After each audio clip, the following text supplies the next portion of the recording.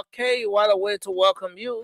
Stone to Spoon to get your information. Stone to Spoon to be part of our discussion. To know what is happening in Liberia.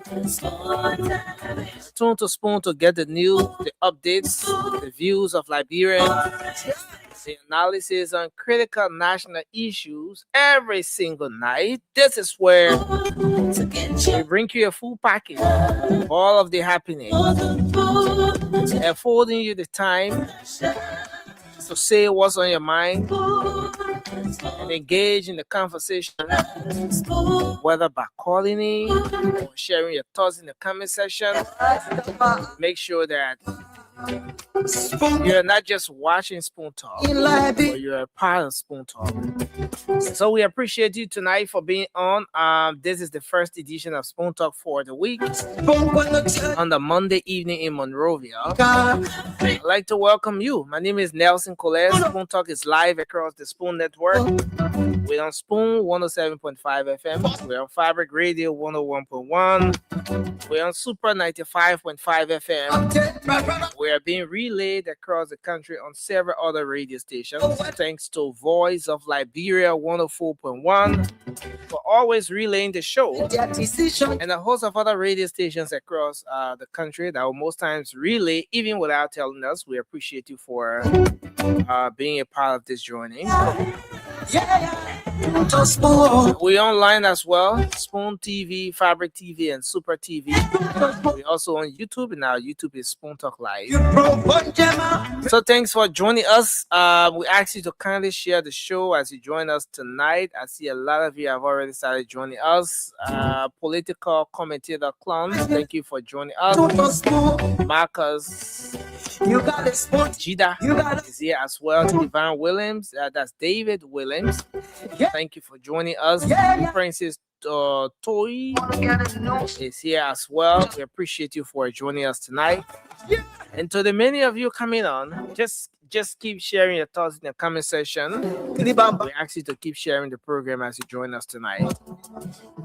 Well, it's been a very great day in Monrovia. A Monday coming right after the National County Sports Meet, when the weekend got very busy with the different counties turning up at the Samuel Kayando Sports Complex, cheering their various teams up, and it ended up in a very jubilant mood for the folks from Nimba County, and Grand Crew County was defeated as well, but came in the second place. And of course, yes, after a very busy weekend, yes, we didn't bring you one-on-one with the CEO last evening. That was due to the National County Sports Meet and all of the different activities associated with that. But it's a good thing that we're here this evening. A great show coming your way. You can rest assured that this edition of Spoon Talk is loaded. You have a whole lot coming your way tonight. So just keep sharing the program. And I want to say thank you for joining us. We're going to go to the phone lines as we always do. Take your calls. Let's hear what the issues are that are on your mind. What is it you want to talk about? Health, education, sanitation, the environment. You want to share your thoughts on the economic situation in the country. Yes, just anything that is of concern to you. You're gonna have the time to speak out, to voice your concerns on those different issues here tonight. Yeah, so I'd like to welcome you. Thanks for joining us. Let's go to the phone lines. Take your calls tonight. 0555 is the number to call.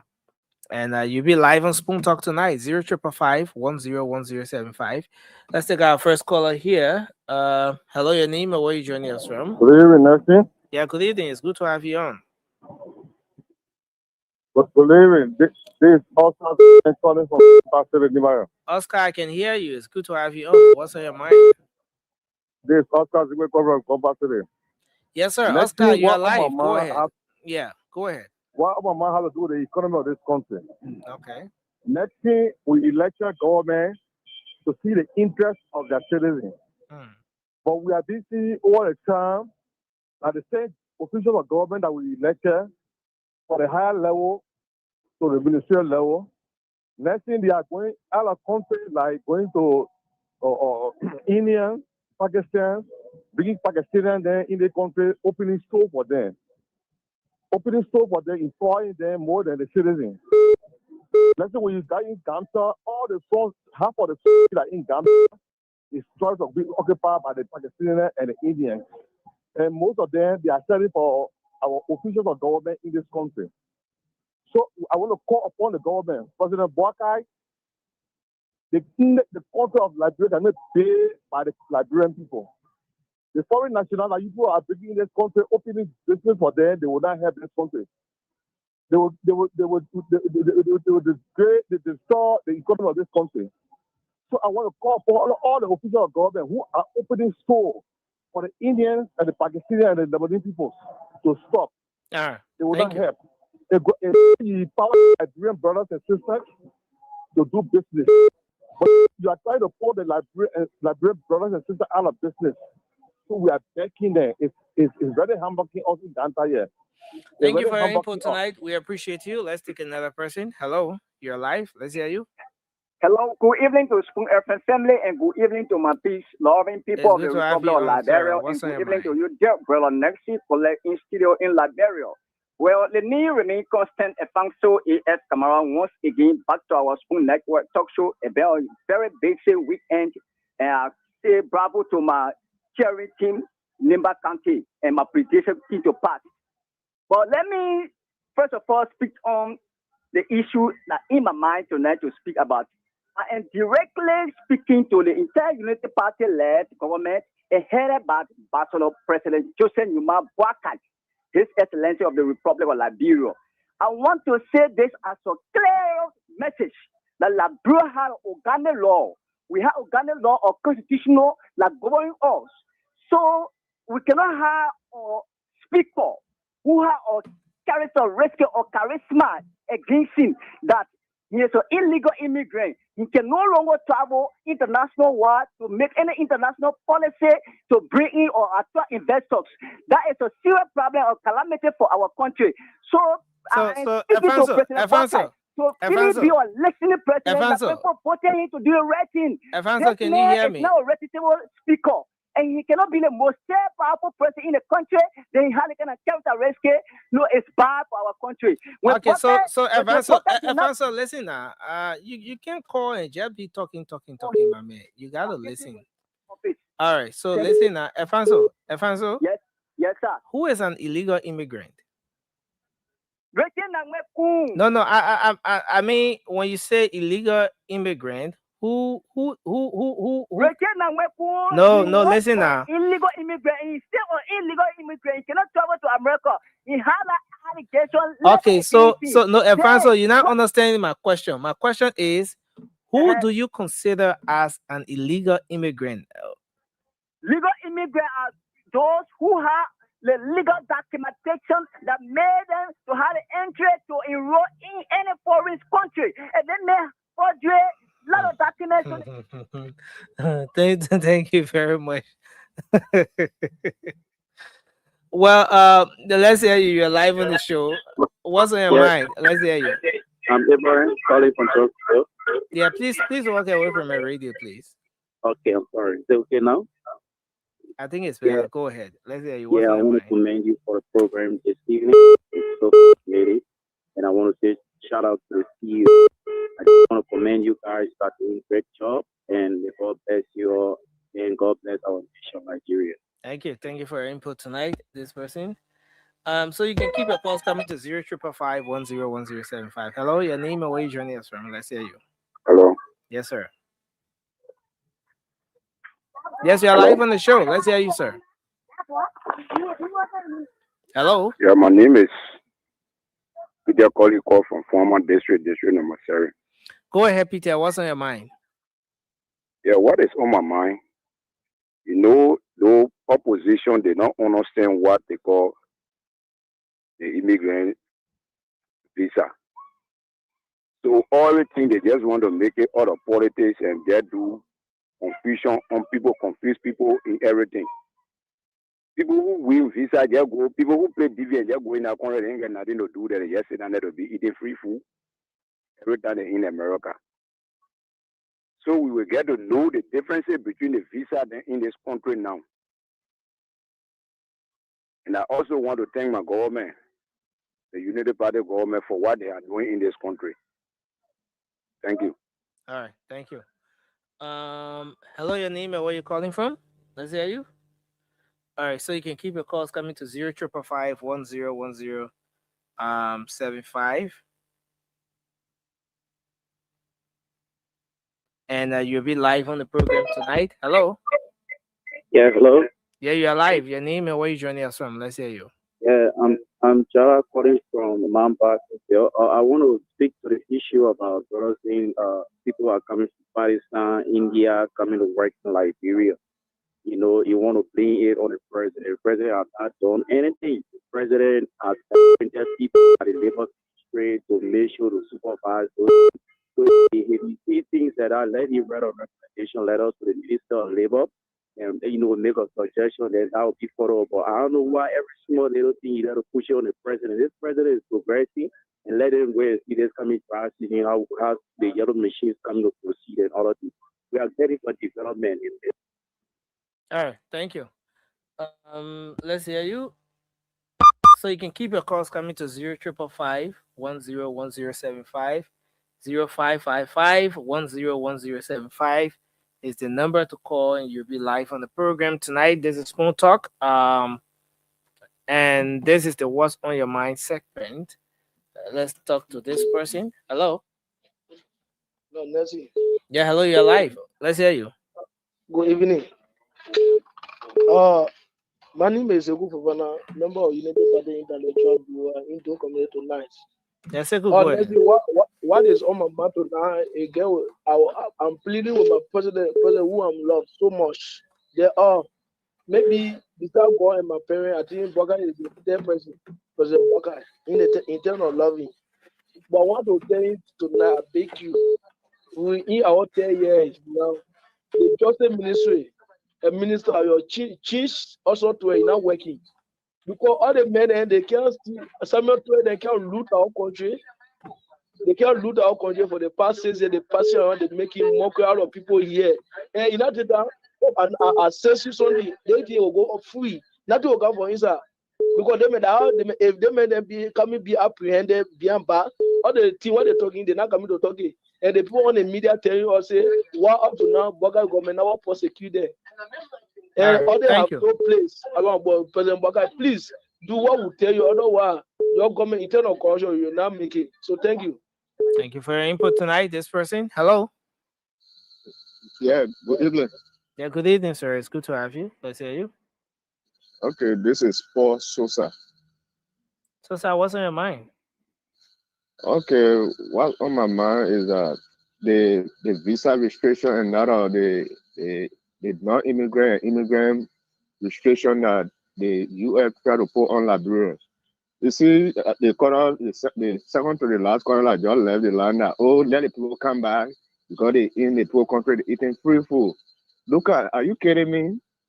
And mind you, those people that they put in the visa restriction on, all the people that you want for them to come back Liberia. Some of them they supported the same government that brought them to power.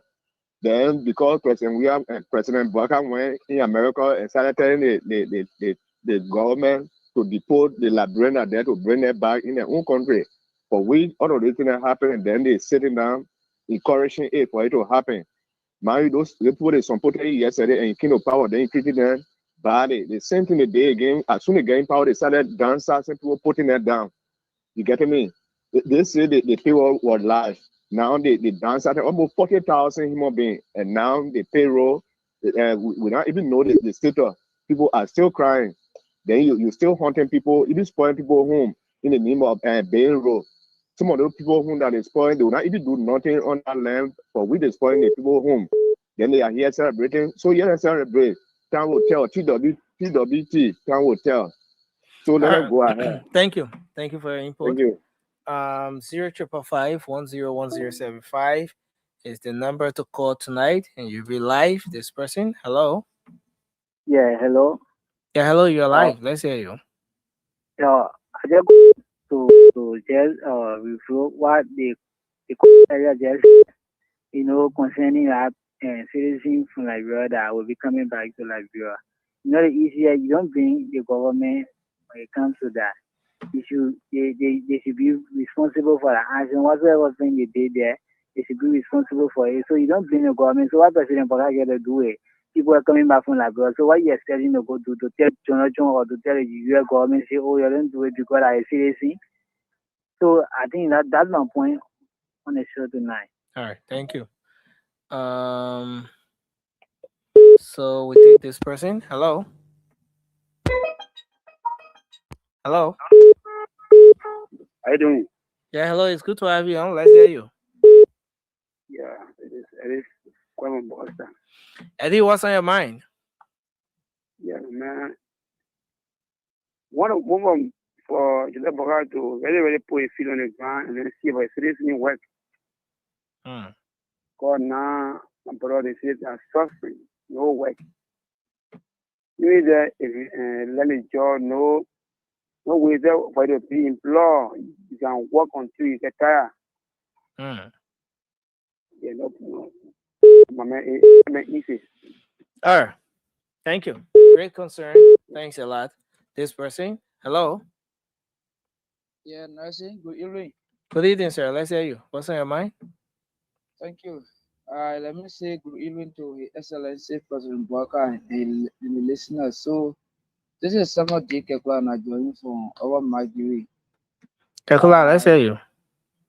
Yeah, normally I call on a show to kind of ask that I want to talk with the CEO, and I say calling on him. I want to have private conversation with him. Thank you. All right, thank you. But when you want to do that, it's always important that you call after the show. You know No, that. every time he come on, I can be trying, but the phone can be ringing. I can feel the call, and so now I can be having conversation with you and other panelists. So normally it's hard for you to control the phone to actually pick the call. So I don't know. All right, thank you. I mean, all right, thanks a lot. Let's take this person. Hello.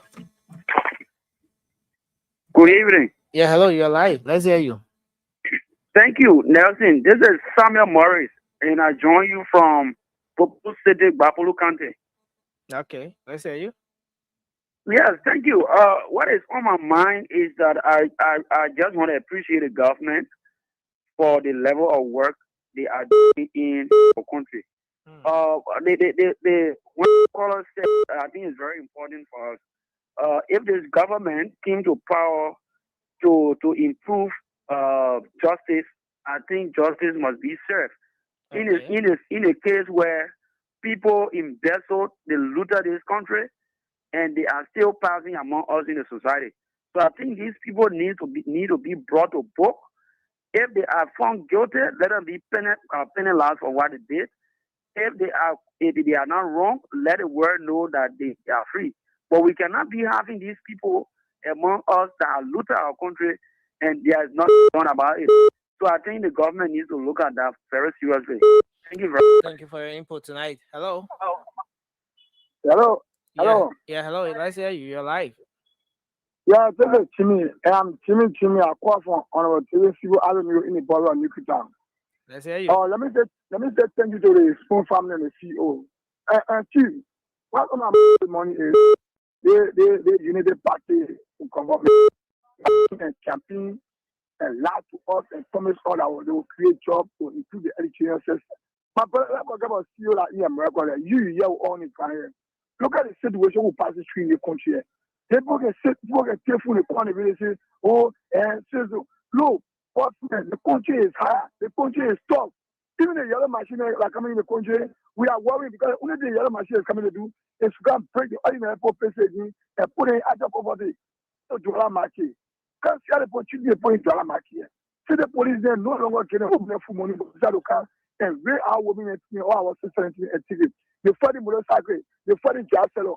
How do you expect the ordinary people to suffer? I'm not sure when the same government came to power and people out of in the middle, we are employed one people, we because people are solution. But man, the country send the president in power, we're suffering. And the poverty is much. The government that came to power to change the people poverty. Then the ladies of people say, I'm calling for so far the intellectual. You are intellectual, you don't understand the issue. You know I said to be intellectual. Intellectual must be smart, understand the issue. So you must understand the poor suffering. Just the lecture like the post office can call really say. Thank you.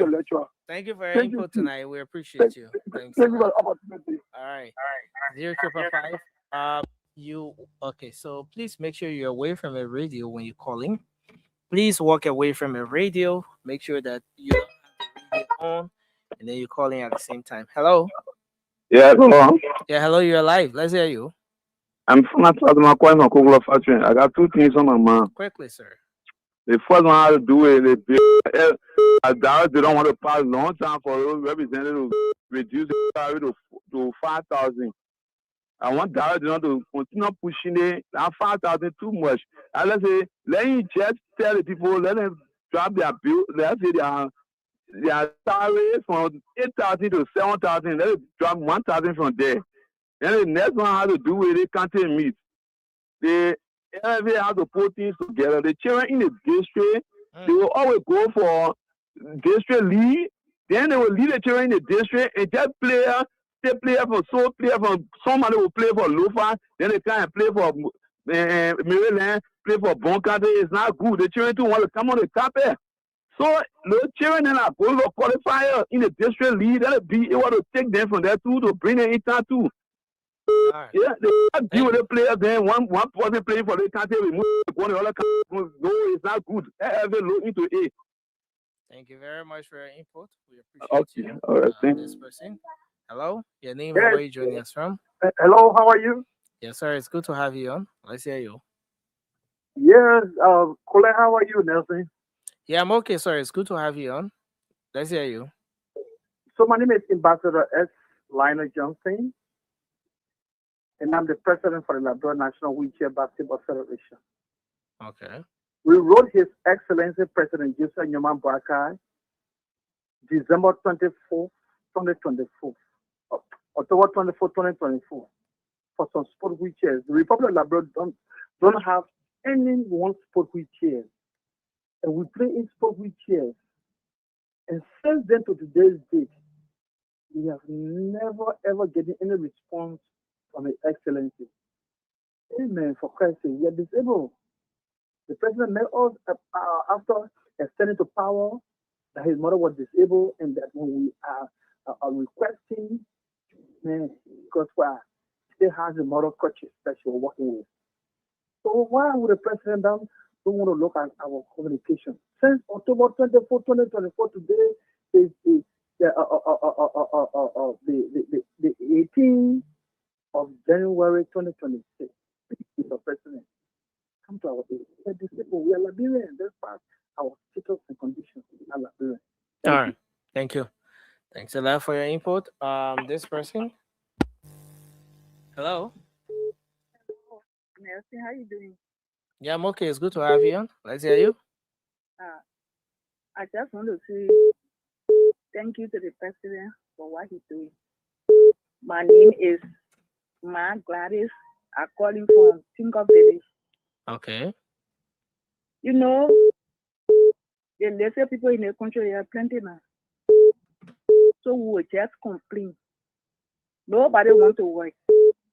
Some of them, the president will get in where they will not want to go there. You go on the market, they sell them more than the buyer. So what they want for the president to really do? That the question I asking really Liberians. Because you think so they complain. Talking 1847 is still going on. Ellington, we started pushing wheelbarrow. And we still pushing wheelbarrow. And everybody's supposed to tell God, thank you, they play the country and now and you're going. Why we can't be patient? Why we can't be patient? So I just want to tell the president to not listen to who is who, opposition or imposition. Let he just forget. And the people who are looted their country, let he jail them. Okay. We want them to be jail, let them go behind bars. Thank you for your input tonight. Hello. That's what on my mind tonight. Thanks a lot. Let's take another person here. Hello, your name and where you joining us from? Yes, my name is Daniel City. I called the mosquito last this number 10. Daniel, what's on your mind? Hey, you know, our men on the other side, they are tending to Goliath or Joseph Nyoman Boakai, His Excellency. But when God turned Joseph Nyoman Boakai to David, he was seated. And then know what happened to Goliath. You know, the thing where you can end, you're going to start it. Don't leave this president and he work for the country. And they are passing around spreading information, false information all around the country about their development. Which kind of a development in this country you guys started and who the people can hear and you started okay, we can see the ending. So everything you guys initiated. One person like Akaros Moses Grid from CDC, he usually spread falsehood and all of the fact check people can do. Most often he can be in the wrong. And the next person is the former finance minister, Samuel Twe. All of his fact check people can do, always, erroneous. So you guys should just leave the president, let this president build this country. All the did, you leave the president and he work for the country. Thank you very much. Thank you for your input tonight, this person. Hello, your name and where you joining us from? Let's hear you. Hello? Yeah, hello, you're live. Oh, Nancy. When I hear your voice, I can feel so cool, man. You know why?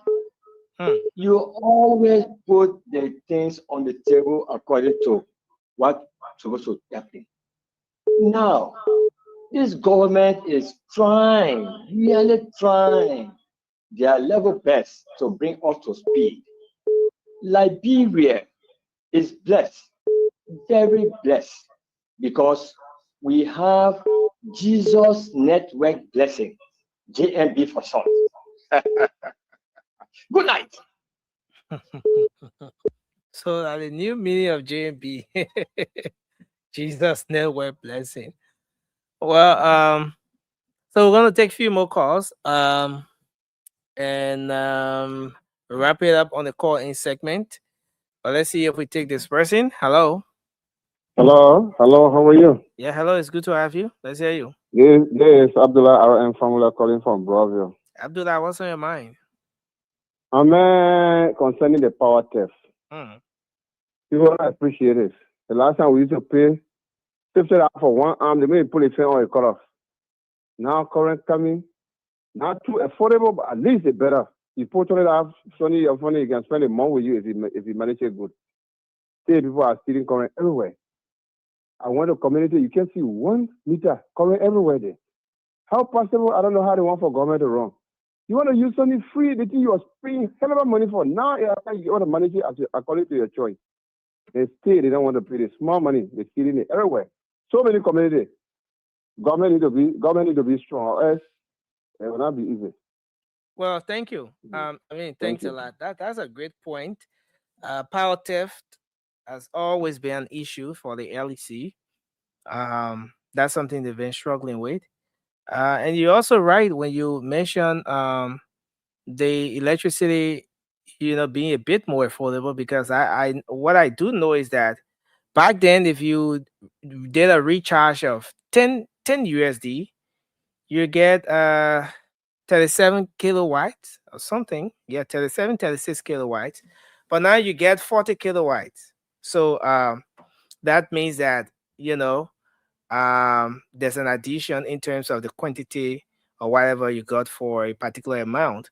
But it seems we're gradually going back to the power sharing or whatever, because it's been some serious off and on with electricity for the past couple of days, maybe up to a week. LEC going and coming again. But Wanto, it's good to have you on. I see you've been in the background for a while. How you doing today? Hope I didn't have you aware. Oh yeah, no, I was just following the call. I didn't know you were going to be right now, but yeah, Okay. It's a very interesting course. I just been listening. I've been enjoying the call, and I'll come at you. Yeah. What's up? How was your weekend? Yeah, Who were I you have. playing for, Neymar or Grand Crew? Well, interestingly, I'm not really the sport person, but I'm I mean, usually if I up don't for know the who's good, then you're not sport person. Yeah, but I was actually cheering for Nimba, and I saw the enthusiasm that Nimba engaged the game with. Nimba was very intentional about the win, That's very every step of the way, yeah. and it turned out that the expectation came to reality. So, Yeah. but one thing I noticed, Wanto, is that the county meet really united us, to an extent. My takeaway from the entire process was that photo of the Coming president, yeah, JMB, Cummings, the VP, and some senators, together in a photo. That's something that, aside from sport, you wouldn't really see like that. So I think, that The aspect truth is that's the symbolic nature of the continent. Although at the earlier stage that they almost got sabotaged by the Cayman and Lofa thing. Lofa thing. But my opinions always about the continent is that it's a unique space that should be identity driven. Should regardless of the identity, the nature of it is that we are diverse people, multiple cultures, and at the end of the day, we have one symbolic national identity, which is Liberia. But notwithstanding, we might not forget the fact that we must also be able to underscore our cultural identities. Because obviously, everybody in Liberia got some level of cultural identity. Even if you're born in Exactly. Montreal, you got something. but it was nice. Kudos to the organizers. I think there is a lot to learn from. A lot of people complain over the congestion and the lack of logistic coordination. I think that's fair criticism. But again, event as such can create a lot of congestion, especially a final where Nima is in. You know. Yeah. But Nimba will always pull the crowd. That's one thing I know for a fact. And then when you have a county meet where you have Nimba and maybe Bonk or Nimba and Lofa, meeting. Nimba and Grenku also had a cloud because you're talking about, obviously Grenku is associated with President Weah. Then you got Nimba with the vice president. So so here's another video that was a takeaway for me. I saw someone posted a video and the person said, when you have county meet, don't take a town and pair them with a county. So the person was trying to say that Grenku is more like a town, and Nimba is big in size, population, and all of that. I mean, I think that was just the fun of it. As a Nimbanian, I must love the fact that we are very confident people. I'm not gonna lie. Yeah. We are confident and we are extremely I wouldn't say tribalistic, but we have that inherent identity where regardless of the fact, once you say Nima can they project identify you and support you for that. And that's the true nature. We like ourselves, we consider ourselves Liberians, but Nimbanians do like themselves. Yeah, that's where the support was yesterday. But I had no doubt that Nima are going to beat Grenku. I saw the performance. There were one country in that country already that could give Nima difficulty. I think it's either was it Mangiwi or one of these countries. But certainly, I had no doubt about Grenku. I knew Grenku was no match to Nimba. Grenku was a lightweight for Nimba. But I mean, at the end of the day, like you said, there's just a whole lot to learn, to pick up, to improve on for the next county meet. Yeah. I saw several posts from Liberians about how congested the field was. Yeah. And people maybe purchasing their tickets Yeah. and not even going to the VIP, for example. You sell VIP. I mean, I'm going there, yeah. Liberia's most trending artists. I saw the man jumping. I don't know if they call him for a performance and he was trying to use that route because there was no way to get on the field. I don't know, but yeah, he was a performing artist, but you had to take matter on your own hand. Because I saw a post also from Teddy Rao. Teddy Rao was complaining that he was supposed to perform at the counter meet, and then there was no entry to get in. Yeah. So I want to assume that 10:30 was another performance. I gotta go. Well, no space, I would jump on. And many bouncer, but the mistake he made, and they're already leading Grenku. The bench will be very angry. That type of play, you can't go get first. Yeah. The man made his way somehow, and I saw that. It goes back to the whole thing about the organization and all of that. I think in a case where everything was maybe in place, and so on, 1030 would not have used the route he used.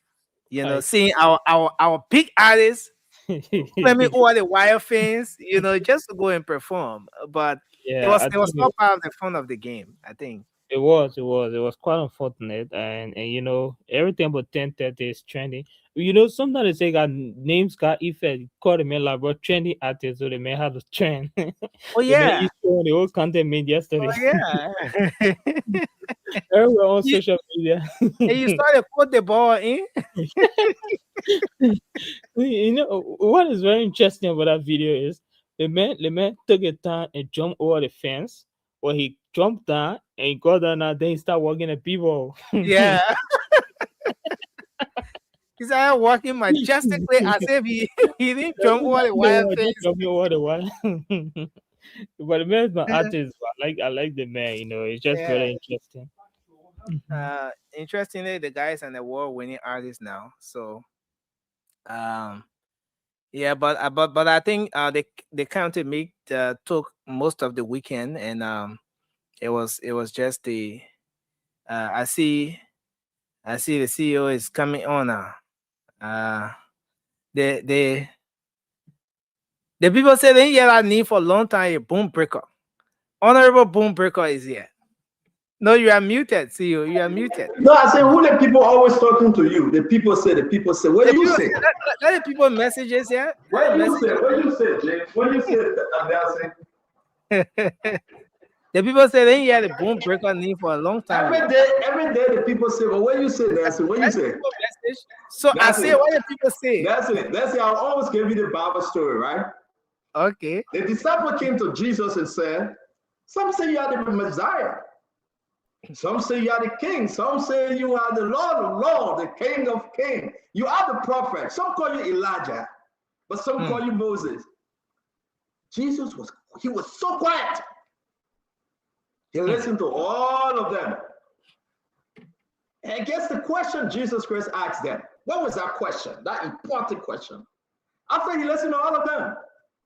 Oh, they call you Moses, they call you Elijah the prophet, they call you da da da da da da da.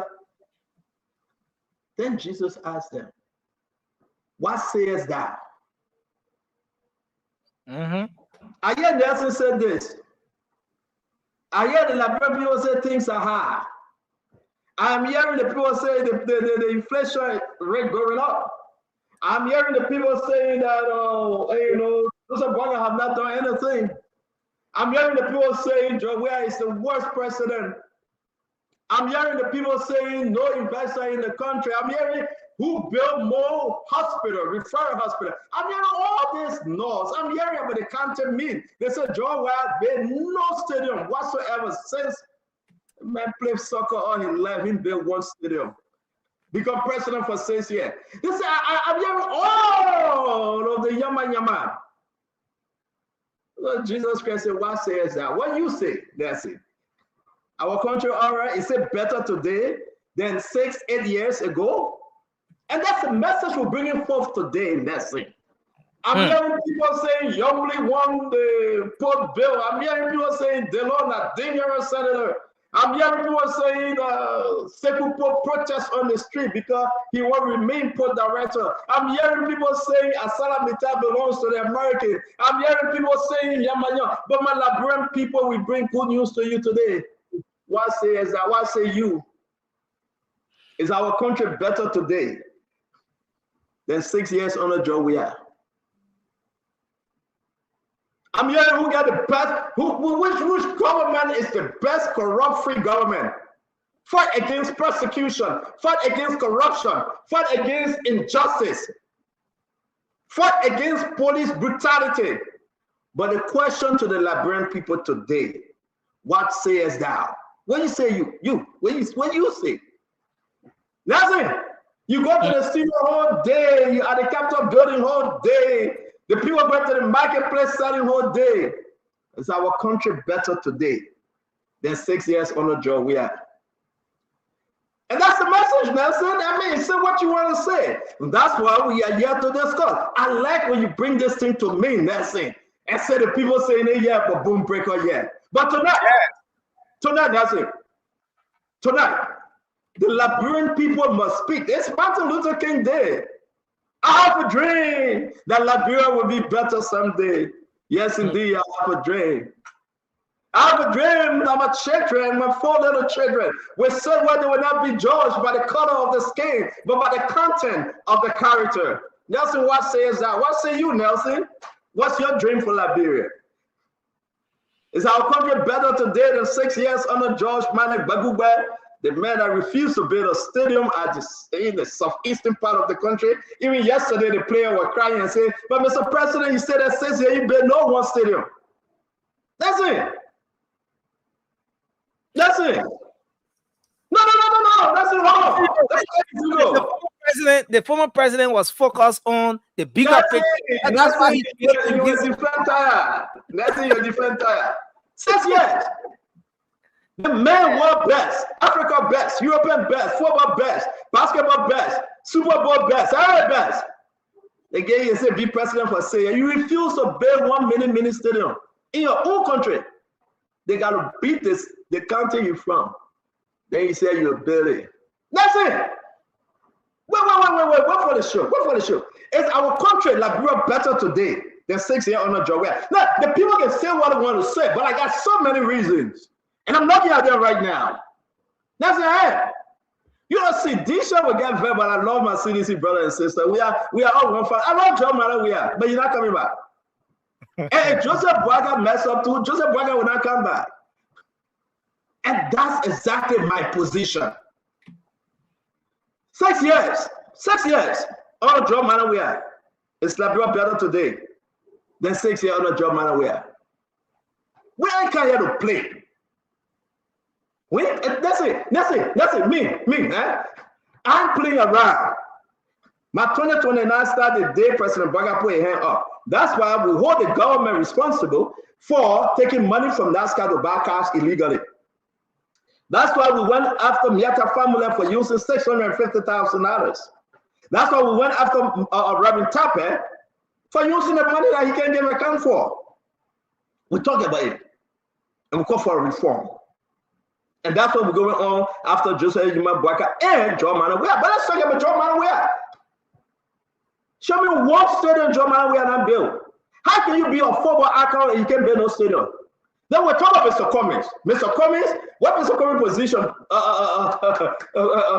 Counting me unity. But we talk about what the way Emmanuel come on. We talk about it. I have a position of Mr. Cummings present with Joseph Yuma Boaga. I see if somebody say Mr. Cummings has put ambassador. You saw that picture?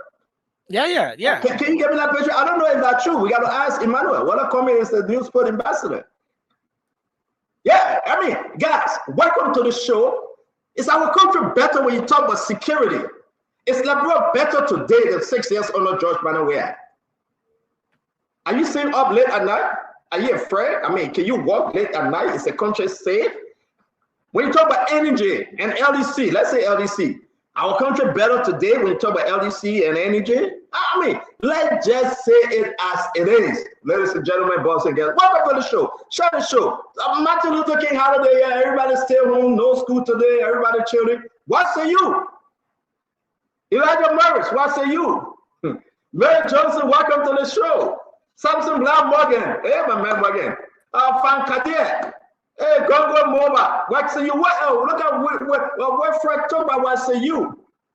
Again, I am where I am. I'm ready to rock and roll, but I'm asking you, is our country better today? I like your answer. I want your answer.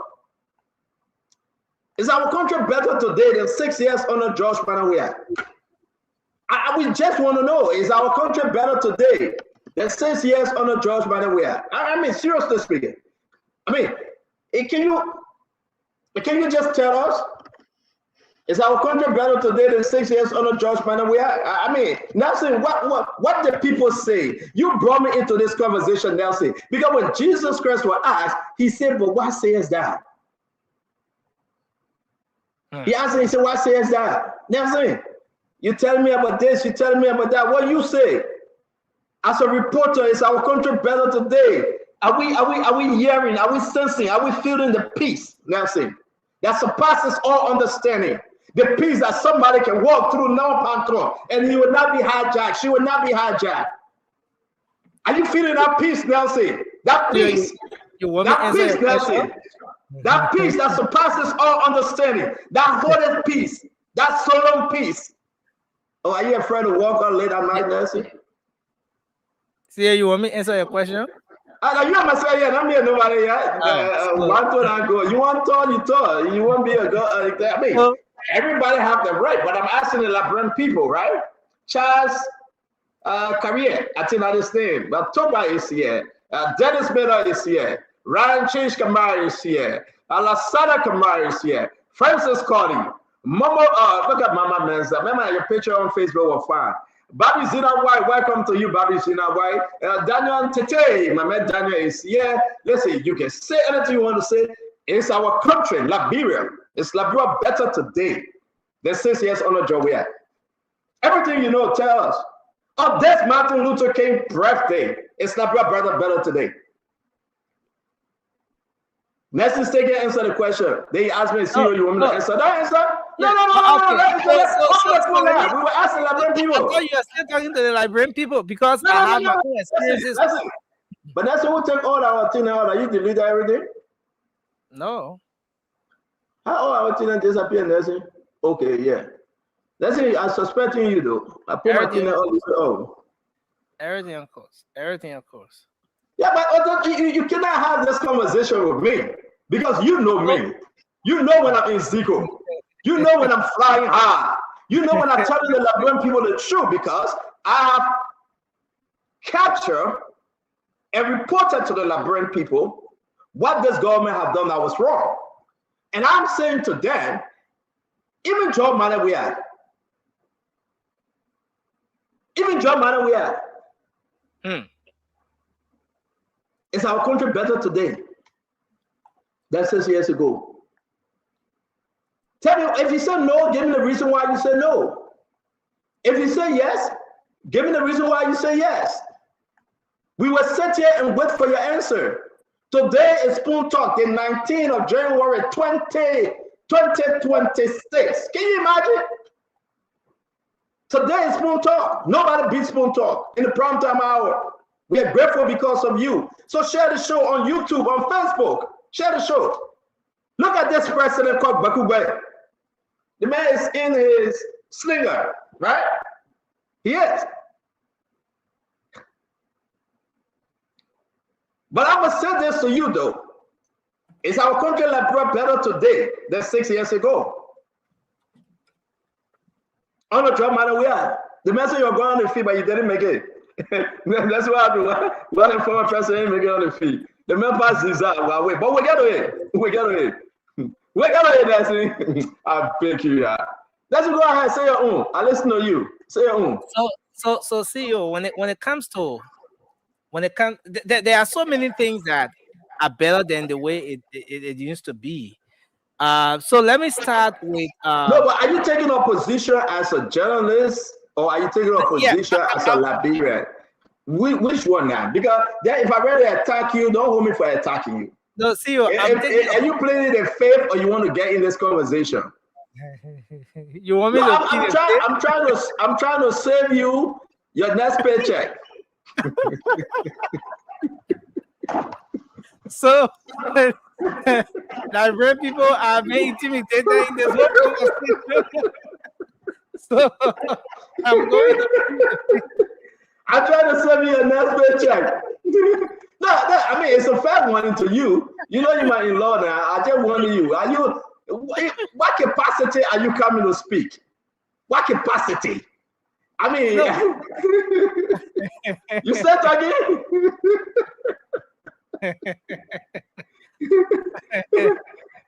No, I just asked you. You said again? Right. So I plead the fifth right now. I plead the fifth. Because in the whole conversation I trapped.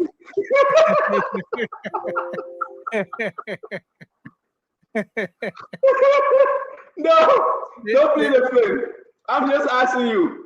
No, you're free to speak, but remember now, as you're speaking, it have consequences. You know that, right? So remember, be careful what you say, because anything you say can be held against you in the court of law. You know, but see you have the right to plead the fifth, and you have the right to speak. That's your freedom of expression, your freedom of speech, right? But anything you say can be held against you in the court of law. So which side you take your position. What they want to make say? Want to make it can let all the people they can make it. That's it. I'm putting you. That's it. No, you can talk, Nancy. You can talk. The show gonna be question today. We talk about LACC indictment on the Bureau of State Enterprise. We talk about the playoff, Grand Coup playoff.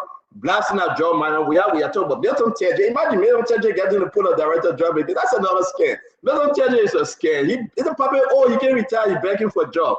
We're going to talk about man, I don't talk about Molu. Why you put Molu in this thing? The NPA put bill, you know exactly what's happening. It's coming back. Yeah, the president going to sign that thing. I don't care. Segu can go all around and pay everybody. The president will sign that thing. All right. Yeah, Segu can cry all you want to cry. The president will sign that thing. I ain't going to waste my time on that other point. But Segu said I'm going to fire Yombly and I'm going to fire Delon. How do we fire Yombly and Delon? The people were elected to be lawmaker. Then he said I'm going to fire them because they put bill through. I mean, who does that? So we got to be that here. Leon will go. The paper will sign it in, it will fix it, it will go through. You know, so let me take a picture, post a picture up. That's simple running behind the whole thing every day. And so now we're talking about ArcelorMittal. Do you know ArcelorMittal is an American company? Do you know that? Yeah, the name was changed from ArcelorMittal. Okay. Yeah. It's an American company, a smart move. The owner of ArcelorMittal is a smart guy. Now, do you know that President Donald Trump called the last call that he made with Jose Yuma Bwaka? It was concerning ArcelorMittal. Do you know that? Oh yeah, it was concerning ArcelorMittal. We got a lot of good information, and the president showed Donald Trump that this ArcelorMittal bill will pass. That's why you see they're running with it. Seriously, and I was sharing with the Liberian people tonight. So I want to say, you think is your life better? Honor Joseph Yuma Bwaga than 6 years Honor Jowea? That's our question for today. Every day we come on the show, we ask you a question. Our question today is your life better? And don't forget, give me the Mr. Comey's picture when he was on the field with Joseph Yuma Bwaga. We're talking about the game. And I want everybody, Jeremiah Kuhn giving Grand Crew people gift prior to the game. Nothing. I told the people that it was bad. Nothing I did. They took gift from Jeremiah Kuhn that's supporting Nima Kante. I knew the game was over. Yeah, I knew the game was over. But on that note, I know the guys are coming on. I want to do something real quick, Nelson. Have you seen this video? I see the video circulating around, and I love it. Take a look.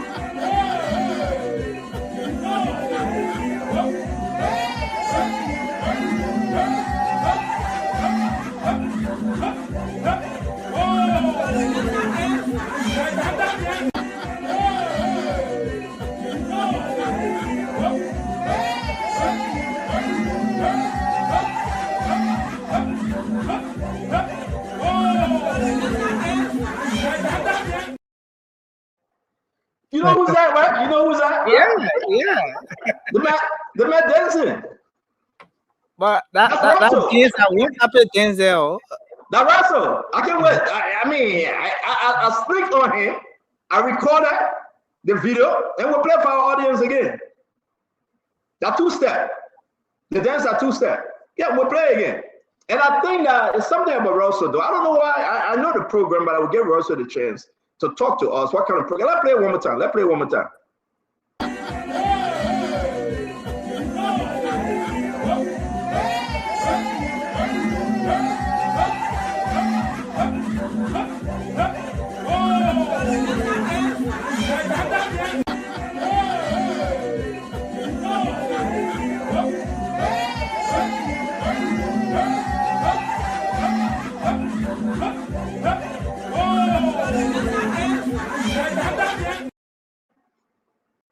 Yeah, there you have it.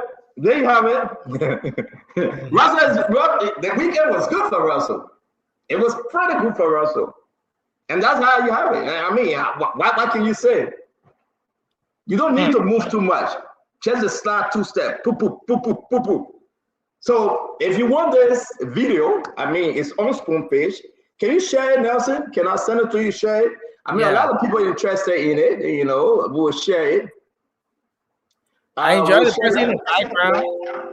The person in the background who was happy. But yeah, that's what you do when you're in church. That might beat over there. Hey. So you gotta share it right now. Let people follow Russell. It's all good. It's all good. And we'll play it again. Nelson, what's your number? Nelson, you deleted a number from me though. What's going on with it, man? Okay, so I sent it to you, Nelson. You gotta share on the page. That's Russell. Where, ladies and gentlemen, welcome. It's 9:04 in Liberia 4:04 Eastern Time, USA, 3:04 Minnesota time. And wherever you're joining us from, we want to say thank you. It's good that you're here with us. We'll be getting into it. We'll be doing a beautiful show for you today. A lot is on our plate. We were all fired. Saturday, we did a show on Saturday, right? Yeah. Yes. And we were off on Sunday because of the county meet. And Nima won. Nima won the county meet. And now we are asking Kobangalu to give us the report of how much that which was raised for the county meet, because we hear a lot of allegations. And I'd like to give J. Kobangalu the chance, Councillor Bangalu, these allegations, though the closing, the last game was successful, it was huge crowd, but people say they pay a lot of money and there's some irregularities. So we'll call Kobangalu and ask him exactly to share with the media, and, you know, these different expenses and total fund generator. It's only fair to do so. People willing now to blame Kobangalu and say all kind of stuff for him, but we gave Kobangalu because what I'm seeing, I don't think it's adding up, Nelson. I think Kobangalu did, he and his team, Nelson, I think they did extremely well. But when people raise these allegations, it's good to go ahead and, you know, and hear from Councillor Kobangalu, the Youth and Sport Minister. So again, we'll talk about it. Tonight we're going to be having everybody coming on. It's going to be a big show, a beautiful show today. Continue to share. And again, I want to play this Russell video. Just imagine Russell on the two-step slide. And it's like somebody under the palm one tree, to tell you the truth. That's how you look at that video. Yeah, before you open the phone line, though, how you look at that video? Because I think that we got to get to it, right? You play the man video, you tell me already. So I shouldn't play it? No, I think the video is good, CEO. I see someone who is caught in the moment, you know, and he's being cheered by a lot of people who are in similar high spirit as he is. Yeah, so it's a good video. So let's play it one more time. Let's play it one more time. The people are asking for it wherever you are. The people are asking for it. They are asking for it. No, not Joey, man. We'll put Joey picture up. Play a biggie. Don't put a picture up. Yeah, not Joey. Let's play it one more time. Let's play this.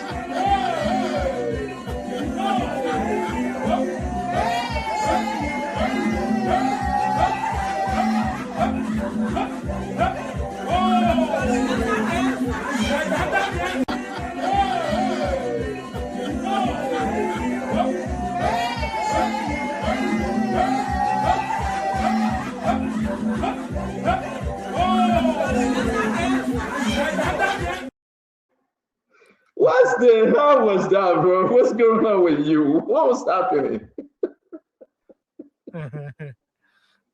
What was happening, Russell? What's going on? What was the program, man? Unmute yourself.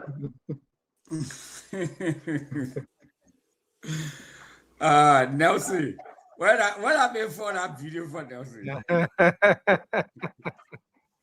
What happened with you, Russell? What happened? The man is an octopus, man. You got tentacles all over the place. That was a private occasion. And how the man got that video? How? Forget what they had, man. I got people assigned to you. You really don't know. I have people assigned to you. So let's move on.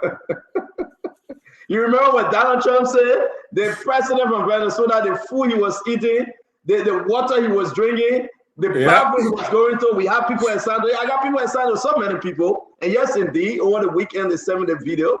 And you know, and we did what we wanted to do, and yes, the video. So those of you that just joining us, I'm going to play the video one more time. This is our friend and brother Russell giving the two-step slide.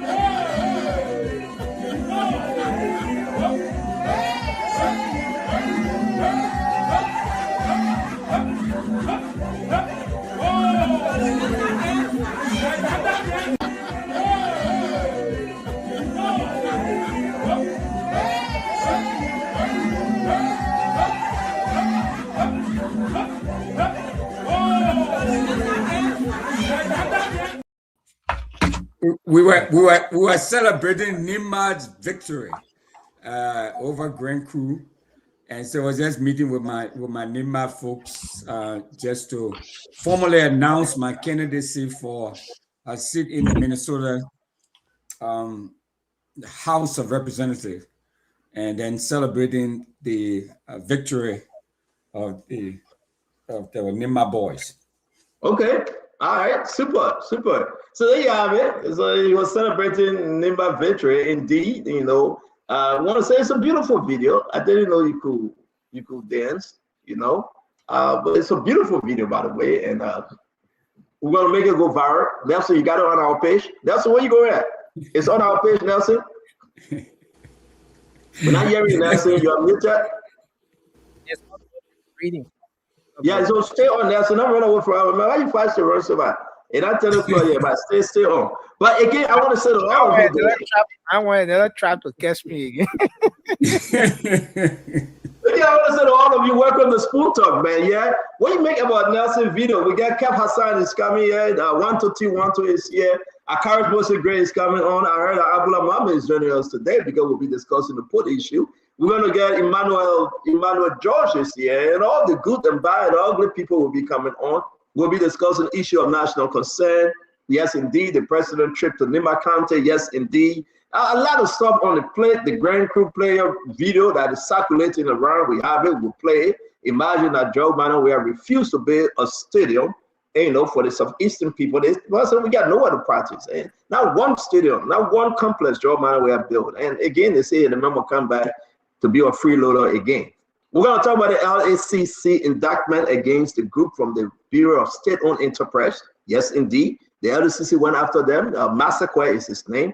I think, what's his first name? Something Massaquoi. We'll get the first name. And we're going to talk about Milton Tiaje, man. You think, I don't know. Maybe President Bouaga do this because of party. To make Milton Tiaje, they put Osano director. I mean, that's just a mess up thing, man. That probably need to go sit down on the palm tree.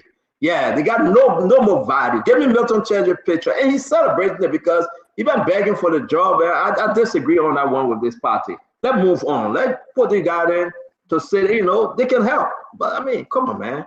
Senator Milton Tiaje, the team from there, the gay job, gay job. That only government job you will live on. But anyway, we move. I'm going to talk about the NPA put deal, a new development on there. Yes, indeed, Sekou Dougle can put everybody outside of his business. The deal will be signed by the president, and this thing will go through. Bam, that's it. And they say, I'm calling nobody name. Sekou Dougle put protests out. The people protested and said they wanted that I was scammed.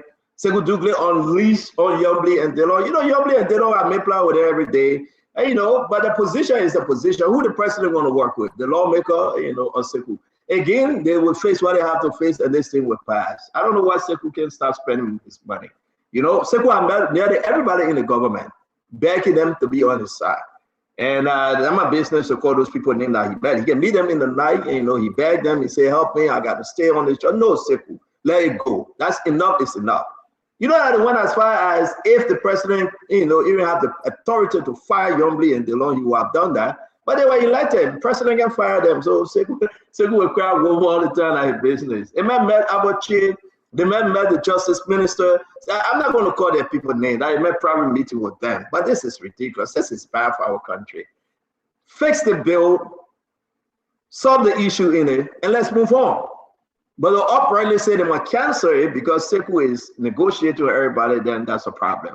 Again, Sekou will get very with me. You know, 2 days ago, I talked to Sekou. Y'all don't mind this thing he can be posting, right? Sekou called me and said, my man, Happy New Year. I said, my man, leave me alone. We started laughing and we talked. So y'all don't mind the whole thing, you know, but we got to hold our position. Maybe you don't know. Let me tell you. Oh, Sekou will do this, Sekou will do that. Listen. My eye open, clear. You know, I've been in this thing too long. We're going to talk about the AML. ArcelorMittal. It's a good thing now. It's an American company. Most of you didn't know that. It's an American company. We'll talk about it. They had a discussion on it today, and they will continue on this thing. It was passed because President Bouaga placed a phone call to Donald Trump placed a phone call to President Bouaga, and President Bouaga has showed the president that, yes, indeed, this will pass. It's a big deal. It's a big deal. And we'll get into that. I want to say, all of you, welcome to Spoon Talk. It's good to have you. It's good to have you here. If I say anything that hurt your feeling, it's all about showbiz, you know, nothing personal. So we discuss the issue at hand. Don't get mad, be glad, and let's make our country a better place. Yeah, and want to say thank you for joining us. So on behalf of the entire network, on behalf of our People Want People, we want to say welcome again to another edition of the great Spoon Talk program. It's good to have you. Share the show, invite somebody as we bring in Russell. Russell, what's good from your end? I've been shoveling snow, Russell. Heavily came down, my man. I have 7 cars, thank God 2, in the basement, 7, out there. I was just digging snow, my man. I alone, brother. The whole place. And I gave up. I left it. If one I able to do, I did it and I left. But why did you give a little $25 or $15 to some young community member? I don't have it. My man, cash at me. Let me do it. I don't get it. So yeah, okay. If no one kept living, he living what they call the HOA. And you know what HOA is, right? Yeah. The homeowner association. They pay the extra $250 every month because they live in condominium. The people come and clean the snow and wash their car and cook the food and clean the house. I mean, I get it. Kev that CD share, he get it. So Kev don't do snow. I want to say this is snow, man. Hey, anybody out there that want to help me, I pay for them to clean it, yeah. So I'm not living no. My man, I get it. I like Kev. They might get HOA. I don't get HOA. I don't even know what they call HOA. But don't you have people in the community that will come to your aid, Stanton, like we have here? We have a lot of people. White people? White people might come to my aid? Also, you live among white people, so you abandon your people. So I mean, I want to. So the man the only person I can get helping is my in-law there, my father-in-law, my brother-in-law there. People. I'm gonna go all right, but now the people that are doing so you can help me. They don't even know who I. They don't even know my name. the environment the man is living These people don't even know my name. They don't even know if I even existing on earth. I don't know them. They don't know me for all these years. Wow. To tell you the truth. So I don't know them. They don't know me. The only person, the woman, 1, 2, 3, yeah, my immediate neighbor in the back because she got a dog, right? And we got a dog. They all got a dog, but this lady here, she nice. She will see my wife and ask for the dog. She can ask for the dog. She asked me for the children. She asked me for the grandchildren. She said, "But how's Tom doing?" That's only the dog she cared about, and that's it. So you don't know them. They don't know you. So imagine you go tell hospital can help me, but let's talk something about. But you guys are blessed. So it's better in Brooklyn Park where every other house is a Liberian, is a neighbor. The major thing having the score here is that Stanton is living in a Beverly Hills mansion of New Jersey. Nah. You have a technical internet, Wanto. Your internet just took you off. Your internet just took you off, Wanto. Okay. The beginning internet got problem, it just took you off. Let's continue talking nonsense. Russell, go ahead. You slow. You never getting the things here. You slow. First of all, the description that the well lady asking only for door, you should understand. I know, right? No, it's a sunny but cold day here in Minnesota, especially in Brooklyn Park. But there's snow on the ground, but it's not snowing. It's just cold, and we still have a lot of ICE agents around, and we are getting our people and informing them. And there are a lot of services that we are here providing. So if people know of someone who is afraid to come out because of ICE or whatever the reason may be. I'll tell your ICE news from our show back. Let's go back to Labrador, remember. Tell your ICE news from our show. We have a Labrador conversation here. We just say how you do, just so you don't follow move over. I'm okay. Yeah. Okay. Yeah. Just try to tell you the general atmosphere. Everything is fine. No, it's going down though. It's going down. It's not Yeah, like the governor publicly begging Trump, so it's going down a little bit. Yeah, it's going down. So I think it will get there. Things will be fine. But Kefigo, my man, how you doing, my man? Hey, Kev Hassan, the most dangerous CD. I'm doing great. for your information, I'm not living no HOE or HOA. I don't know how you're calling it. It's the environment. You are in a gated environment. Yeah. You are. Let me ask you a question. How many security doors we have to pass through to go to your place? How many fences we have to pass through to go to your place? Are you living in a single family home, Kev? I cannot tell. Look at Russell.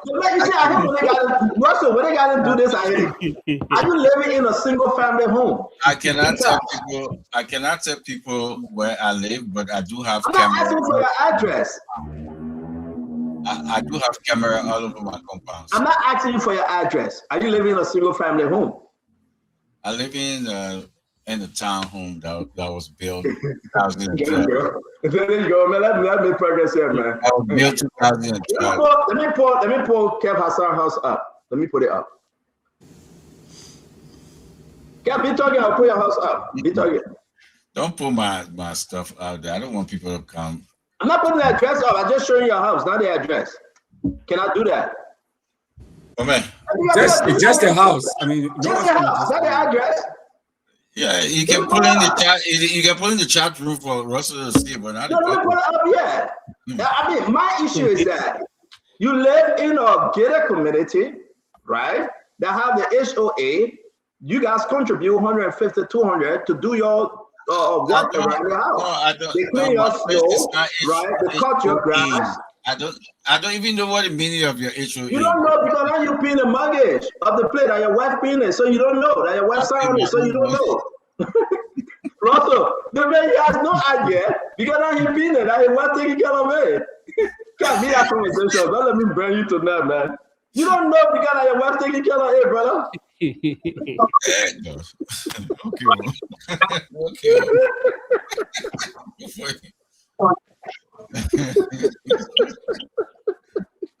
feel that? Why do I tell you, man? My wife.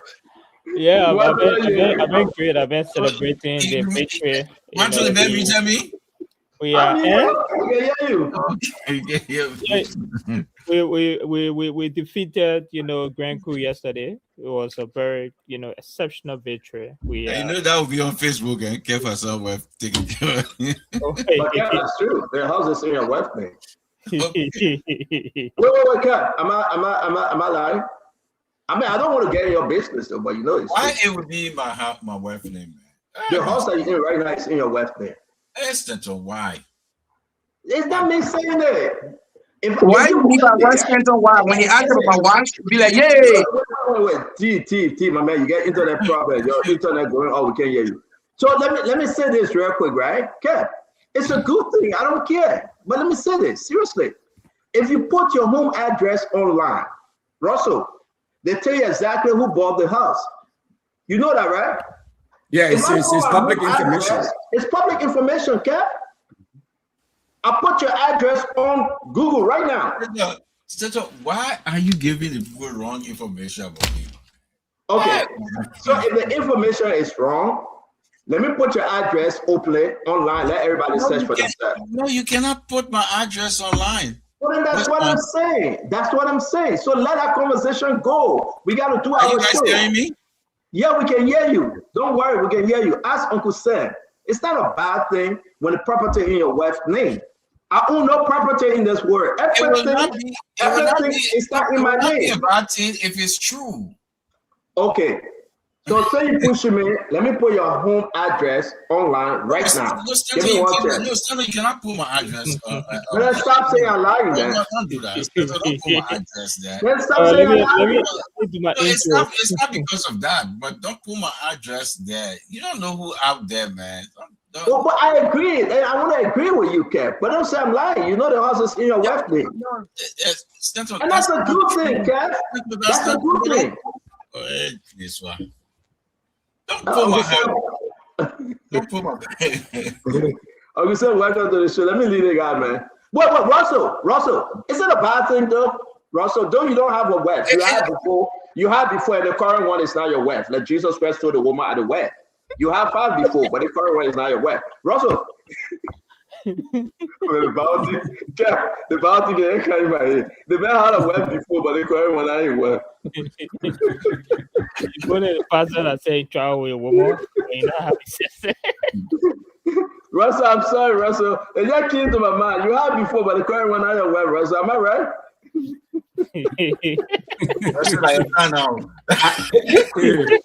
I have no idea what he's talking about. I cannot relate. Jesus Christ told a woman. Jesus Christ said, go call your husband. The woman said, I get no husband. Jesus Christ said, yeah, that's true. You have fun, but you talking about people where you may go send leave the offshore. I'm going to say we come back. I want to say, man, I have a good show. It's a great day today to be on Spoon Talk. I'm not picking on Russell, but Russell knows that's the truth. You have before. He got this, my man. Don't mind here. Don't mind here. He got this. Oh Lord. Let's hear you want to. You were speaking. Let's hear what's on your mind. We gotta go. We gotta come in the show. Nima won, which was the biggest victory for us. It was also a unifying moment. The county mean. I applaud the fact that South Commons and the president together. That's good. Logistically, there was a challenge. I think to some extent we should do better in terms of the congestion. We did not respect our star. I saw 10:30. What we saw was terrible. But how you can call it? How you can call it what? Gracious what? Yeah, but everything has been incredible. I saw a very interesting thing. I also saw another B podcast, which I'm very excited. I know we'll talk a lot about our B podcast today, and we have our position on the entire saga, and we're looking forward to this show will be an open show to have very genuine conversation. We must be honest with certain situations. The parading of voices now circumventing themselves more authority in Liberia, and these are the things that we're excited to talk about today. We'll be back. Thank you. Welcome to the show. Let me bring in TT. We can hear you. What's up? We're going to jump straight into the show. It's a beautiful day. What's up, T? Oh yeah. It's good to be on. I want to piggyback up on what I want to talk about. Nima gave us great victory, but in the wake of that victory, there's something about it that was really exciting to me. To see President Joseph Boakai when he was going to take that kickoff, all of the people that went up front with him, including Cummings, I think that was an electrifying moment. That was a reflection of the unifying spirit of sports. I think that was great. There's a couple other things I want to talk about, but we'll delve into it later on during the show. But for me, Nima gave us, a great moment. We won the 7th championship, and this is the most by any county in this country's history. It was a great day for all Nigerians yesterday and for Liberians as well. So at the beginning of our conversation tonight, it will be a very important conversation, but we want to say to all of you, we are asking ourselves the question, and we are asking questions on all the different issues. Do you think by all means the country is better today? Imagine now, the 22nd will soon be here. President Boakai, this month, he will be giving the State of the Nation address. That will be since President Boakai took over, right? You can say from 2020, 2024, 2025, 2025, 2026, that's 2 years. President Boakai will be entering his 3rd year since he put his hands up. Okay? Do you think the country is better today than 6 years ago? I want every one of you to take your time and answer. And if you say yes, tell from which end you think the country is better today. We got so many things to outline tonight.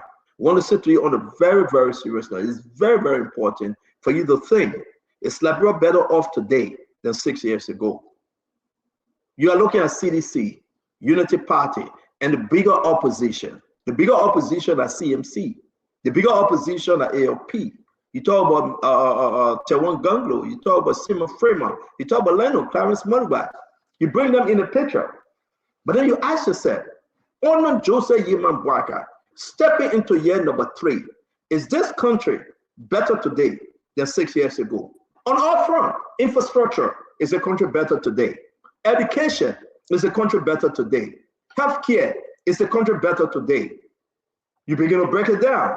Internationally, Have we reestablished and revamped our relationship on our international stand?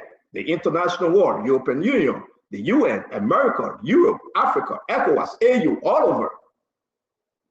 Is our country better today? Let's talk about the economy. Let's talk about the buying, the selling, the inflation. Is Liberia better today? Find your place and give us a good argument. We ask Manwata, we ask the Liberian people. Is Liberia better today? 3 years, as we enter 3 years under Joseph Yima Boakai. Security, the Liberia National Police, is Gregory Coleman doing a better job? Today is Martin Luther King birthday. Let's freedom reign. Do you have that freedom? Can you speak freely without intimidation, without harassment?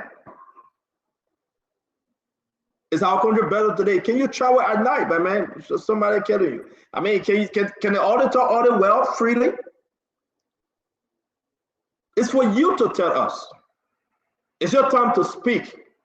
Halfway into this government, Joseph Yima Boakai will have only 3 more years. Halfway into this government, should we now say, yes, the president did extremely well? And can people now begin to consider a return of Joseph Yima Boakai, or should we call it a quit and say this president has messed up? Asada Mita, is that a plus for the president? HPX, is that a plus for the president? MedTech, is that a plus for the president? CTN, is that a plus for the president? The very LRA operation, is that a plus for the president?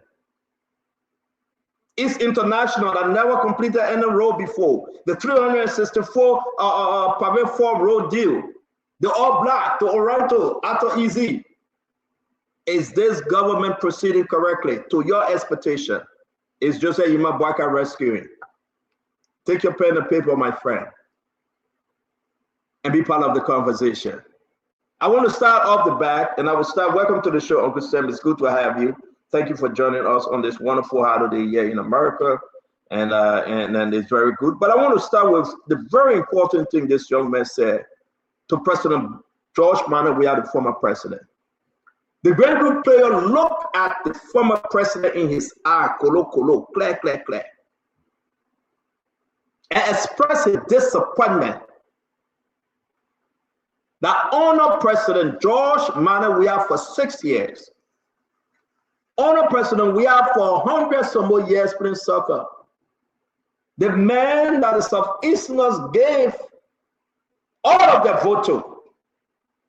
He refused to build one practice stadium, one Freetown ball fee. FUB, one small Freetown ball fee, Joel refused. Was he correct? Did he say the right thing? And that's why we are here to ask you. If you want to believe it, it's up to you. If you want to see, so you don't believe it, it's fine. But I want to play the video. I want to ask you though. Is it correct that honor George Manneh Weah 6 years before we talk about the other thing? The great group player gave reason why they couldn't win the championship this come to meet. And listen to him and call President Weah and call seditions. You didn't do it for all the 100 years you played soccer, Africa best, European best, world best, 6 years of being Liberia president. When you do it again, to call them again and Chinese food. Let's play this. Dr. Richardson, welcome to the show. I want us to play this. And I want to about to go for the battle. They can play at them when I see Borogo as if you come. When you are playing space in Great Country, no stadium, nothing. Oh, Bamefi. You know Bamefi. That's somebody that's about you know play on. You were there off the road, boy. I used to have one way. Bamefi, one corner.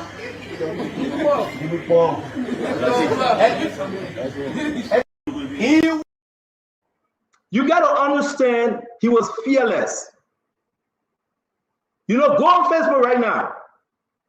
They deleted that video. Go on Facebook right now. Sedition deleted that video. They stopped the video from being reshared. But thank God, I woke up in the middle of the night. I caught him. And he was speaking true. He called Batikwani, he called Fanati Kofa, he called President Bwakani, President John Weah.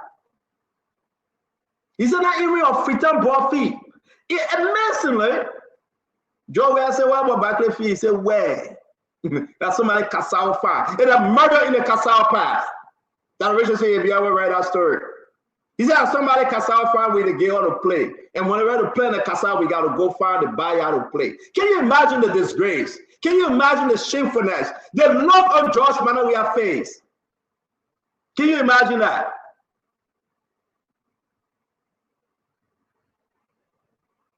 But you know, sport. Is it better today than 6 years under George Manawia? We'll start with the conversation. And what we just heard from this Grand Cru player. Sport. Is it better today than 6 years under George Manawia? Let's start the conversation and welcome everybody. I'll play it one more time, then we'll go around the block. But we'll start the conversation. We'll squeeze everything. Give it your best shot. Everybody get 2 minutes to talk. Real quick, we'll jump to the next conversation. Because only then we'll have time for the Liberian people to share. Take a listen again, and we'll start with that Richard said. Here we nine, and I go draw. We are going about to go for the go battle qua. Tadewa. They can play again when I see ball as if you come. When you are playing play in Grand Country, no stadium, nothing. Oh, Bamefi. Oh, na Bamefi. You know Bamefi. That's somebody can say about you know play on. You were there of no boy. I used to have one boy. Bamefi, you want to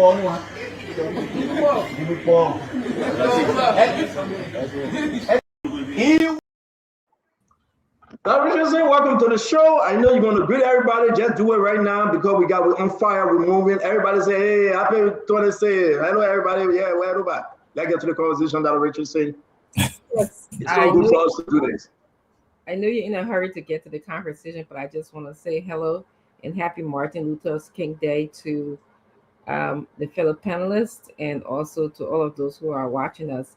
I don't think sports, particularly football as we call it, has advanced with either governments. However, I can say that I expected more advancement from George Weah, considering that he's a former world best football player. And I want to just say kudos to the guy who was speaking, the player who was speaking. He said he spoke his truth. He was commenting on how we have not paid attention to football, soccer. And it's true. I was reading a commentary from the Bunk County person who said that they don't even have adequate training. There's no money in the budget for them. They have to pay their own money sometimes to get fed when they travel to these different inner tournaments. You know, like if, for example, if Grand Cru is going to go play Lo-Fi County and they have to go to Lo-Fi, sometimes they have to pay their own way. They only have to eat 1 meal a day. And the transportation they get is people donating. So it is fair to say that the budget is not sufficient. We don't recognize it. We don't take it to be important. I think I said here the last time, when you play sports, they consider you to be a grown-up person in our country. And in other parts of the world, it's a major career. So we need to beef up our support for the sports. And I want to say congratulations to Nima County. His argument that Richardson will just give you extra, maybe that 15 seconds. And you said it though, but let's push you a little bit. And it was one of Joe's best, easier legacy, right? Because he took part in the game, that Richardson. A lot of achievement. He started with Freetown ball. Freetown ball, when you put a 2 pole in front of the horse, then you put small ball, you put small copier. I know you guys play Freetown ball, right? He started playing like that, and he grew up in the game. The whole southeastern region in the country, the argument that not even Labura, that Joe Weah turned his back on them when it came to sport. You can't find one Freetown ball page that was done by Joe Weah. So Richard said, man, I mean, if that's your area, tell the people that's your area. Yeah, I'm highly disappointed, and this is why we have to hold George Weah responsible. And this is not an emotional thing; it's simply the fact that he is or was world best, and so I expected him to focus on at least building stadiums in the different areas and training our young people who are interested in soccer to learn the sport, to learn the game. I expected him to support other leaders, but for the most part, whether true or not, we heard about the arguments that existed between he and some of his colleagues, and they were competing for popularity. Now, definitely that did not look good on the sport. That was not encouraging to serve as a model for other people, for other young people in our country. So, the only thing I can say is, I mean, that is his area. We know that for sure. He's talented. Nobody can take that away from former President Weah. However, I would have loved for him to put more attention to helping our young people. He can relate to them, especially the young people that came from places like Gibraltar or Nukutown. He related to them, and he could just extend that relationship that he had with them to, the guys who wanted to play, who saw soccer as an outlet for them. So, I would hold him more responsible than, even though I think both governments are not doing what they're supposed to do for sports. Thank you very much, Dr. Richardson. Brother Winfred, let's hear you, my friend. Let's hear you. Thank you, Stanton. And again, I'd like to say thanks to all of those who are out there watching us tonight. We're spending time with you, and I'd like to say greetings and hello to all of my fellow panelists and to my lovely, beautiful cousin. I'd like to say welcome, and it's great seeing you here. Look, we can do more, right? I mean, there's still opportunities and still room to do a lot more to expand and improve sports in the country, expand, especially, and improve football in Liberia. Are we there yet? I don't think so. I think we still have ways to go, but we are on that path. So we are on that path, and there are some good things happening. We're saying that the county meet is gaining popularity, and it's bringing a lot of people together. It is unifying the country. So I'd like to say congratulations to my folks and my team from NIMBA, and excellent, exceptional performance yesterday. So it's great to celebrate. I know Stanton played a video earlier where we were out and about celebrating the victory of NIMBA over Grand Crew. So, as far as football, Stanton, and sports in general, I mean, we still have a very young, youthful population. There's still a lot of opportunities, a lot of ways to go. But we also have to be reminded that it was during the last administration that a group of young girls from the Monrovia Football Academy came to the U.S. and came to Minnesota and participated in an international friendly football match. A competition, a tournament actually. There were about 95 or so countries that participated in our tournament. It was a pride of Liberia for these young girls. They were all under 15. They came here and they won that tournament.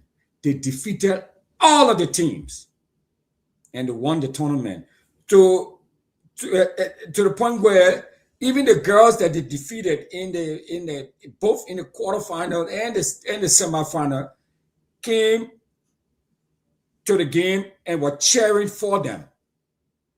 It was during the last administration. So there was still a lot of progress, and there's still some good things that are happening. And all of us who were here and all of us who attended, I mean, we brought them to the city of Brooklyn Park. They stayed at the University of Minnesota. It was just a wonderful a moment that all Liberians celebrated. All Liberians came around, and some of those girls were recruited to come back to the U.S. But my question to you, we understand that story, right? And yeah, they did some good stuff. I'm directly putting this on the former president, Russell. With his achievement in soccer, we say football in Liberia, and he been president of the republic for 6 years. Don't you think it's a broad disgrace to treat the people from the southeastern region where he hailed from? That one freetown ball fee, he could have done something more to strengthen the game in that region. Am I correct? Well, I mean, we all can look back and say, you know, there are more that could be done for sure. I lived in the southeast. I spent some time in the southeast. There are a lot of fields around, but we're talking about really nice signature field in all of the counties. I mean, that would have been a good thing. But you know, and more could have been done. I mean, there's no question about it. But there are some good things that happened there too. And I just referenced these young girls that came from very, very poor background, and they came here and they excelled. I mean, you know, and for me, that was a good thing. And I don't want to lose sight of that, because these young girls, if you saw how they participated and they performed against these girls who are fed well, they are well supported, they have a lot of resources, and they excel. So I know that we have a lot of potential, and there are more that could have been done. I mean, there's no question about that. But not even the southeastern region, the entire country, right? I'm hearing that Jawea didn't build nothing. Let me go to Kev Hassan, Jawea's stepson. Not one freetown ball page, Jawea, not one complex, not one stadium, nothing whatsoever. I mean, tell me if I'm wrong. Debunk what I'm saying and help us elevate this conversation, Kev. Simo, let's hear you. Let me say hi to everybody. Billy, you're a fast learner. But let me say this, right? One thing I saw yesterday when the gentleman was speaking, what a beautiful sight. What a beautiful sight. That this young boy is giving a freedom to talk to the ex-president right there with his mind. Nobody not telling him keep quiet. What a beautiful sight to see. That's the Liberia we want to see. The last time a lawmaker spoke in front of Joseph Iman Boakai and he told him to shut up, it was Musa Ability. He said it on the show where he was complaining about things are going wrong in the country. He tell him, you complain too much, keep quiet. Musa Ability said it on the show. But what a beautiful sight we saw yesterday. That's the country I want to live in. Imagine, President, we ask Baba Fee, the boss say, he say, where? Talking, that's freedom. To the Martin Luther King Day. That's the freedom we're talking about. Beautiful sights. But again, if Jawea builds stadium, do you know how much for stadium? Do we have that money in Liberia for stadium? So, Sam Jackson, you're the numbers guy, my brother. Do we? So if President Weah builds stadium, you need to build in all 15 counties.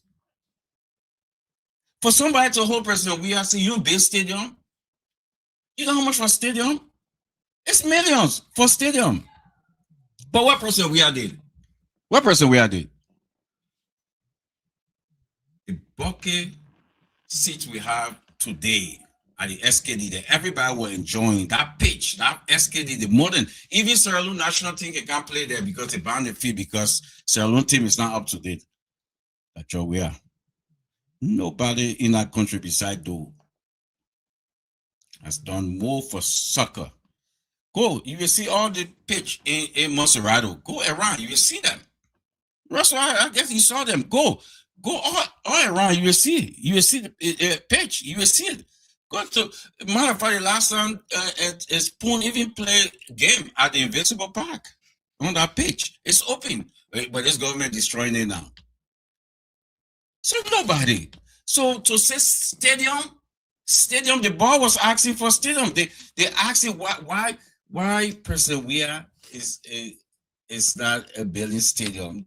We get money to build stadium in order we fighting our stadium in our SKD, our Anthony Thomas Stadium. Your blaming President Weah build stadium in Grand Cru. What you guys will be saying? Thank you very much, Kev. You know, when the young man was speaking Cru, and he speak Cru very well. He said the people are saying, you have Jowia, you got Batikwa, you got Fonati Kofa, you got all the people. You ain't got nothing to play on, nowhere to play on. You must sit down here and listen to Kev and saying that in the place. What a disgrace.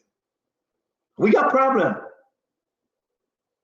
We got a serious problem. Let's hear you, Fubi. And I want Liberians to hear this because you know what? It took courage. And you know what they do? They're blaming a young man for speaking truth. They're blaming him, that Richard said.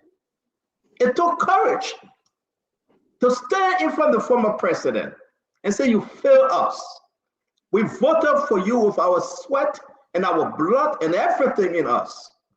And you brought us this far with disgrace. We got nowhere to even a practice area. Hey, man. Fubi, let me hear you. These guys will get better at the base there. I'd love to tell the truth. Fubi, let's hear you. Yeah, so good evening, everybody. So, for Kev to say, besides Samuel Doe, nobody else did anything good for football besides other than Jowia, I disagree with that. How do you know that people perform is by the success of the team? So, with Charles Sitter, like bro went to the African Cup of Nations. And those boys were given their regular stipend and other stuff. They were encouraged to play. Honor George Weah, the country didn't go for African Cup. We almost qualified or even World Cup on our Charles Sitter. But our famous game that they said, we are so, you know.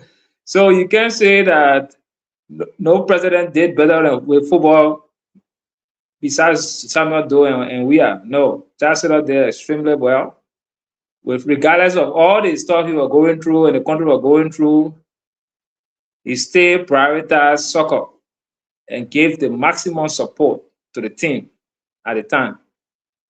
So you can, you know, Taylor is not my man, but on that one we were giving credit. And so yeah, the players spoke well. You know, we got Weah, we got Chie, we got Fonati, we got Batikwa, and we got play. But also Weah also said something that I also agree with. And, you know, Weah look at himself from the, you know, how he became successful. He didn't play on us. He didn't have a stadium to practice on, and he became successful. So that's the message he was trying to put to the guys. You know, regardless of the stadium, stay put in your best. Put in your best, and somebody will see and encourage you. And that's so the point. Who does somebody? Somebody saw him. I'm coming there. Somebody saw him play on guys. Yeah, go ahead. I'm coming there. No, I just want to lay that point. I agree with we are on that point. Plus or minus, put in your all. I know people will pick you up. But on the other note too, no. One thing that everybody will look at Weah and say, look, you were successful because everybody saw that look, man, the president is a president that came from the football field. So like we expected that with him as president, soccer will have been prioritized or sports will have been prioritized to the maximum. And not to see that happening across the country and not to even get qualified as a national team to even play the African Cup or World Cup, that says a lot about a performance. And the young guy too also right by pointing that out. So you guys have to prioritize, don't only focus in Monserrato, because the success of the different playing pace that he faced were in Monserrato. So they need to also go to the counties. But people live in the counties and they also deserve better and not just prioritize. And if you want to even consider, right? There you go. If you want to even consider, look at the ministers and directors that came from the southeastern part of the country. If you even want to speak truth to power, but you know why everybody hold Joe? We are so responsible because he played the game. He received all of the title, all of it, and he turned his back on Liberia. On Liberia, Joe came from grass, and Samuel Cato brought him to grace. From grass, when the men were playing freestyle ball, Samuel Cato brought him to grace. Why can't he do that for the young Liberians there in the southeastern region or all over Liberia? Yeah. They gave him $5 million. What he did. Here is so. They in the money. They gave me another money and did the Bell 2 pack and the Cedar pack and they ate the rest. Can you imagine? Being so unsincere with the Liberian people.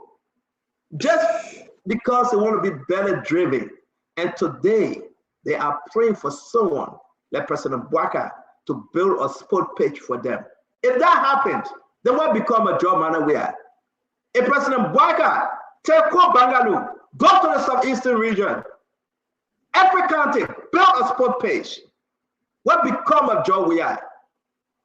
You that play the game, what become of you? You turn your back on your fellow young children that enjoy the game, and you go get them Chinese food. And you boss say why? You say why? Back there. They better even know the play. He said, what about back there fee? The boss said, why? He doesn't even know Grand Prix no more. Uncle Sam, let hear you.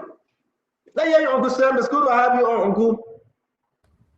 Well, thank you very much, everybody. I'm glad to be here. I'm extremely busy. I mean, the consultancy just like blew my whole head full of consultants. I can be laughing at you people then when they be saying, enjoy the money, Uncle Sam. Enjoy the money. Enjoy no, the money. No, but let me finish. Let me finish. I'm opening. You can't talk consultancy. You get all no money. I'm opening. You get all no money. Let me bluff the UP people. Let me bluff them. Okay, I'm telling them to go to Berry School then. I'm telling them how to work anywhere good. I'm telling them how to get no good CV. Okay, so when they be talking about government consultants, it's saying Kindle Liberia August. All I do, I send my people then to look in the newspaper every day. We apply, we compete, and we get it. Right now, I have a team in the Southeast doing some socioeconomic studies. So they help with your government consultancy. But let me come to the team. Look, I'm going to be brutally frank to the point that I will make some people very angry. President Weah was never served properly in his football career. Never served properly in his association with football. Probably the greatest soccer player ever. But here is a man that did not get one credit card endorsement from Nike, from Adidas, from any one of those like big endorsement to make hundreds of millions of dollars. The big players on the world stage, 20 to 30% of their income comes from the actual sports. But it is the endorsements that make people like Ronaldo, like Messi, like Michael Jordan, like Magic Johnson and others. So we are 1995, Africa best, world best, European best, world best. What endorsement did he get besides this naked picture of him that he had with some of that perfume? Is that correct? Let me finish. We talked about this before, Ken. Man, you love Joya more than me? You love Joya more than me? You making a mistake. I just want to correct you. My man, speaking about the good Joya, man. You didn't serve Joya right. You didn't serve Joya right. You who are around him, toe to toe, all behind him every day from 1995, okay? Joya should have had a real manager to go after some endorsements for him in Madison Avenue. He could have transfer that to Liberian sport when he became president. Instead, you were just being political with him. Joe Weah could have gone to any international organization, JP Morgan Chase, McDonald's, Adidas, and say you can build stadiums in the 15 counties for us to do youth development. They would have done that very easily with his gravitas. You did not do that. You didn't serve him well. Me, I'm not going to lie to the Liberian people and say that what I'm picking was seen today to my cousin. Okay? I almost shed tears. And you don't understand crew. You don't even know what about seeing crew. Okay? So let's admit, those who support President Weah, that he was not served properly when it came to sports administration, sports endorsement, and maximizing his income, his exposure from sports, and also to bring those benefits to the Republic of Liberia. That never happened. All you did was just run behind Traore to make him president for your own selfish reasons. And you did not capitalize on his gravitas internationally to bring and expand sports in Liberia. That's my position. My mom can come from wherever. She will not change it. You can cost me. I don't care. That's what I want to say. Thank you very much, Uncle Sam. Mato, let's hear you. Mato. Again, interesting. It's your 6 years on George Manneh Weah. Let's talk about sport and let's talk about the comment that was made by the Grand Crew player. No one in the whole country, you can find one stadium, one complex, nothing you can find that have your Weah print on. Let's talk to you, Wanto. Let's talk. The fascinating thing about it, Stanton, is the fact that Spoon have incredible panelists who have different outlook of the situation. I may see things differently, and not because of my partisan rhetoric, but there is something that I see here that is very interesting. What we are saying is that George Weah was extremely, he demonstrated some leverage of having no look out of tribalism. So we are saying with all of the development that George Weah took across, he did not demonstrate some sense of tribalism, which is very incredible for any leader. And this is what I see. Today we are talking about President Weah building a peace project in Foya. It comes back to the situation. Now we are saying the only location in Liberia that President Bouaka is building a peace project, he said in Foya, in his hometown. That's the first place, that's the home of peace. Foya have no connection to peace in our history, but he's building something in there, 10 million project right now as we speak. So my point here is that we are primarily speaking about President Weah, who we can point out differently. He went to Bobo Lucete. What did he do there? Build an Emory Hospital, 100-bedroom hospital. He did not say, oh, because I'm a crew man, I'm taking this to Grand Crew. And this is the distinction. Even the county main, George Weah did not politicize it. He went to the county main stadium in complete Grand Crew attire, demonstrating that he's a crew man. He don't need to justify that he's from Nimba, he's from Sano, he's from this place. This is the authenticity in President Weah. To the issue, I admire the bravery of the young man. He spoke his mind. He said, we need a stadium in Grand Crew. Granted, President Weah gave him an audience listening to him, and he prioritized it. But the other thing that's also very important, Stanton, there are a lot of things President Weah did in the Southeast. You asked a very, very interesting question, which I want to be able to highlight. You spoke about what President Weah did in Southeast, but we can point to... We on soccer. We take it step by step. We're not going to put everything in. You guys said President Weah was on the county meet final game. Was he at the field?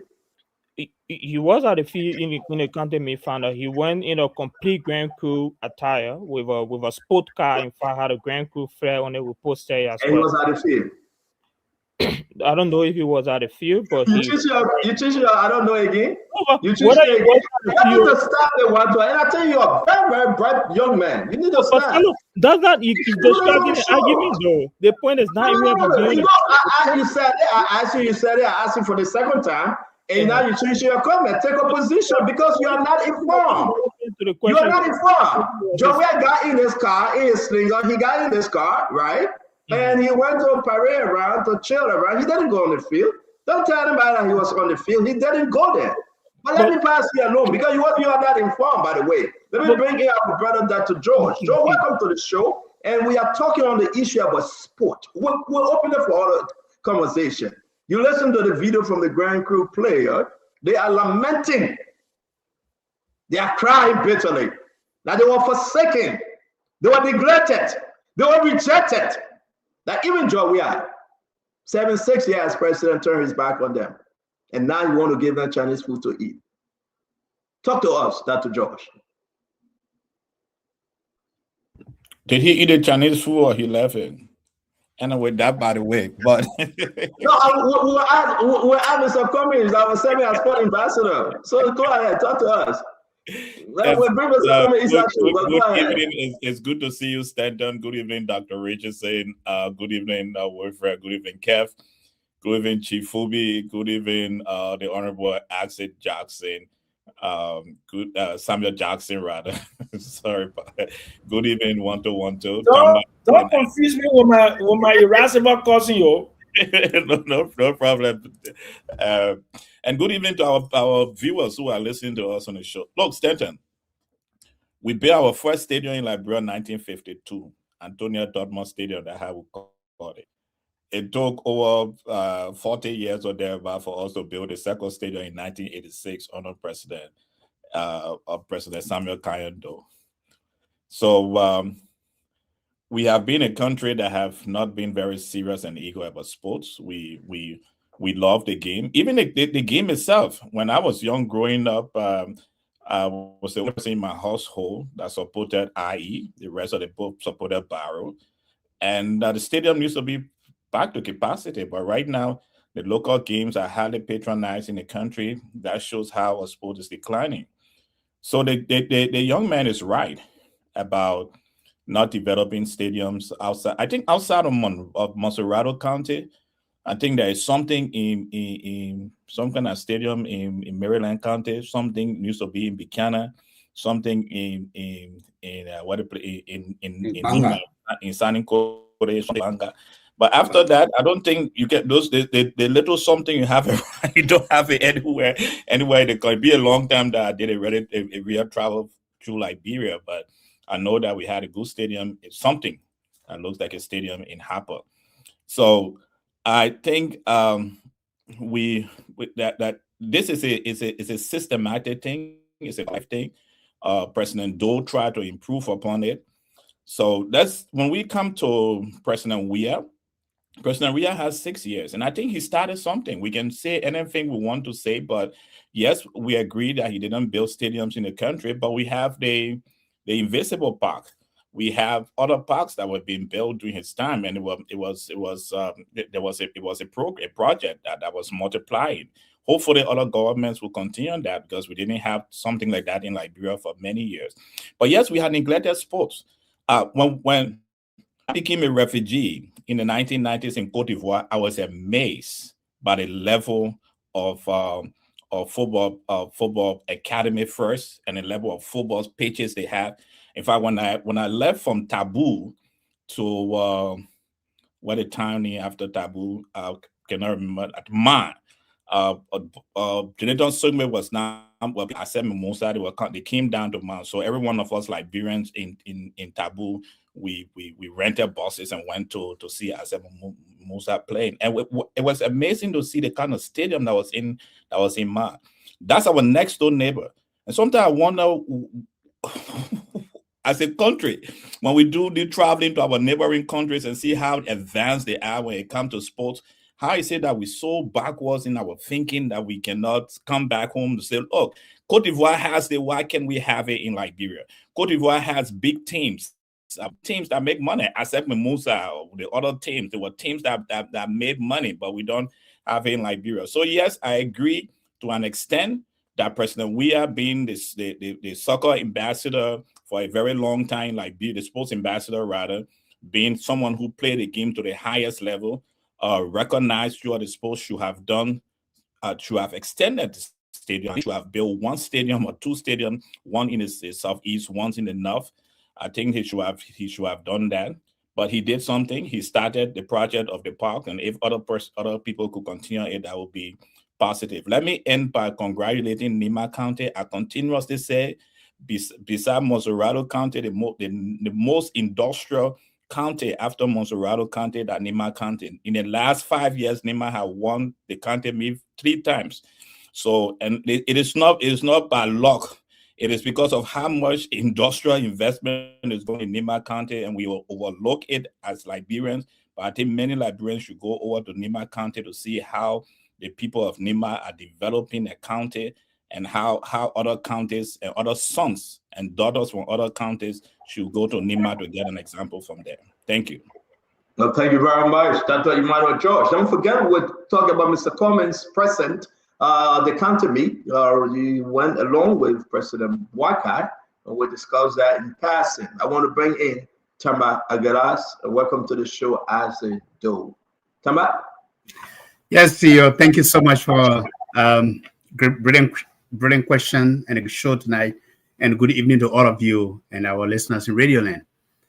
You know, when I look back on the presidency of former President George Manneh Weah, first of all, you know, there should be no question about his football exploit. President George Manneh Weah, former President Manneh Weah, brought glory and respect and honor to Liberia, you know, during his time of playing football. War best, Africa best, Ballon d'Or. And this guy, really, he played in some of the best teams, and we should give him that. Our brother George said, you know, I'm on the show, brother George. You greeted everybody. You didn't call my name, but it's okay. I know you still hold something against me from the last show, but don't get angry with me. I only gave my analysis based on my objective position. As much as President Weah tried, he brought, you know, some development around, you know, sports park in Monrovia, you know, the Invisible Park, PHP, and all of that. As a former Ballon d'Or, as a former world best, Africa best, this guy won a triple title in 3 years. And based on his connection in the international football arena, which he himself he claimed to have.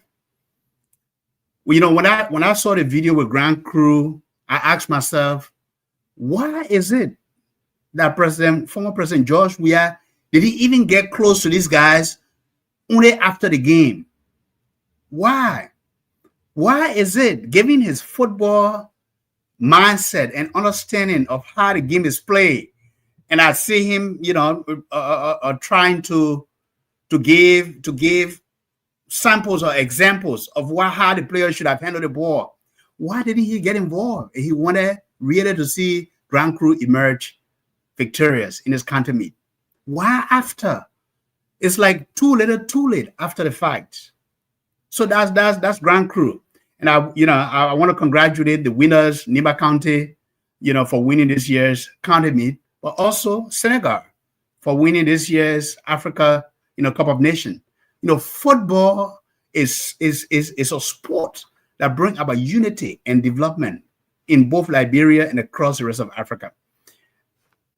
When you look at the agenda of the CDC-led government, CEO, and that's why I go from, right? You say, don't cry on where you fell. Just 2 minutes. That time, just 2 minutes. Let's use our time wisely, my brother. I got to bring Isaac. We got a lot to cover tonight. Okay, give me 30 seconds here. Let me just make the connection. I just want to make the next sense. You know, when you look at the agenda of the CDC, sports, in my understanding, probably was not part of the original PAPD, right? Agenda, the agenda to you know, of the CDC. Well, however, if you look at the greater picture of CDC, I think it was a mistake that President George Manneh Weah didn't consider sports to be a priority in his agenda. And I think that's where they dropped the ball. So today, when you go back, you look at the missed opportunities that the CDC had across Liberia and in Grand Crew. It is because the former president, didn't prioritize his area of expertise, which is football, in his development in his 6 years as president. And I think it's going to go a long way to show that President George Weah missed the opportunity. He missed it. When it comes to that. Thank you very much. Thank you. Again, sport was part of it. Sport was part of the PAPD, but a lot of things that were part of PAPD, it had no concern away. It was just a flying paper. I'm going to bring in the former Deputy Minister of Sport, Isaac Doe. Isaac Doe, wrap this up, and then I will say my own. Then we'll go to the next topic. Welcome to the show, my friend. Yeah, sometimes you can use the phone and just take 1 second to call. If you are ignorant about something, just call and somebody will help you about it. So George Weah was not just a fan of football or sports. He coached the Grand But you Basketball. come on the show and look at your colleagues and call them ignorant. That's a No, I'm not wonderful talking about. talk. You don't No, I'm have not to talking talk about to anybody. I'm anybody. just saying something genuinely. You just gotta talk in a civil way, my man. You see, if I'm like great now, I will interrupt. You know, that is. You said no one should. Yeah, but We man, all let's talk and you said let's nobody speak civilly, should. You said man. nobody should Let's interrupt speak anyone. civilly. Don't get bad. People have used ignorant word on their show over 200 times. The Let's try only to time you see change it wrong it. is when I'm talking. Yeah, let's try to People change it, have my used man. even my man Let's called me ignorant on the show. let's try to change it. I say, go ahead, make My your man plan. called me ignorant on the show. I say, make your plan. My man, that Joetti will hurt your back. Make your plan, man. Ignorance, not a cause. I'm calling for a pro bono lawyer. Isaac can stay at Let home. me go have my time. I'm calling for a pro bono lawyer. Go ahead, Isaac. Okay, let me go ahead. My man called me ignorant on the show. You call it ignorant. But today Go now, ahead. you can't use ignorant because it's me. Yeah, today not ignorant. But Go let me ahead. continue again. Yeah, You continue. are so clueless about issues. The simplest thing to do is use your phone. It's very cheap in America. Use your phone and call. George Weah even went to the extent of providing lodging place for a team. Grand Crew. And sad that we are discussing George Weah again today. Of all the millions of problems Liberia have, but we're discussing because that's the discussion. I appreciate the fact that George Weah is held at the highest standard because people know him to be a football man. I wish those people who know President Bouaka to be an agricultural man can ask him one thing about agriculture in our country, but no. No. Even in his own government, we wish to discuss agriculture. President Bouaka's area now. The whole world knows him to be agriculture man. The last time we remember an international agriculture firm inviting President Bouaka anywhere was in 2009. That is still ahead. Well, at least George Weah is invited on panels every day because that's his area. But let's go to the issue. When George Weah started playing football, he single-handedly took Liberia's team on his shoulder and used his personally earned money to sponsor it. How I wish when Liberia's food crisis came about, President Bouaka, who used his personal money to sponsor agricultural activities, how I wish, but no, that is not important. When Lone Star team was on their way to Brazil and they never had plane, George Weah ordered his own money to bring plane to take them. How I wish President Bouaka would use his own car to take the farm produce from the people's farms, since he's an agriculture man, to bring it to Monrovia. But no, it's not important. When George Weah was president, the first sports policy Liberia developed that guards the improvement of sport in the country was under the leadership of George Weah. That's not all. SKD Sports Complex that existed even 12 years under the United Party was banned by FIFA. Today, SKD Sports Complex is the home toy to Freetown, our Sierra Leone, Mr. President Bouaka's country. SKD that was banned is now the home soil to another country. You know what? That was the SKD modernization project. Go on the SKD today, man. You feel good. Not only did it stop, President Weah decided to bring soccer down to the people because he realized that is his area. I wish President Bouaka could bring agriculture down to the people. His area, I wish. He went in the slum of Nuku Town and put a football field for the children there to have access to the game. Oh, he didn't stop. Invisible 11th page, that was once a dumper and a swine. He developed it into a modernized page. Where today, Spoon FM had their game there, a beautiful place, and they were so feeling happy. Invisible 11 page. He didn't end there. I understand that you cut me off. I understand that, but he didn't end there. We're talking about sports. If I can have no, we are talking about 2 minutes. Just go ahead and use your time wisely. You can cut me off. I understand. I know you're going to talk about culture. Other people got to speak. We got to move on. If you cut me off, I will shut up. Okay, you finished? No, I'm finished here, but I see you come to cut me off. I can shut up. You get another 10 seconds. This is 2026, where indeed all of the propaganda from 2023 will not suffice. Again, let me continue, my brother.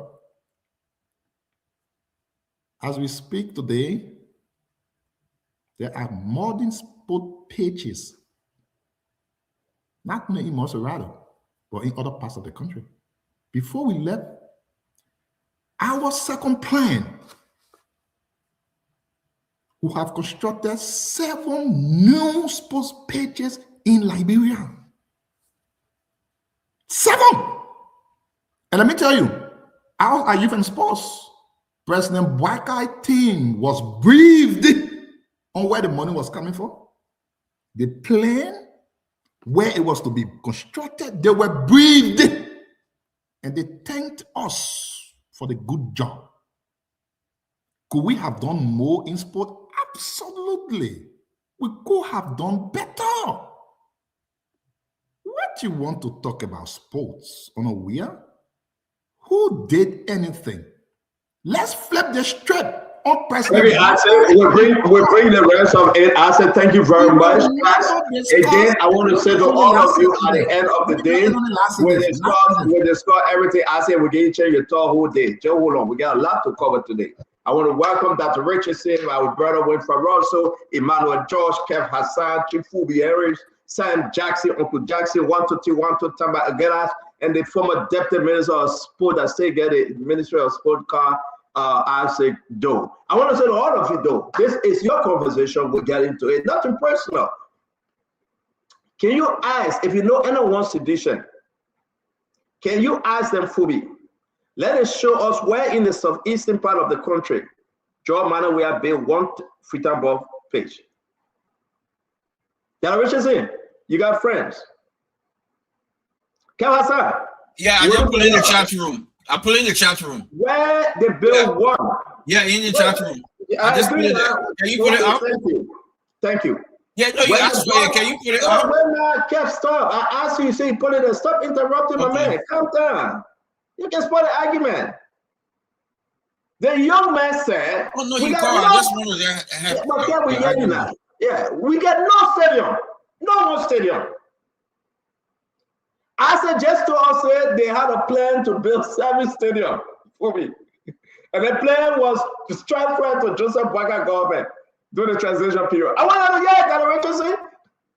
They had a plan. You cannot find any sport complex. You cannot find any stadium in any county that was built 6 years under Joe Manuel government. I dare them. You cannot find any sport complex. You cannot find any stadium under George Manuel government. Bikana isn't going back or so. Bikana isn't going back or so. No. That my own 2 minutes. I beg you, brother. You can't do that. You want to start again? Then if we end the show, so now when you get there, you will say your own. Stadium, sport complex that was built under George Manuel government. We wait for it. Kev said he put something in the chat room. I'm going to go in our chat room and we're going to confirm whether that the stadium Joe have built. Or somebody said that Joe ain't got no commercial. I will play Joe commercial. He got a commercial that he was having a naked clothes. I will play that. I will play Joe commercial. I just downloaded it. But let's talk about the complex. Kev said Joe built a complex.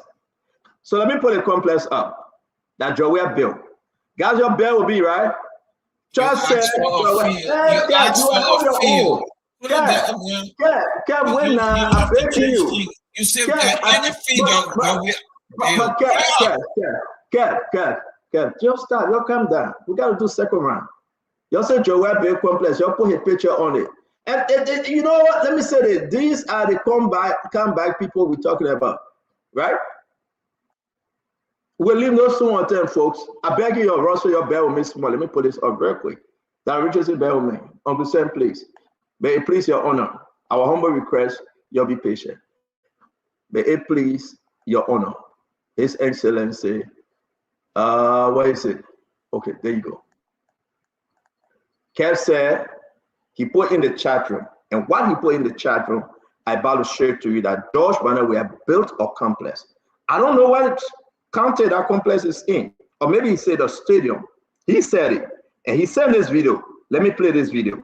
You see how the Democratic Party governor damaged the stadium with just within 2 years. So this is what the country's public federal appearance. This is why we are there. This place will be open. The only thing we're playing major in the port dash. The port dash around the area. They're off. But today on job we have to.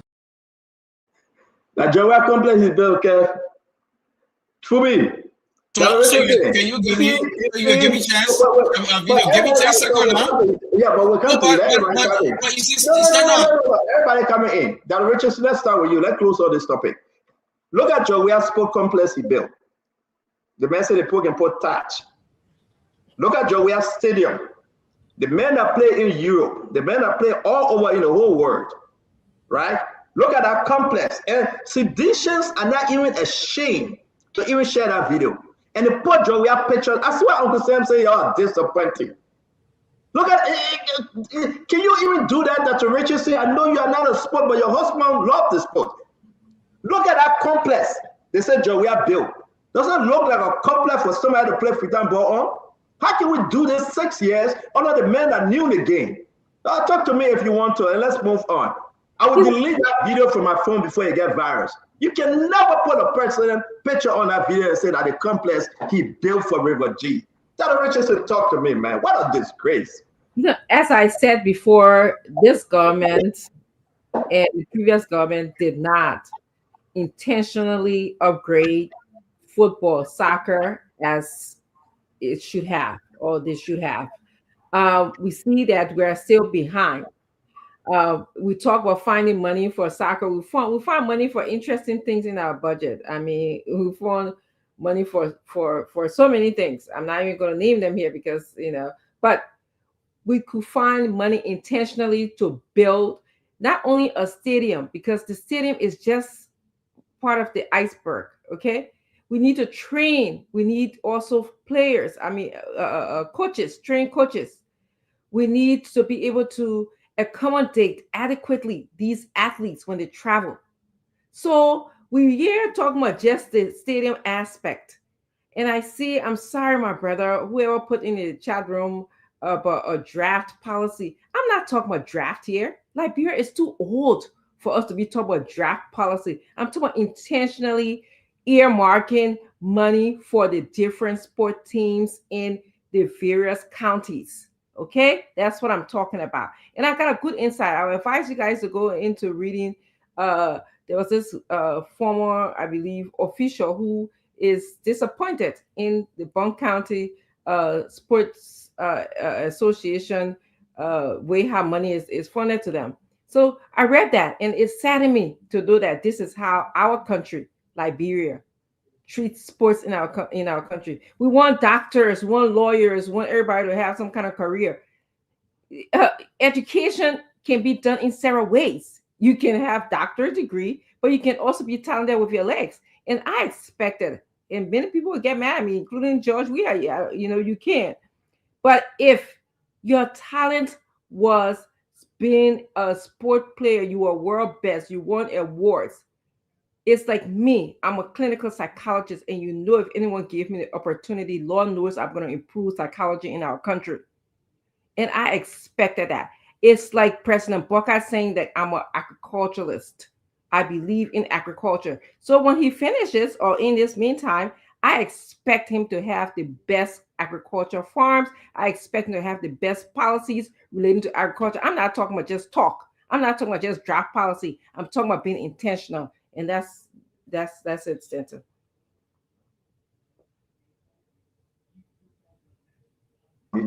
Darren Richardson, thank you very much. We're going to do 1 minute of our closing on this. Everybody will have equal time. Russell, let's hear you. The sport complex or sports stadium that Kev shared with us, I just put it up.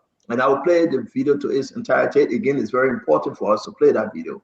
Now, one of the things, George, where I can say he did as a legacy achievement to build a sport complex or sports stadium in River G. People are saying it's not a sports stadium, it's not a sport complex, but I see this on a way to put it, and I will play it. You guys will take a look and see how much $1 million George, we put behind our sports stadium. Going for Russell, let's hear you, my brother.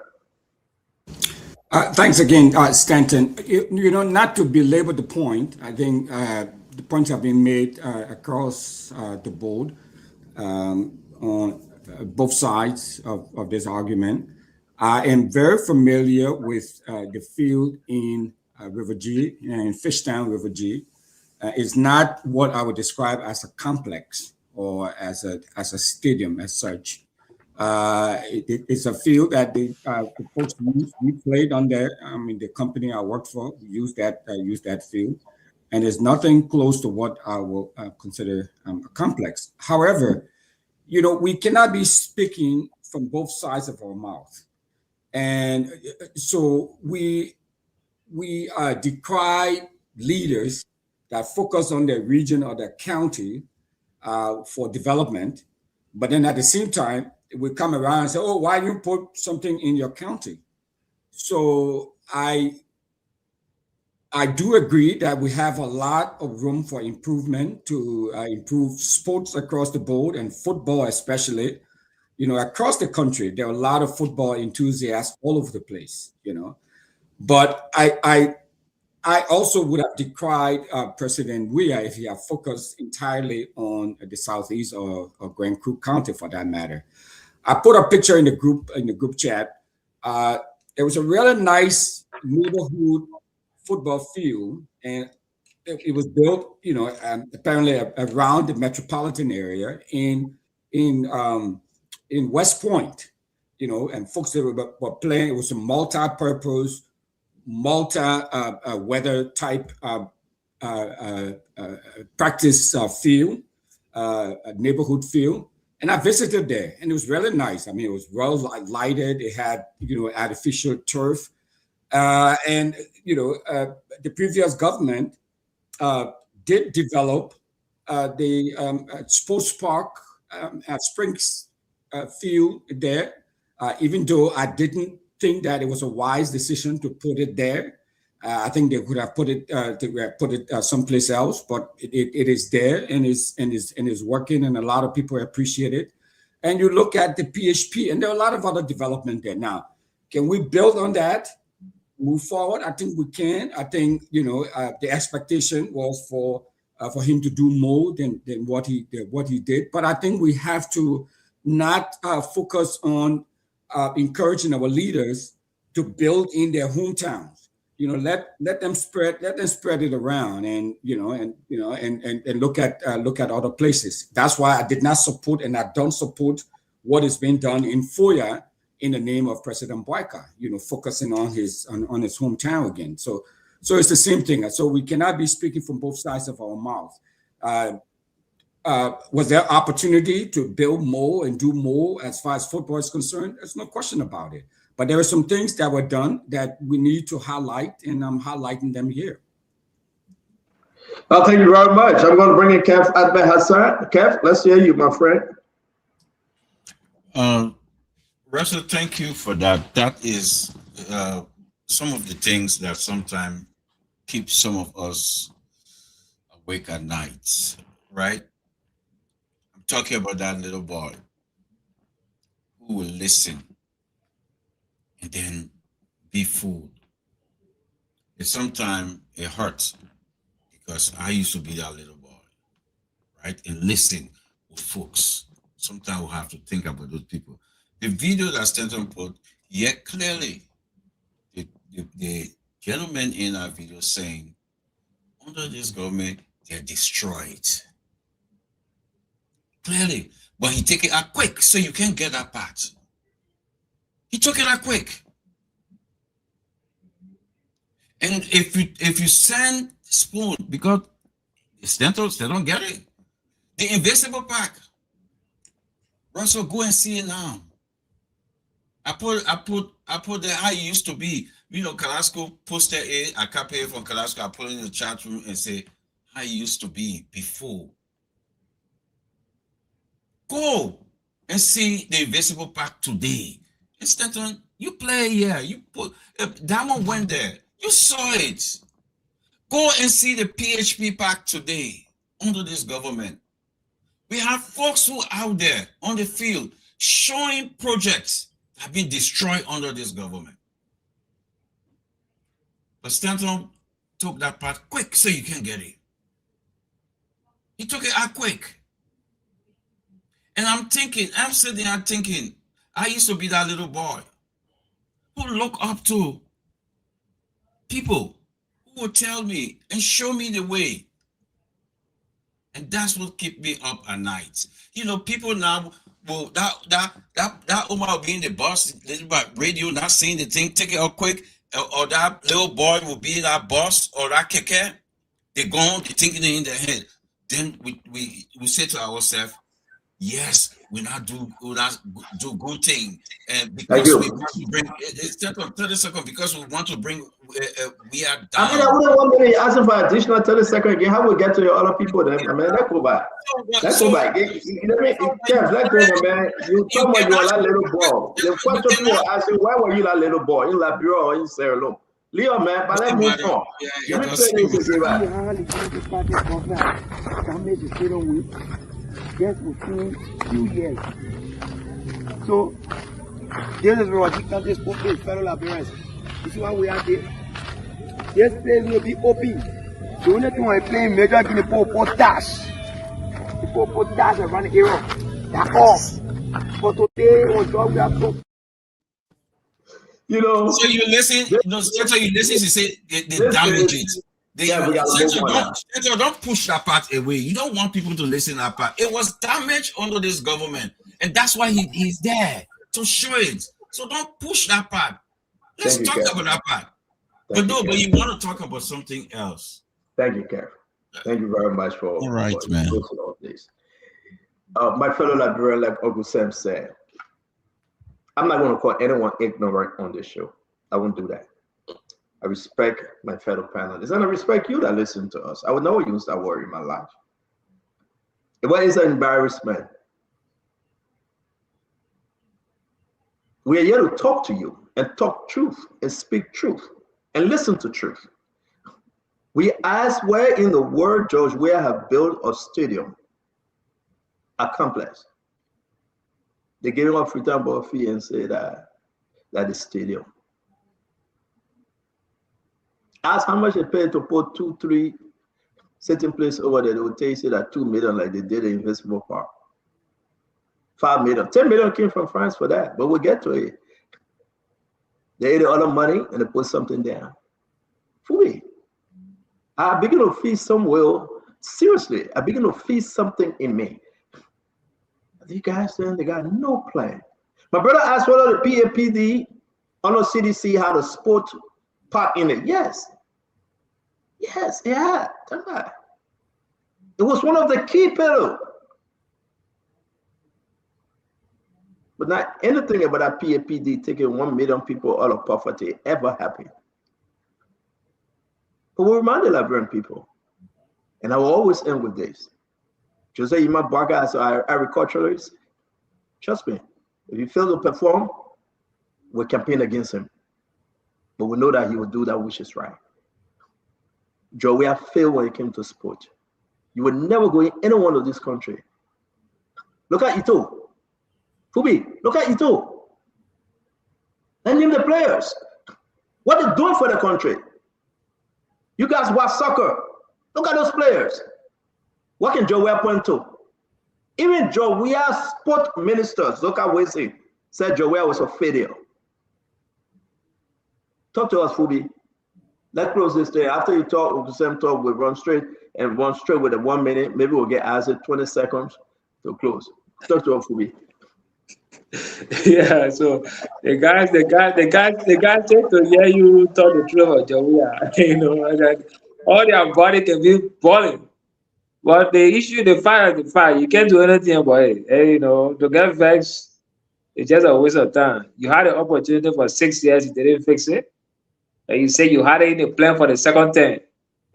What guarantee you had a second term coming before you put it in second term, you say they want you to do for second term. Huh? If you give you 6 years mandate to perform, then you say no, we'll keep it on for the next 6 years. Because all in their head they said they were in power for lifetime. 24-year loading, 36-year loading, they made a lifetime president. So it's okay, let's do it small, we're not rush it. The one who doing that the first time said 1847. At the first time said 1847, you know, they're gonna chicken egg project. You know, when chicken lay one egg made noise in the whole time. Woo! Said 1847 at the first time. The significance of those projects compared to real concrete projects, you can't match. So that's the problem with them. They were so satisfied with those petty stuff. I always told them, your child go to school, they give you test for 100 points. You score 10 over 100, you can't. You say, oh, mama, at least I pass in one. That's a shame. So just focus on, and you say you keep it up for second term. We'll have plan for second term of base 6, 7, 10 stadium. All in the poor land. Your second term guarantee is only based on your first term performance. And you didn't make use of the first 10 and you see waiting for second 10 to go perform. Who does that? And you know, it reminded me about this Ghana team. Ghana want to play Germany. Germany beat them. Ghana scored the first goal in the first half. After the first half, Germany beat them 6-1. They asked the Ghanaian sport minister, he said, at least we won the first half. So, and the CDC better, yeah. At least we better put the sport pay. We better the invisible park. We better invisible park. Spoon where I play there. Hey, you know, and the achievement. Sorry, you guys didn't do well. Thank you for me. Nothing wrong with this thing, but your Ghana, you know, the man said we won the first half. I was crazy. Exactly what CDC doing. They won the first half. They didn't do jack. Uncle Sam. Look, I get frustrated for several reasons. But I come from the poorest ghetto in Liberia, so anyway. But I live in the richest city in the world, New York. And then the richest city in Africa, which is San Antonio, the richest square mile. I know the difference between BS and I know the difference between development. In 1980, I was on my way to Paris. Never been to Cote d'Ivoire before. And I was taking my ex-wife, my first ex-wife. We saw, when the plane landed, we saw this metropolis was like, wow, skyscrapers. I mean, the airport was like first class. Then we went to streets that looked like Rodeo Drive, where they were selling Gucci and all that kind of stuff. 1980. The same 1980 where some people on their platform can think there was a paradise in this country. Liberia looked like a kitchen farm in 1980 compared to Cote d'Ivoire in 1980. Today, if not for the Lebanese and the Fullahs, Liberia would look like a chicken farm. Look at Tubman Boulevard, the transformation of Tubman Boulevard, and look at on the west, the Atlantic Ocean, those fabulous condominiums that have been built mostly by foreigners. And then you want to tell me that chicken crap in Grand Cru there is a stadium?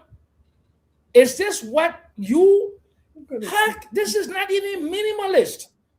This is so... I mean, the thing is like, you're not thinking in any scope of international development. You're thinking in your narrow worldview. I live in a community where my mother built this house in 1964. In the back of me, 99% is shanties, shacks, outside bathrooms. Because you know what? The difference between her, she's a fancy woman and she had this development orientation. Come to my house one day and see, and come to my balcony. I know what development is. And what you're showing me in what the place name in that place there is not development. George Weah could have done better. We should hold people to higher standards. We are the greatest, probably the greatest country on the planet in terms of our history, in terms of our potential. Trillions and trillions in terms of natural resources, 350 miles of the Atlantic coast, 7 miles to New York, 6 miles to, not 7 miles, 7 hours to New York, 6 to Brussels and Paris and London, about 4.5 hours to Rio de Janeiro, and you have the country which is among the 10 poorest in the world, and you have a capital city with 70% of the people living in slums, and this is what you want to boast about? You don't have a country? And let's go to Joe Boyka. Joe Boyka graduated from the University of Liberia with a degree in agriculture and did a 3-month certificate, I think, University of Kansas. What has he done since 2006 in his capacity where he held the reins of power? So I'm not holding you there. We'll bring you sorry. We gotta finish with this now. Uncle Sam, you have to ask the question. If you are going to hold President Weah to a standard of what he said his expertise is, you must also ask Joe Boyka, where is his plantation? How many employees he has? And what is his production? I 100% agree with you, Uncle Sam. I agree with you, Uncle Sam.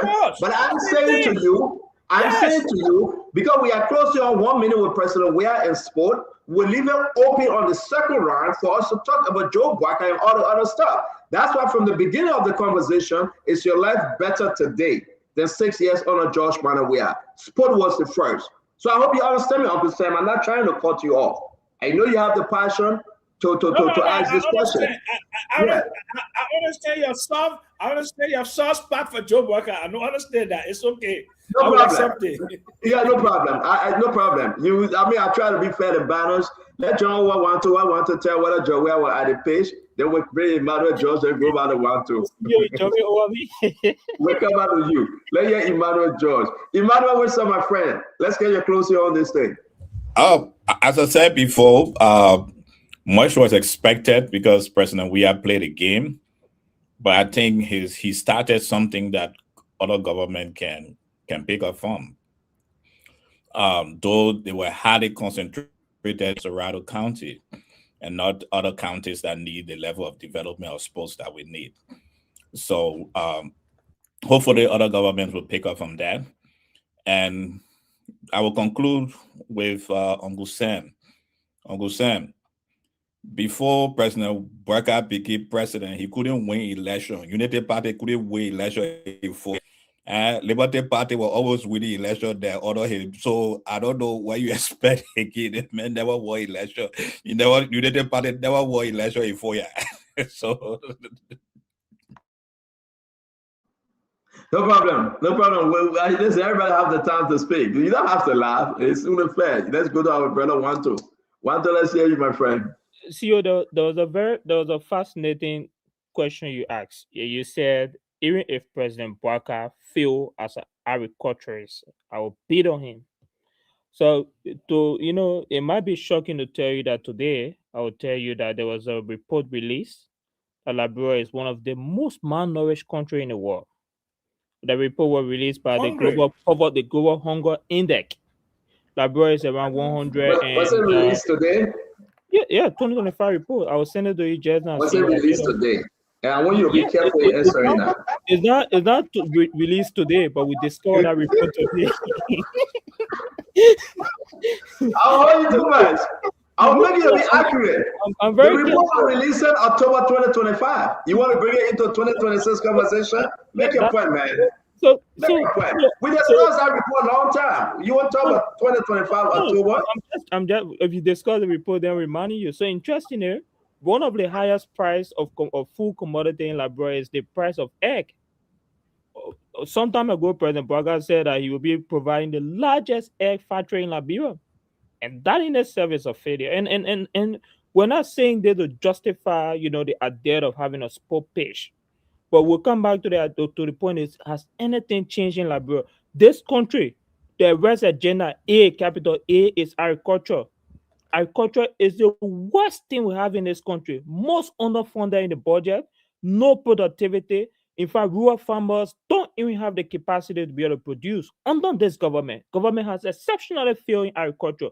We are one of the most hungry countries in the world. Most hungry, basic food we can have in Liberia. This is the government we have currently. So when we say President Boakai as an agriculturist failed, of course, there's evidence, sustainable evidence on the basis of international report. So for me, as usual, in our end of this note, CEO, I believe President Weah is very selfless. President Weah demonstrated that he has no ounce of tribalism, that he was able to build a hospital in Bopolu, 100-bed hospital in Bopolu, leaving the southeast. And then President Boakai is building a luxurious mansion right now. He had it under the canopy of the Mano Rural Union, saying that the MRU is funding it, a retirement home worth $10 million in his foyer home. That's the difference between two. And that distinction matters in a conversation. It's very important. And that's why I will end, CEO. Okay, thank you very much, Wanto. Thank you. We love having you on Spawn. Let us go with a 1 minute, then we'll come back to you, Tamba. Then you close, so we got to move to the next conversation. The ASEDO. Yeah, thank you. When George Weah assumed the presidency of Liberia, hopefully I'm right, Liberia was 171 years old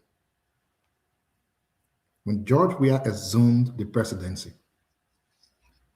That 171 years old country included 12 years of President Boakai as vice president.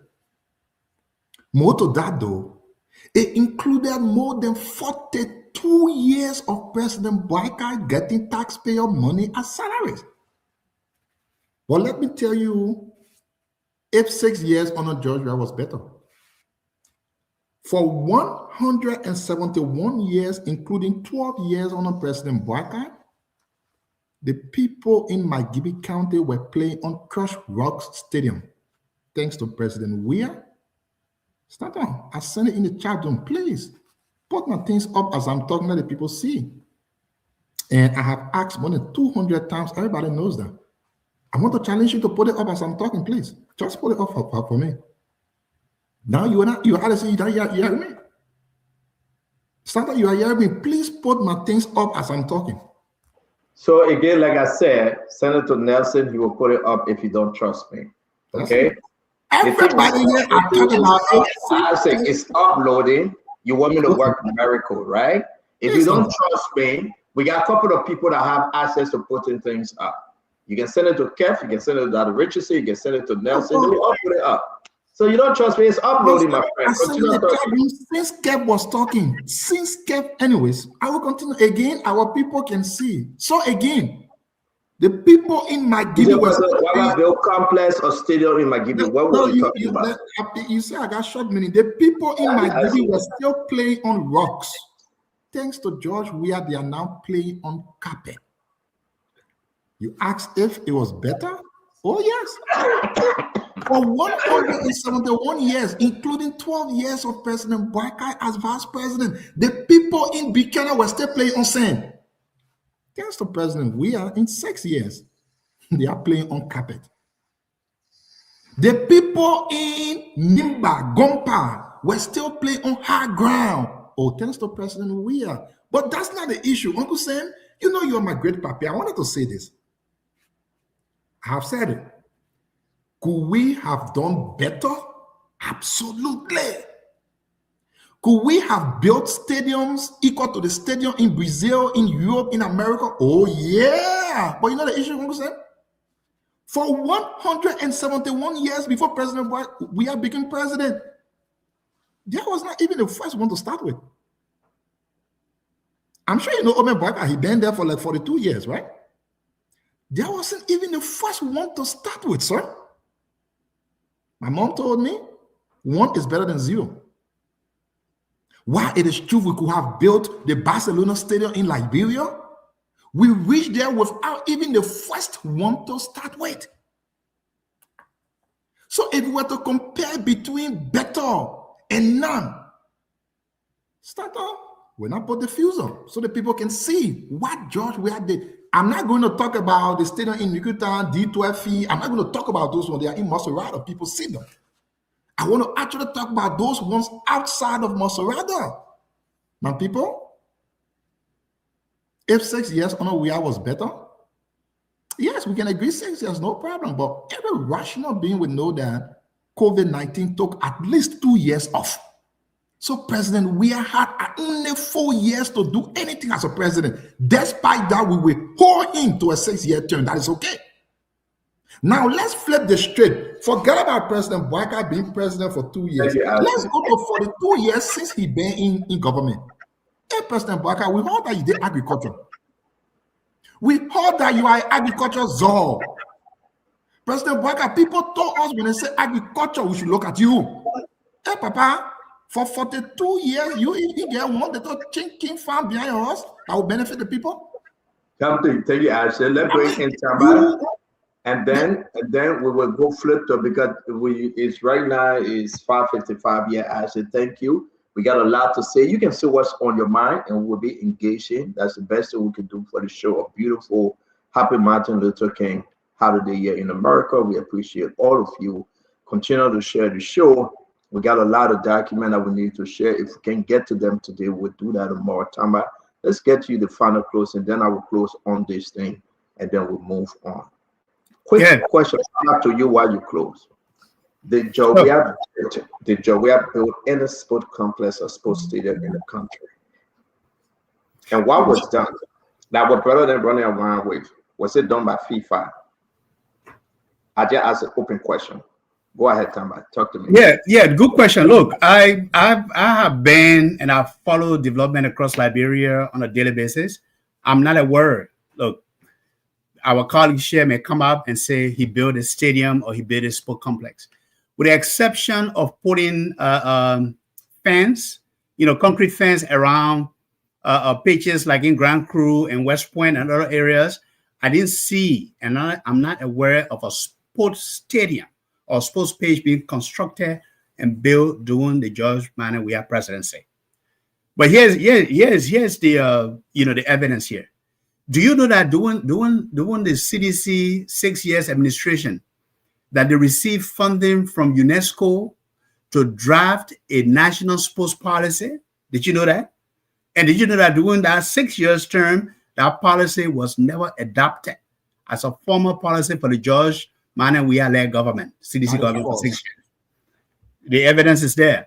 It's false. Secondly, and as I said earlier, in the PAPD agenda, and Stephen may have alluded to that, George Manneh Weah, as president, failed to invest, to commit, to allocate resources to sport development across Liberia. Even his Minister of Sports, Mr. Zioka Wilson, came out and spoke to that. And there's evidence to that. And you see, CEO, you have those videos, you have those clips. So here's where leadership matters.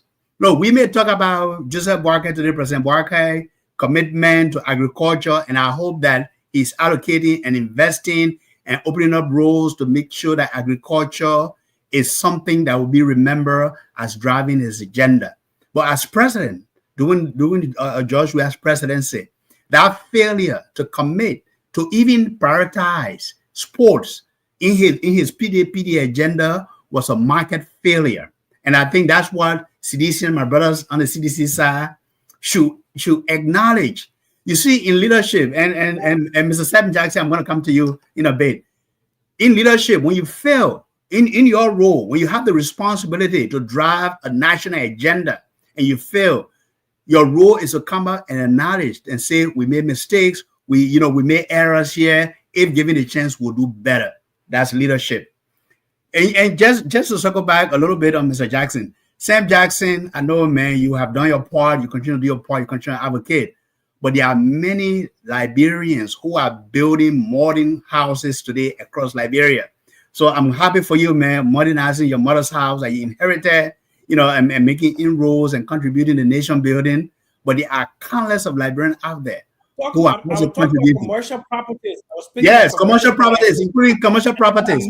I know. Mr. Jackson. Tupper Boulevard, Which other boulevard in Liberia that Liberians are developing? Mr. Jackson, I hear you. I hear you. I hear you that as Liberians, foreigners have done more. They have leased these prime properties along the roadside, along Tubman Boulevard, all of that. But Liberians, I can look. I don't know the percentage. It could be 10%. It could be 25%. Also, thank you very much. Making a difference. They are building modern properties across Liberia as well. Tama, thank you very much. And I think I will agree with Uncle Sam. On that one, Tama, I disagree with you. I will agree with Uncle Sam. That's my feeling. I would like to say to all of you, it's just an embarrassment. But 15 supermarkets on Tubman Boulevard. How many Liberians own there? 15 supermarkets. Uncle Sam, your argument here holds a lot of water. Your argument holds water, but there are still Liberians who are doing their part. We'll move now to the general conversation. We'll move to the general conversation. I want to say to all of you that Richie said, let me do my quick closing on this. It's very important.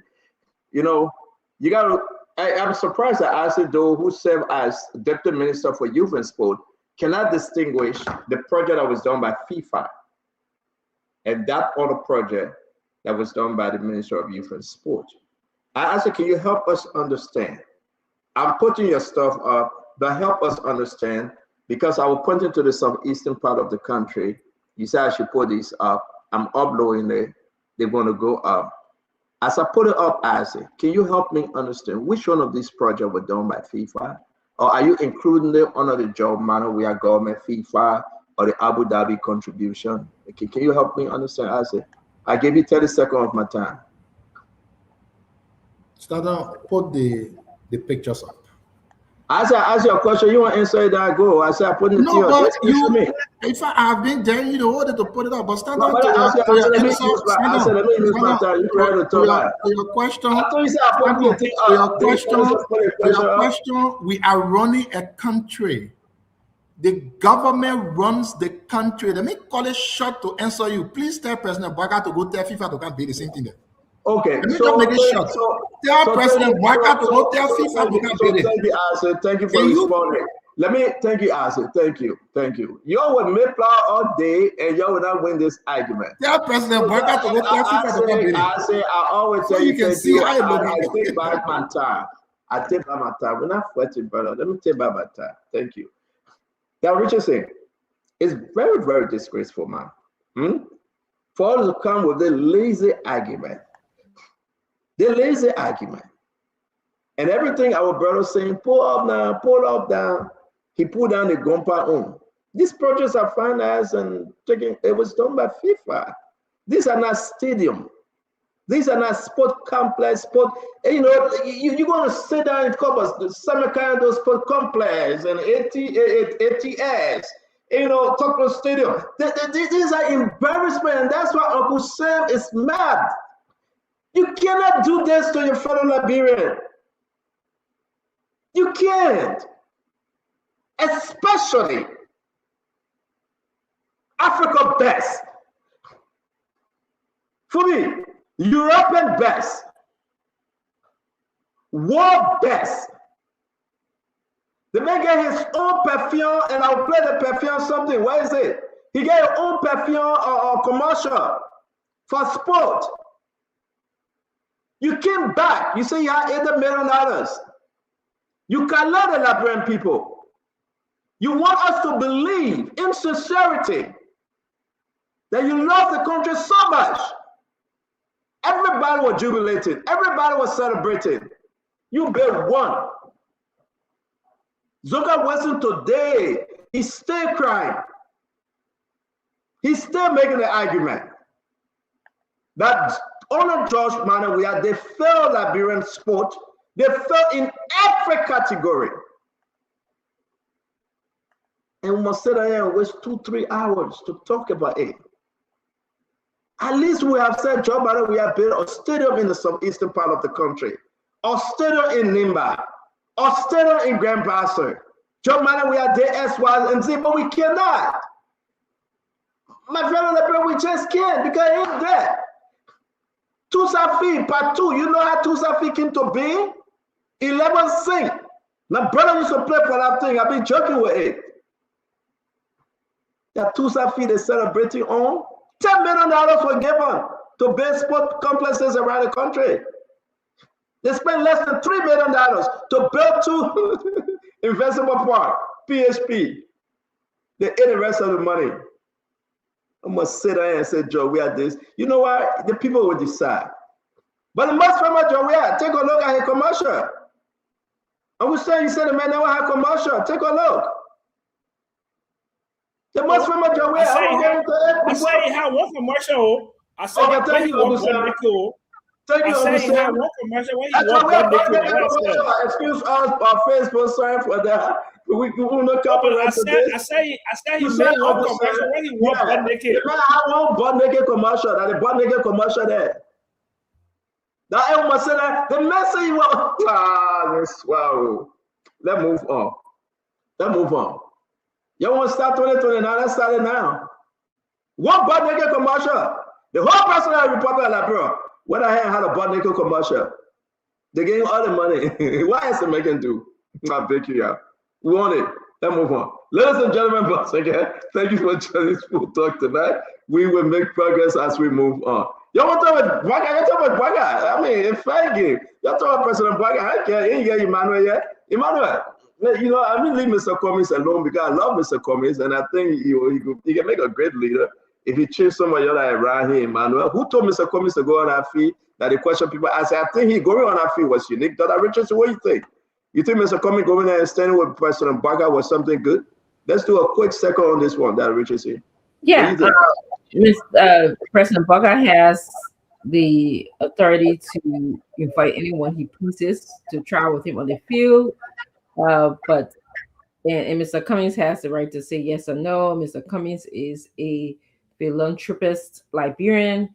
I, also was invited by the Cummings Foundation. He runs the Cummings Foundation. He and his family, and they have a board. And I was invited by the Cummings Foundation. I believe it was 2001, if I'm not mistaken, to present like a 2-week training on sexual and gender-based violence in Liberia. And Mr. Cummings and his foundation were able to host as well as pay, and also undertook the entire presentation and project.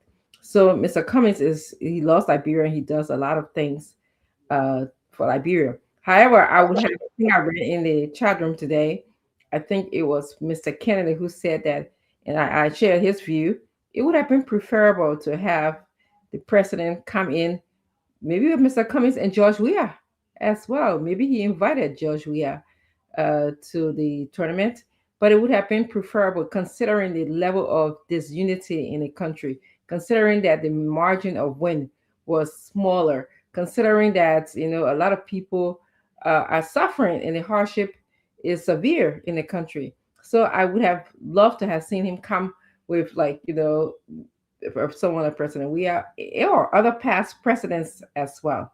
So that's what I wanted to add. Thank you. So you think it was a bad idea for him to join President Baga?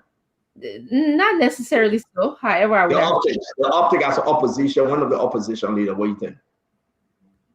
Say that again.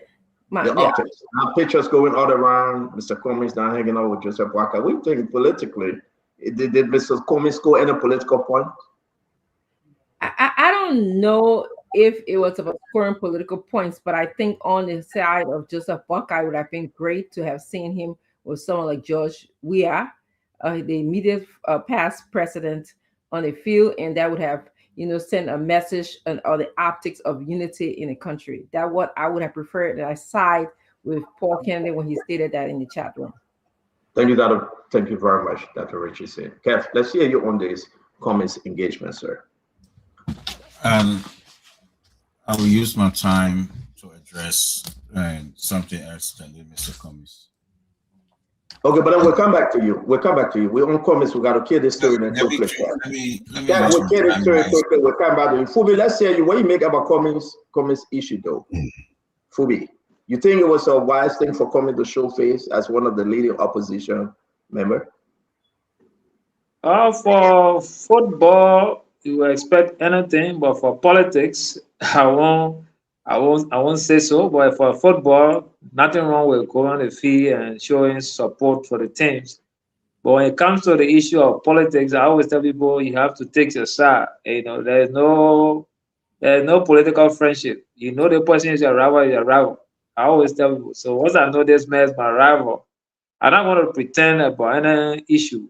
Your fans, your support base will be your support base. So it's not about going on the field and taking picture with your opponent that will show that there's unity.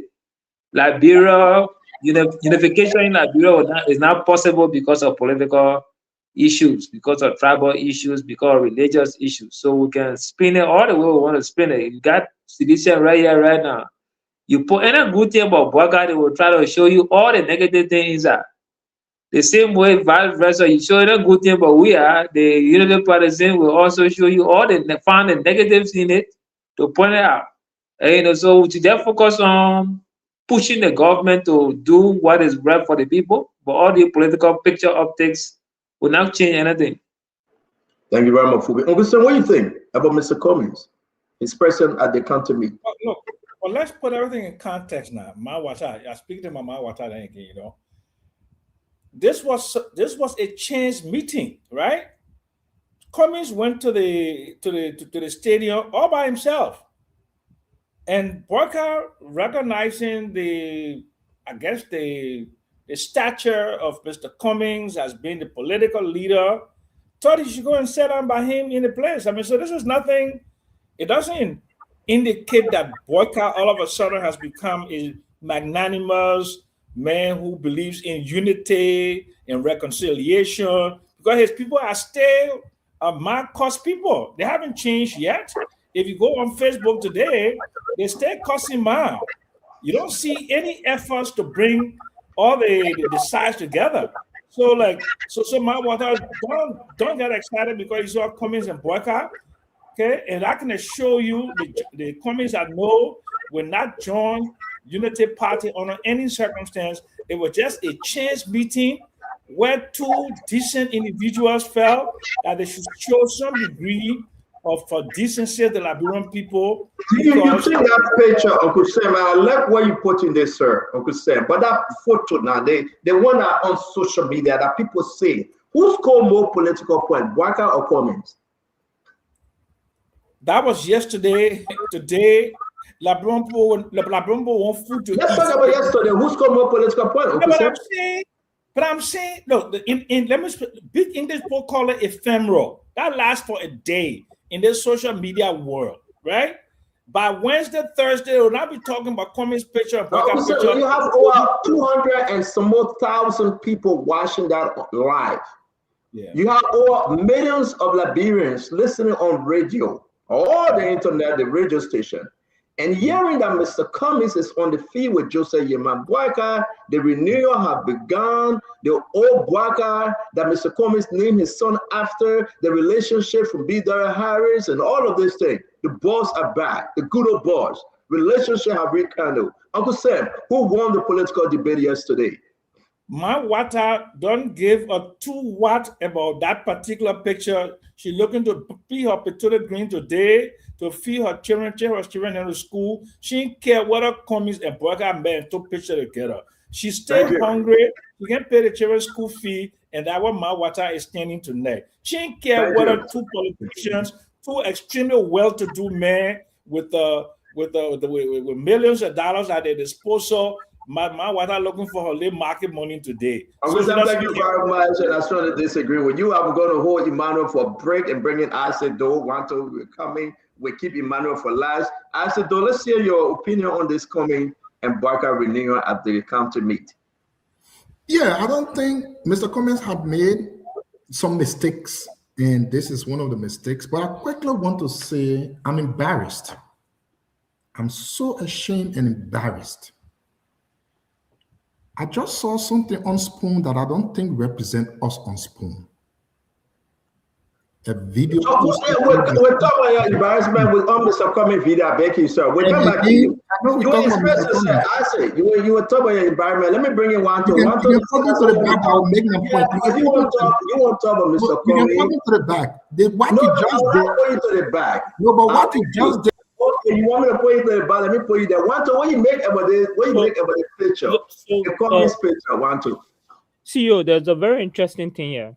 One of the arguments I've had consistently is to inform you that President Boubacar, perhaps his biggest failure is a lack of reconciliation of this country. And you know, if you check in all of his protocol, you check his speech, he said they want to reconcile this country, but this country is extremely polarized because the president refused to demonstrate leadership, and that polarization is translated into every methodology of governance. Today, just today, Stanton, the Ministry of Public Works is having a conference in one of the county. They refused to offer an official invitation to the former Minister of Public Works. This is the situation we have here. You're having a national conversation on infrastructure, you know, where you should be able to build on from previous government. But this is not the only thing. The other thing, we're seeing heated political conversations. We're seeing seditionists who lost their job because they only profess their political affiliation. You must become people like Kanyaba to be given respect if you're an opposition in this country. Independent voice, regardless of your credential, you can never become, you know, an affiliate of the government. So there is the entire fact around Mr. Comey's and Burger picture. Mr. Comey went in an independent way to the stadium. You were placed in a VIP session. Unfortunately, by coincidence, President Burger was placed in President Burger came in the same VIP session, and that was how it is. There was no invitation from President Burger saying, Mr. Comey, come, let's watch the match together. Nothing, absolutely. So that entire aspect of engagement is by coincidence. I respect Mr. Comey that to some extent he did not put up a show to walk out or do something because it would be justified. President Burger when President Buya got elected in 2018, the first thing he did, he informed President Burger, took a visit to his house along with his wife. I got pictures of that and they will post everything. Took an official visit to the house of President Burger, sat with him, listened to him, and got his advice on how he should be able to steer the governance system of the country. In fact, we know the philanthropic job, and all, even though people dismiss it, we know how he intervened when President Burger was at his lowest. But that's the different point. The reality is, nationally, every government must tread on a path of reconciliation. This president is the most, divisive president we've had in our history, and that's the truth about it. And we should not applaud him to say this is something that is reconciliation. We must push on the president to demonstrate reconciliation. Because President who won politically yesterday on that invite? Who scored political point? I mean, because I would say the United Party is using that for political point, but we know for sure that the president is divisive. This president is not reconciling. I need to have time to conclude. You're not concluding on the comment something way when we open it, like I told Kev, then you conclude. Well, you are the one-man show here, but every time I have to talk about that. You can talk about anything, brother. We open it to anything. I beg you. It's not your time. We'll move to Emmanuel. I was talking to the back because nobody says you said I'm gonna put you to the. You said I'm gonna put you to the back. I know that's what you always do. Okay, I say so. We'll come back to you, Emmanuel. Let me ask you a question though. I understand our comments were already on the field. And President Boubacar said, come and sit by me. Let's go kick the ball. Ima, what do you think? Politically. Yes, and the office and the institution of the presidency must always be respected, despite the individual. And perhaps that's what those who are running with this story does not understand. President Boubacar is an individual, but he represents the presidency. Opposition respecting the presidency is first and foremost because it shows continuity, it shows peaceful transfer of power, it shows that we respect the maintenance of the function of democracy. Mr. Cummings went out there respecting the presidency and the institution of the presidency. That institution will live longer than every one of us here on this platform. And it's our duty as Liberians to always respect the presidency. We have difference of opinion with the Unity Party and the way and with the parties of the Burka government, but we don't have no difference of opinion on the respect of the institution of the presidency. And that's exactly what Mr. Cummings did yesterday. When the presidency calls on him, he respected it. When President Weah was president and he invited us to the economic conference, we respected the institution of the presidency, and we honor the invitation. So no opposition leader should be disrespecting the institution of the presidency, but we disagree fundamentally with the policies of the Unity Party government, but respect the institution of the presidency. Tama, let's say you go to T, and I will say my own piece on this because I got a different view though. And I think who you have, I mean, so you're approving that it was okay that Cummings. Well, yes, Stanton. If President Burka invites me today, I will go to I will make myself available because he represents the presidency. We cannot disrespect when Mr. Cummings is president of the Republic of Liberia. Will he say he doesn't want that when he sent an invitation to we gotta ask it. Good point. To disagree. Good point. We gotta ask the question. Tell me what say you, and we'll go to T. Absolutely, great question. So, in politics, there are no permanent friends and there are no permanent enemies. There's only interests. And Dr. George position tonight, I think, is a disservice to Cummings and to ANC. Even though, you know, some of the panelists said Cummings bought a ticket, he was in VIP, and then he was invited by the President Joseph Njomo Boakai, to join him to do the kickoff. Even if that was the case, Cummings scored a political point by being seen with the president of the day and showing that he's amenable to working with the presidency. But that also shows, and if it is true, I don't know the conditions that got him there, whether he was invited or whether it was a chance meeting. But that shows, even if it is a chance meeting, that President Boakai recognized the presence of a political leader in the stands, in a VIP, and invited him to stand with him and do the kickoff. Now, if it was an invitation to him and other political leaders, like former President George Manneh Weah, the President Manneh Weah refused to show up, given the fact that for him, giving experience we've seen, it always has to be about him.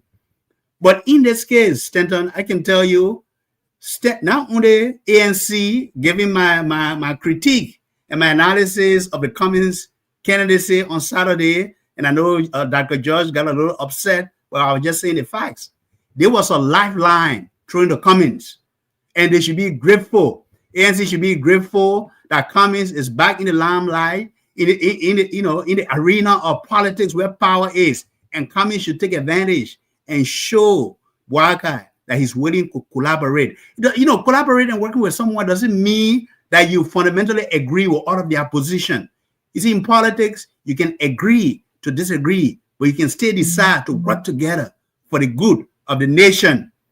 And look, so this for me was a political point, not only for Cummings, but for President Boakai, who has shown that he's a man of peace and he's willing and ready to invite and reconcile with the political leaders in Liberia.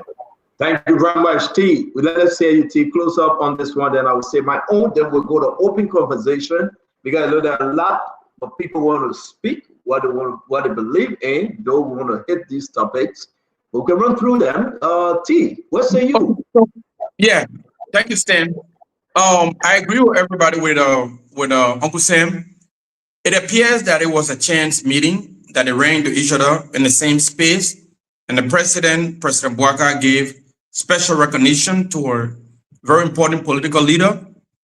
But that moment should have become a win-win moment, but Cummings did not know how to seize that moment. his posture, his comportment, the look on his face. He looked dejected. He looked angry. He looked frustrated. He did not take advantage of a made-for-television moment, and he let a very crucial moment pass him by. Steto, I beg you, please put a picture up. I beg you, Steto. No, I just like Dr. you. George, don't like the TV I guy. love you. Dr. George. Okay, yeah, look at his face. Look at his face. Look at the glasses. If you bring a body language expert right now to interpret what we are looking at right there, they will say, this is the frustrated man. He's angry. He's not happy. He like, turn off the camera and get me out of here. Look at his face. I mean, you can see Jeremiah Koo enjoying himself.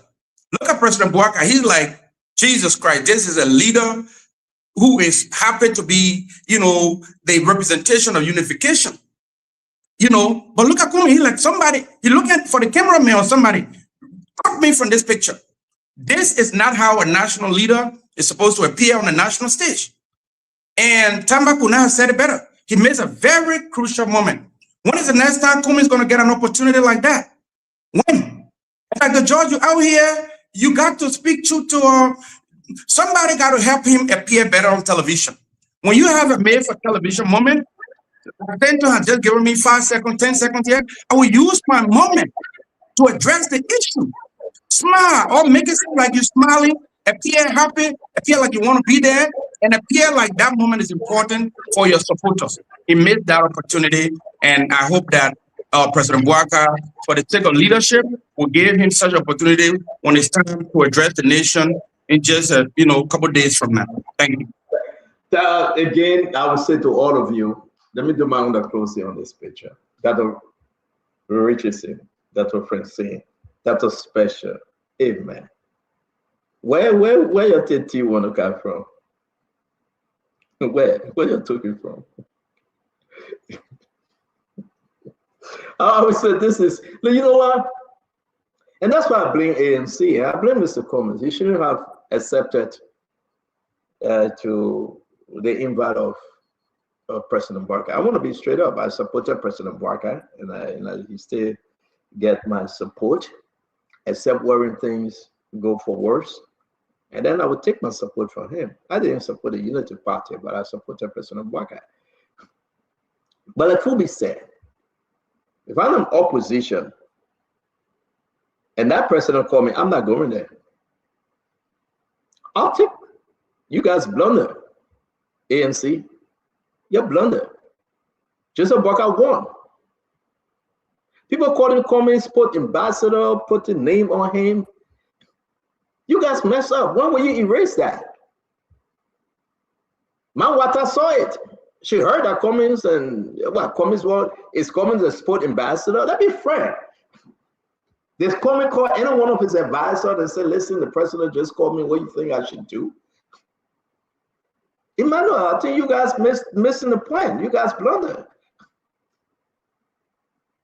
I think it was a trap. For me, it was entrapment. Knowing very well, and I believe that's the reason why Joel didn't go on our feet. Maybe Bouaka was going to call him and say, come over too. And I guarantee you, Joel would have said no. And that's what opposition should do. It's nothing to say no, Mr. President, thank you, but no thanks. I'm here with my family, I want to give you a space, sir. Your major opposition. Write down that picture worth billions of dollars to the voters.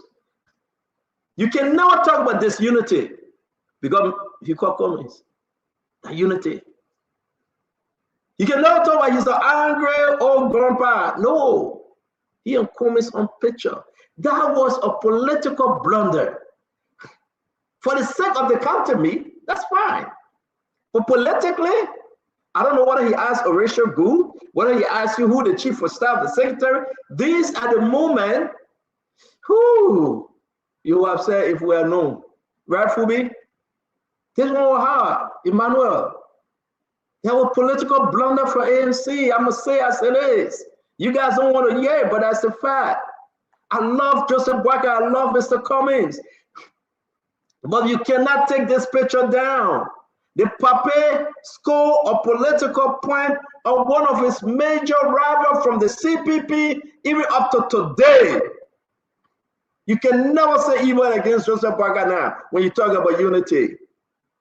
You can never say he have never called Mr. Cummings a dead upon arrival. That's the moment you cannot erase in history. And you know that, Emmanuel. You want me to answer? Musa Benedict would have said no. You want me to answer? No, I'm going to give you the last chance to speak, but I got to move on. That's my view. That's my opinion. I love Joseph Yema Boakai. I support and I'm continuing to support Joseph Yema Boakai. I love Mr. Cummings. He get my fullest respect. He can be a better president. A man that we have nothing on right now because he have never served. Can you please put your phone down, Tamba? But at the end of the day, we want to say to all of you, you do not want to be caught in this moment. You can't take it back. And I think from me to everybody listening, whether you take it or not, that was a political blunder. Joseph Boakai scored. You remember Dr. Richardson when Joey scored a political point on Samuka? When Samuka went to that church? Up to today, it still hang on Samuka. You think Joey couldn't have pardoned Samuka with all he going to the church? Joey wanted people to see that Samuka was on his knee begging. Man, you can't take this back. And on that note, I said to you, my brother, Joseph Boakai scored a political point, and Joseph Boakai won the day. Disagree with me, that's fine. And Cummings and ANC, that was a blunder politically. Politically, to me, that's my view. That was blunder. Emmanuel, let you finish up and we'll go to open conversation. Yeah, I don't know the time my dear brother in Liberia, but for those of us who started our schooling in the 70s and grew up to the war, we're always informed when the national anthem of the Republic of Liberia is being played, you stand at attention and you seriously concentrate on the moment at that time. Maybe you were born in the time where they taught you that on the anthem playing, you just show you all your teeth and you laughing. So that's why you have probably other steady days. But we all are coming from different generations. And my generation was told the seriousness of the playing of the national anthem of the Republic of Liberia. That's why if you look at that picture of cleaning teeth for the second time, you will see there is not a single person smiling on that picture.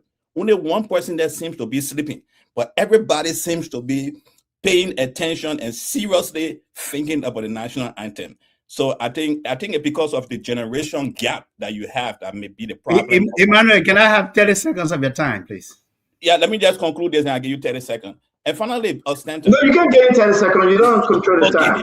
We have the move. Okay, finally, Ostenton. Well, every one of us on this panel. My name, would I respond? I want to believe that every one of us on this panel have been in the presence of the presidency. I want to believe that. When you are in the presence of the presidency, you do not say no to the president when he inviting you to walk on the field with him. There is an account with the presidency for those of us, every one of us here who have been in that presence. The presidency asked Mr. Alexander Benedict Cummings to escort it to the field and take. You can say no to the president. You don't work in the government. You can say no to the president. You don't work in the government. Not you can say no. Not in that. You can respectfully decline. Moment when he followed, you see the can respectfully decline, Emmanuel. And Mr. Cummings, Emmanuel, you are not at a conference. Emmanuel, you didn't attend a scheduled meeting. Emmanuel, you went there, you bought your ticket, you sat there. You can respectfully decline, Emmanuel. There's when nothing Mr. Cummings got no. to the stadium, Kula Fofana and what his name? We understand the story. We know the story. Took him to the front seat where the president was also coming to sit. He was on the front seat. When the president, you see the reason why you're explaining plenty now. To the front. You see the reason why you're explaining plenty because the embarrassment they just put you in. But politically, Dr. Richardson, let's move on. Thank you very much, my brother, Dr. George. Politically, you guys blunder. To me, that's my view, right? And everybody should get it. You don't work under the government. You don't work in the government, right? If you walk in, the president stop and say, sir, get in the car. I want you to give you a ride. You can say, no, Mr. President, right? He paid his own way.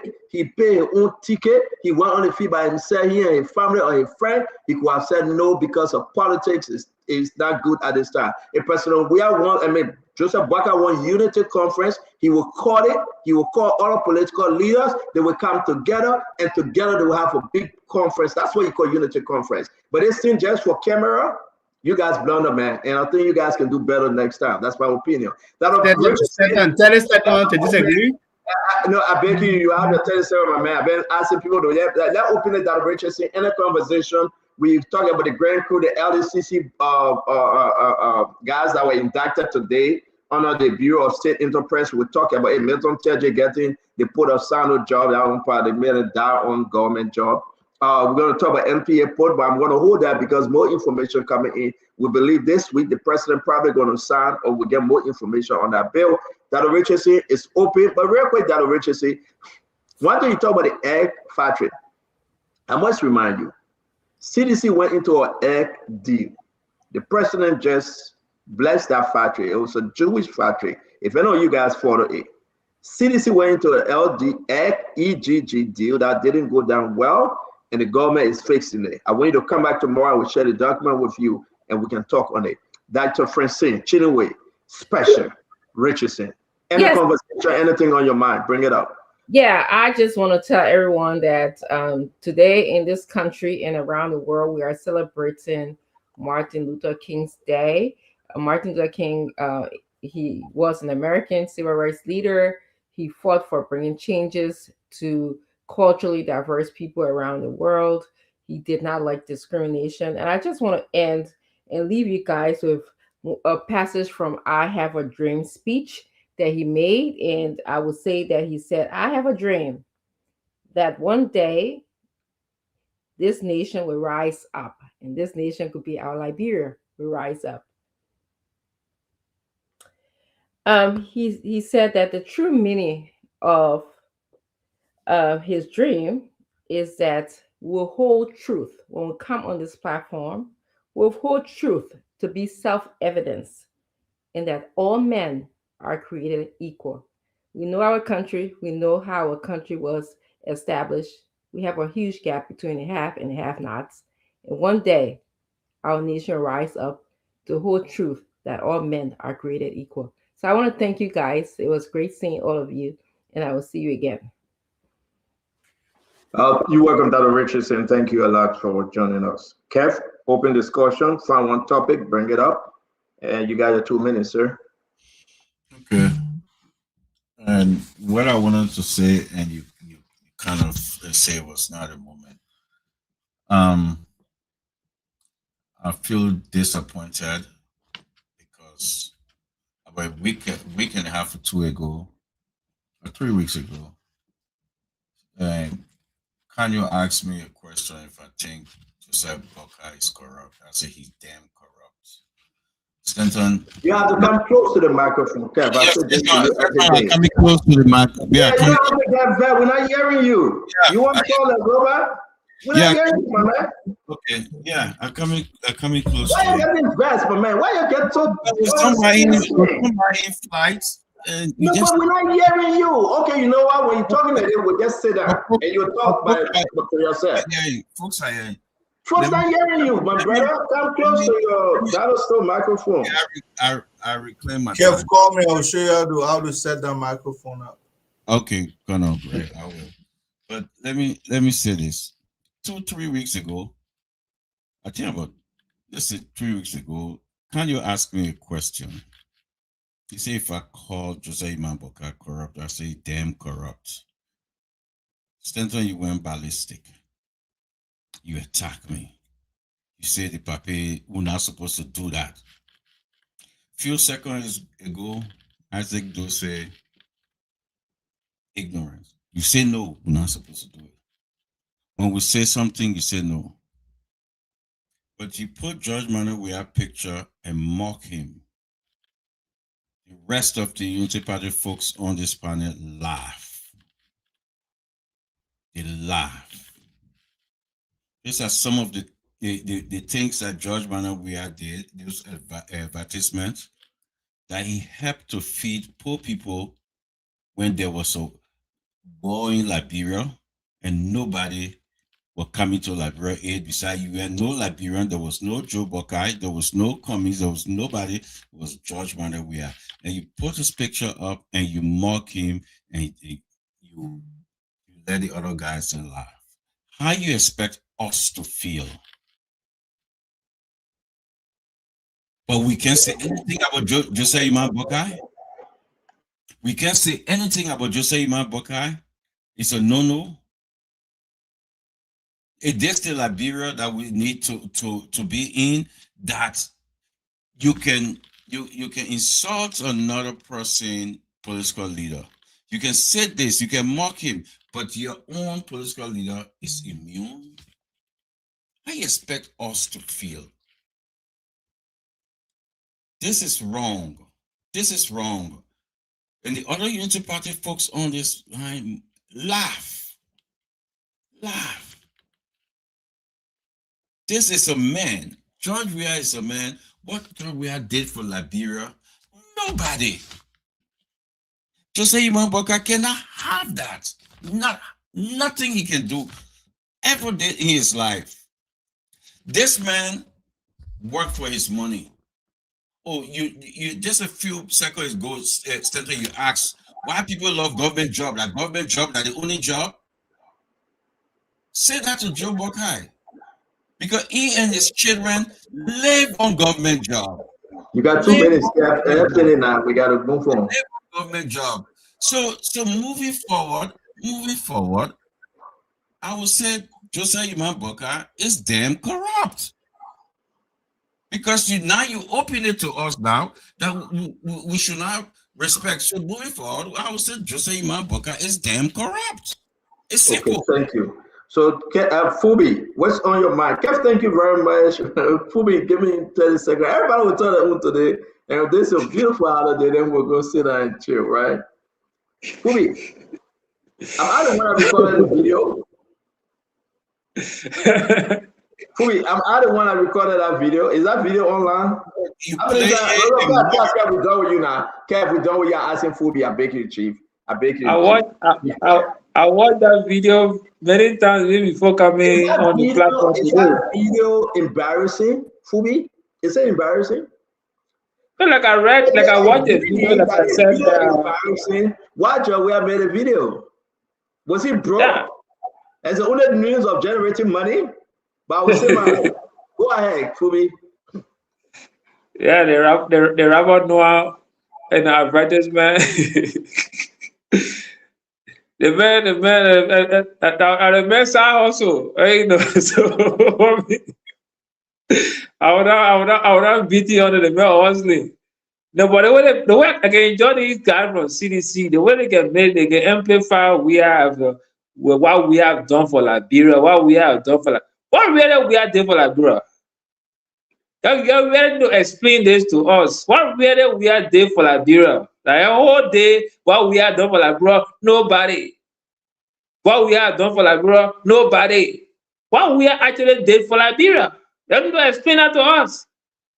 Because his own colleagues on the Lone Star team said every stuff that he did, he was reimbursed. So nothing wrong with pre-financing. You can pre-finance something and get reimbursed. So what kind of sacrifice that he really sacrificed for like brother? Every day you want to rub it in your face as though we are just took like bro and put it in here. Everybody was like bro was being fed by him. You have to stop those kind of stuff. He made some good contributions. We appreciate those. He played for the team. We all celebrated him when we saw him playing. When the first time seeing when he won the camp, we were all happy to go and see our soccer star. At Ghana was hosting Lone Star. We're happy. We're kids. Nothing wrong with that. When Lone Star finished playing, we line up on the streets on the airfield there to see the Lone Star team passing when they have won some games. We all celebrated that. We have to stop talking about what we are did for Liberia. Liberia did more for we are than we are did for Liberia. So you have to stop that. If you got nothing to say, just shut up. Yeah. Every day say 18 for the 7, say 18 for the 7, say 18 for the 7. The country that you have today, the place that Tottenham took Liberia from to where he levied and where Tobo levied. No president have done that. Today, we still living on those infrastructure that they left behind. Even better than how they left it. Worse than how they left it. Then you're going to talk about what we had there for Liberia? The national budget are a pocket money? That our taxes, Liberian poor taxes. Your 2 minutes.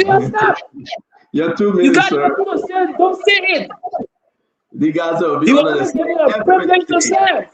And we should respect that he was giving a privilege to serve. We respect him. But don't say he did for Liberia that nobody has done. Nothing. Sorry. Chief Fubi, thank you very much. An open conversation on all. And again, after this round, we ask each other question. Again, folks, this is what we do on a beautiful Martin Luther King holiday. Let's freedom reign. Let's freedom reign. And freedom for all. Listen, get rest with me. I get rest to play any video. I'm not causing my cause. I didn't tell you where to go do the video. You know, I'll play the video again. And it is fair to play the video because the Liberian people got to see it. Those that have not seen it, right? Joel only hustle, right? But Joel has a problem. And the whole thing that everybody might agree because they won't bring Joel back by fire, by force. What have he done, right? Is your life better now than 6 years ago? That's the question we're asking.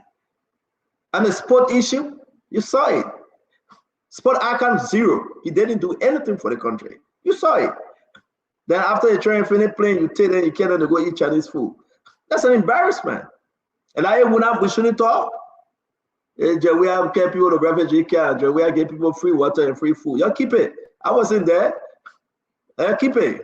But I would tell the Liberian people it's an embarrassment that Joel led the country for 6 years. What happened? Massive corruption. People put on sanction. But Emmanuel, you ruin it every day. 6 years. What Joel achievement? What can he point to? Emmanuel, let's hear you. What's your open conversation here? We'll get into it. Yeah. Every day. You want to talk about anything, we'll talk about it. Every day. Let hear you, Emmanuel. The conversation is that yesterday, one of Liberia, I stood the most respectable politician, went on a football field to participate in the beautiful game of soccer, game between Grand Crew and Nima County. And while he was on the field, he was granted huge respect by officials of the government, as it's been related by the Representative Tai Wombe. And he went out there to show the Liberian people that yes, we have our differences, but being opposition doesn't mean that we hate each other. We love the country called Liberia. Liberia is number one in our life. We travel with Liberian passports. We answer the Liberians. And when the leader of our country asks us to support him in an exercise of honoring the teams that have spent weeks in the county meet, honoring our counties in the final, my political leader, Mr. Alexander Benedict Cummings, decided to respect presidency. And not only that, last night, he met with a lot of us ANC supporters after he left the stadium and had an extremely beautiful, wonderful meeting with us, telling us about how beautiful Liberia can be and how it will be. Look, what you all witnessed yesterday is how leaders respect the presidency. It's how leaders make you to understand that we all are citizens of this great country called Liberia, and we all have respect for one another. I know there are some of us who become fanatical, who goes in the street trying to destroy others because they oppose or they don't have the same views as we have.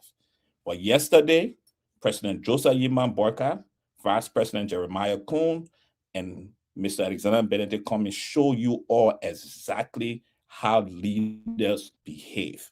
We don't agree on every topic, but we agree when it comes to Liberia. And that's how we as Liberians are supposed to live. Hopefully, we will learn the lessons that were shared by those honorable leaders yesterday. Yes, we have serious differences. We have fundamental difference in opinion and how we can take Liberia forward. But every one of us respect the country called Liberia and will continue to respect Liberia and Liberians. Thank you. Great. I think the next question will be right. So it's a very nice question. When we tend to be able to like assume that there is some sort of myopic version of what we see in Liberia. For anyone on this panel to say what Joe Weah has done, then we must be confused. So we'll take a few seconds to just explain what Joe Weah did. The democracy we now, pride ourselves as one of the best democratic states in Africa that stand for the rule of law, promote political, tolerance. That was propounded by President George Weah. The lowest ever electoral outcome in Africa, below the marginal rate or margin of error. But patriotism made him stood up and say, yes, conceded. He didn't do it. He wasn't forced to do it. This entire continent, in fact, military dictatorship, the conquest of military power for those who are research-oriented like some of us, will know that we live in a very fragile continent where political leaders no longer found illusory in giving us state powers. But President Weah did that because he's patriotic. He believed that patriotism must lead the way. But somehow we don't follow history, so we're not privileged to know these things. But it's okay. This is why we are on Spoon. We remind you. Let's go beyond that. The biggest pro-poor policy ever. We love CDC because President Weah drove us towards the Massey Party, propounder of pro-poor policy. For the first time in our history, look at poor people who could not have access to state university. Give them free access to education. Say what George Weah did. Over 100,000 people benefited from the free tuition policy. First time when we initiated that policy, the very United Partisans said, look at the fools, they can't sustain it. But we did. Today, that policy is a legacy. Then look at healthcare. What George Weah did, first ever political leader in our history since post-war to take upon himself internationally, lobby, come back to this country, build a modern state hospital, Emory Hospital. But that's not the only thing. We look at numerous hospitals he was continuing, but we like to state that he completed 3 hospitals under his regime. Nobody can debunk it. This government, the entire arrest agenda, we read through it. The arrest agenda, you know what the United Party did, or Emmanuel? They refused to state that they will even create one hospital. They will even build one hospital. They refused to state it. All the place in the arrest agenda is they will reconstruct hospitals and healthcare. And they're spending 100 million, almost 100 million this year alone in the budget. So we must be honest with the discourse. The difference here is that this CDC, we always say this, is a sophisticated CDC that will defend the legacy of our accomplishment because we know them in policy, in research brief, in analysis, in facts and evidence, because we'll point at it. And the other thing that's also interesting and very fascinating to think about is the handling of governance in conflict. Under the United Party, the mortality rate under the Ebola outbreak, we know that 10,000 plus cases, 4,000 plus deaths. Let's look at what we are dealing with the COVID-19 crisis. We know the statistic that came out of it. Less than 500 deaths in the COVID-19 crisis. Even in the US here, millions of people impacted by COVID-19. We know for sure economically how COVID-19 destroyed economies around the world. But we sustained it. We infiltrated methodology to sustain our economy. 2 years of entire state-run governance carried away by the COVID-19 crisis. But yet still, even in infrastructure, we still score far away than the United Party. So what specifically are we talking about? Stanton asked a very great question. What changed? Let's talk about what changed. Today, Liberia is one of the most malnourished countries in the world. And that is an international report. The State Department report highlighted Liberia currently one of the worst countries in human rights violation. Governance currently doesn't even have transparency and accountability. Let's look at FOIA project. Today, the president is building over 10 million project in FOIA. Absolutely no accountability for that project. Today, children are being molested and sodomized in Liberia. No justice. The police woke up one day, delivered their own DNA, and set their own government official free. Absolutely no accountability process for it. We must be honest with this discourse. What changed in Liberia? Absolutely nothing changed in Liberia. So this is why we say the alternative for Liberia will be President Weah, because we'll argue systematically on the basis of impact, accomplishment, and governance.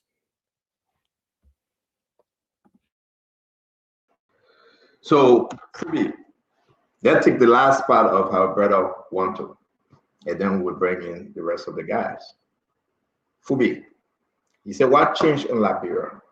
Nothing changed in Liberia since Joe Manoa had time. So bring Joe Manoa back. Bring him back. He asked himself a question. What changed? What have changed? Emmanuel George, nothing have changed.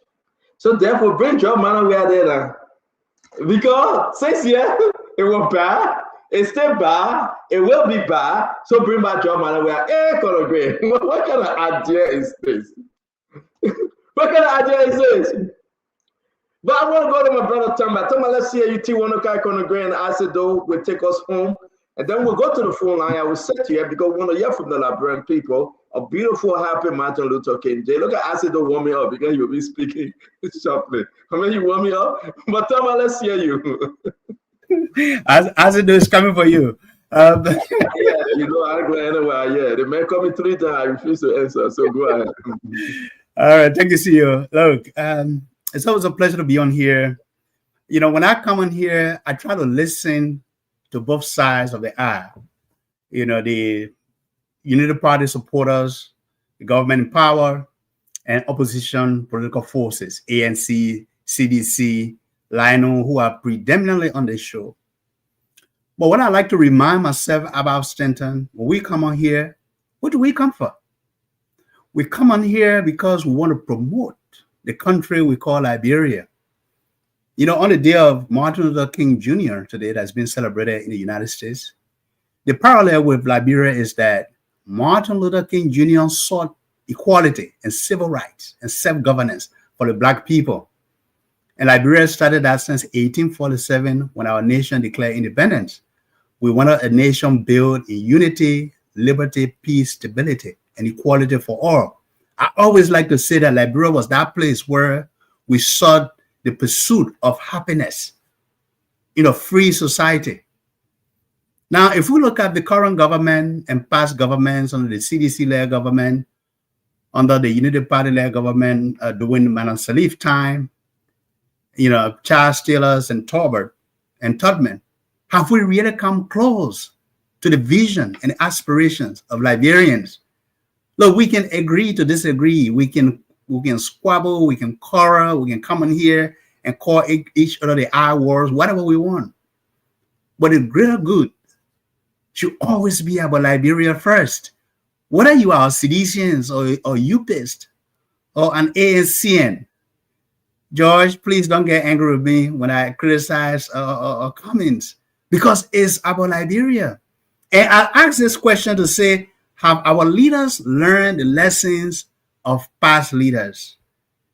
The President George Manoa Weah, former President Weah, for example, had he learned the lessons and the pitfalls of Madam Salif presidency, he would have been a better president.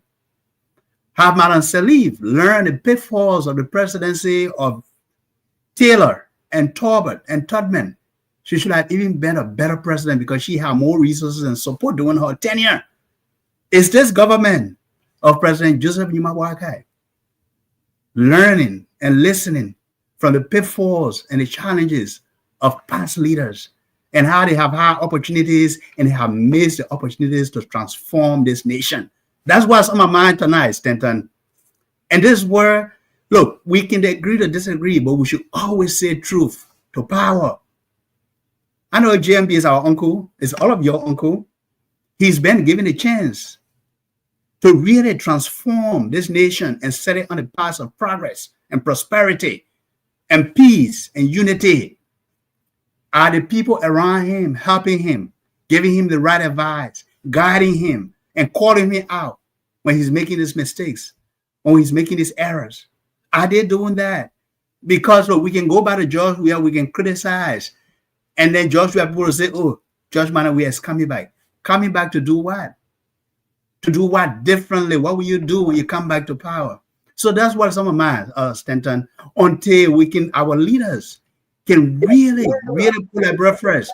can lead, with an understanding that you have to transform the lives of 5.5 million people, 5.6 million people, until Liberians are no longer second-class citizens in their own country, until our economy is no longer controlled by foreigners.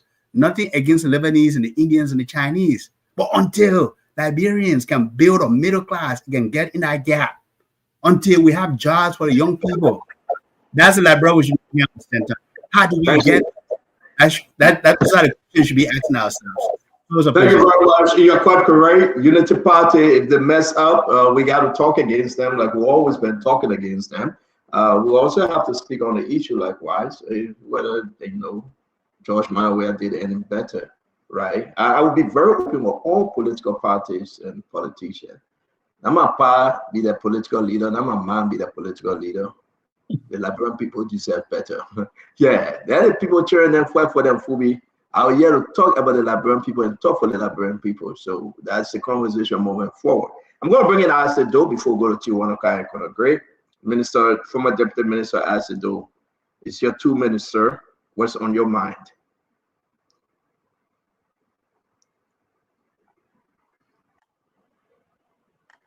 Facts and statistics. Hello? Yeah, you good.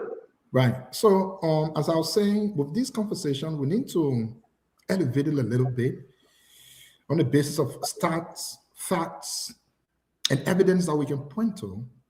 I think we need to start being a little trivial and go up a little bit. A brother on the show, I'm not sure who was that, asked a question: what has George Weah really done?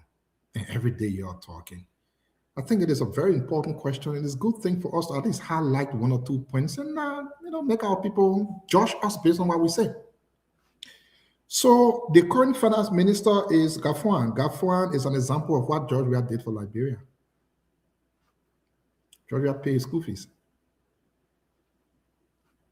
I bet somebody to put anybody hands up whose school fees President Barker paid. Even one semester, President Barker. Anybody. Anybody. I bet one person, we're not playing politics here, we're being serious. One person to show anyone whose school fees President Barker paid. Well, let me go further to tell you. A newspaper published in 1990, I put in a chat room. Stanton will not put it up, so I will just read it from here. A newspaper published, no, not this one, the other one. I will come to the other one. This newspaper was published in 1990. It says, so you share that, right? You said when I put it up, but you share that, right?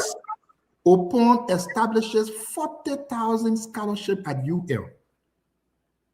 1990. George Weah must have been in his 20s while President Barker was close to his 50s. The issue of 40,000 is not what I want to talk about. Let me tell you what I want to talk about. Thank God we can boast about education on this show too much. There is something they call time value of money. It means, what is the worth today of what you did yesterday?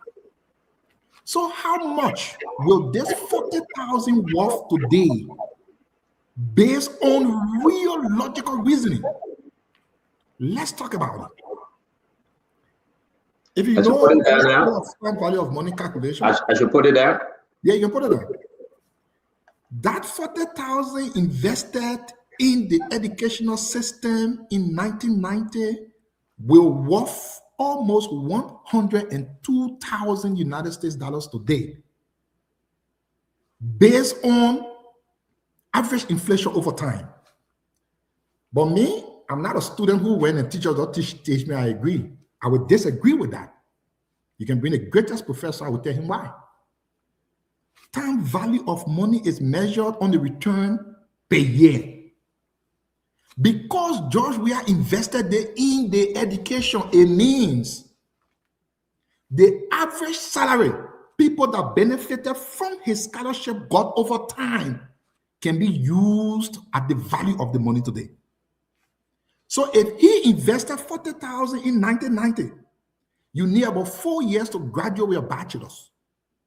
From 1990 to 2026 is about 36 years. If you remove 4 years from there, it will be 32 years.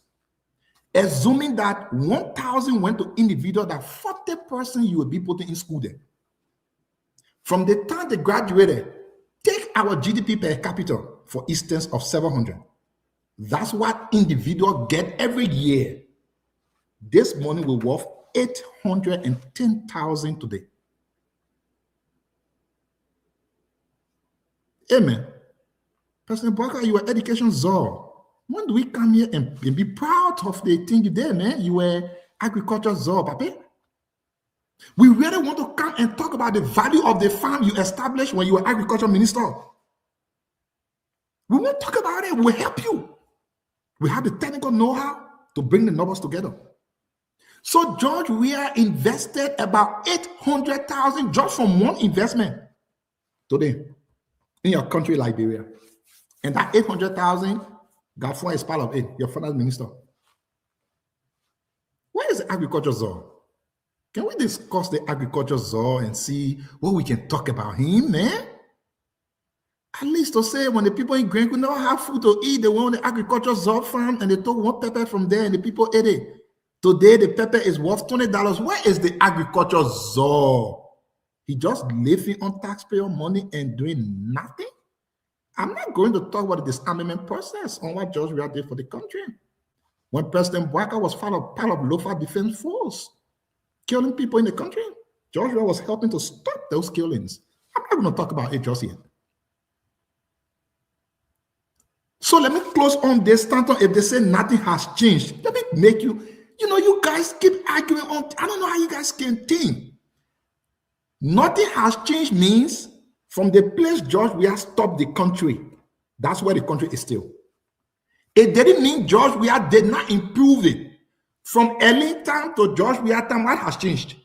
From there, from George Weah time to Barker, it means if George Weah was building 3 hospitals, after he built the 10 hospital, UPE built nothing yet, so it stopped.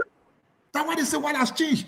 It doesn't mean George Weah didn't do nothing. It only means where George Weah stopped the country is where the country is stopped today. So had George Weah been president, we will still be taking one step. But because he is not there, the step he stopped at is the step that exists today. Our question is, what will Barker add one more step on it? Thank you, Asi. Thank you, Asi. Thank you for conclusion. Let me bring in T. T, want to ask? Yeah. Asi, thank you. T, let's hear you. Thank you, Stan. I will use my 2 minutes like this. I will talk about various things quickly, beginning with the issue of misinformation. One of the things on my mind tonight is the issue that have to do with misinformation. I will start with my dear brother, Wanto. Tonight, right here, a few minutes ago, Wanto spoke on the show. And he said that Liberia right now is among the worst countries in the world with respect to human rights. And he stated the U.S. State Department report. The latest State Department report on Liberia human rights record came out in 2025. And it listed North Korea, Syria, Afghanistan, China, and Russia. And it specifically said that while Liberia has other issues, it is not amongst the worst countries with respect to human rights. It specifically says that. So for Wanto to come on the show tonight, trying to make President Barker look bad and say that Liberia, according to the United States State Department report, Liberia is amongst the worst countries, that was not right. I think he needs to retract that. And then again, as a though, you just spoke less than 30 seconds ago. You said that George Weah gave about 40,000 scholarship. That is not true in 1990. That is not true. You can't just grab something from newspaper from back in the days. Matter of fact, in 2021, George Weah in his SONA address, he said, I began my scholarship program back around 1990. That's what he said. That clip, we can find it. George Weah will never tell you that he gave 40,000 scholarship. So the misinformation issue is very important to just debunk that quickly. Let's move to something else that's very important to me. So, can I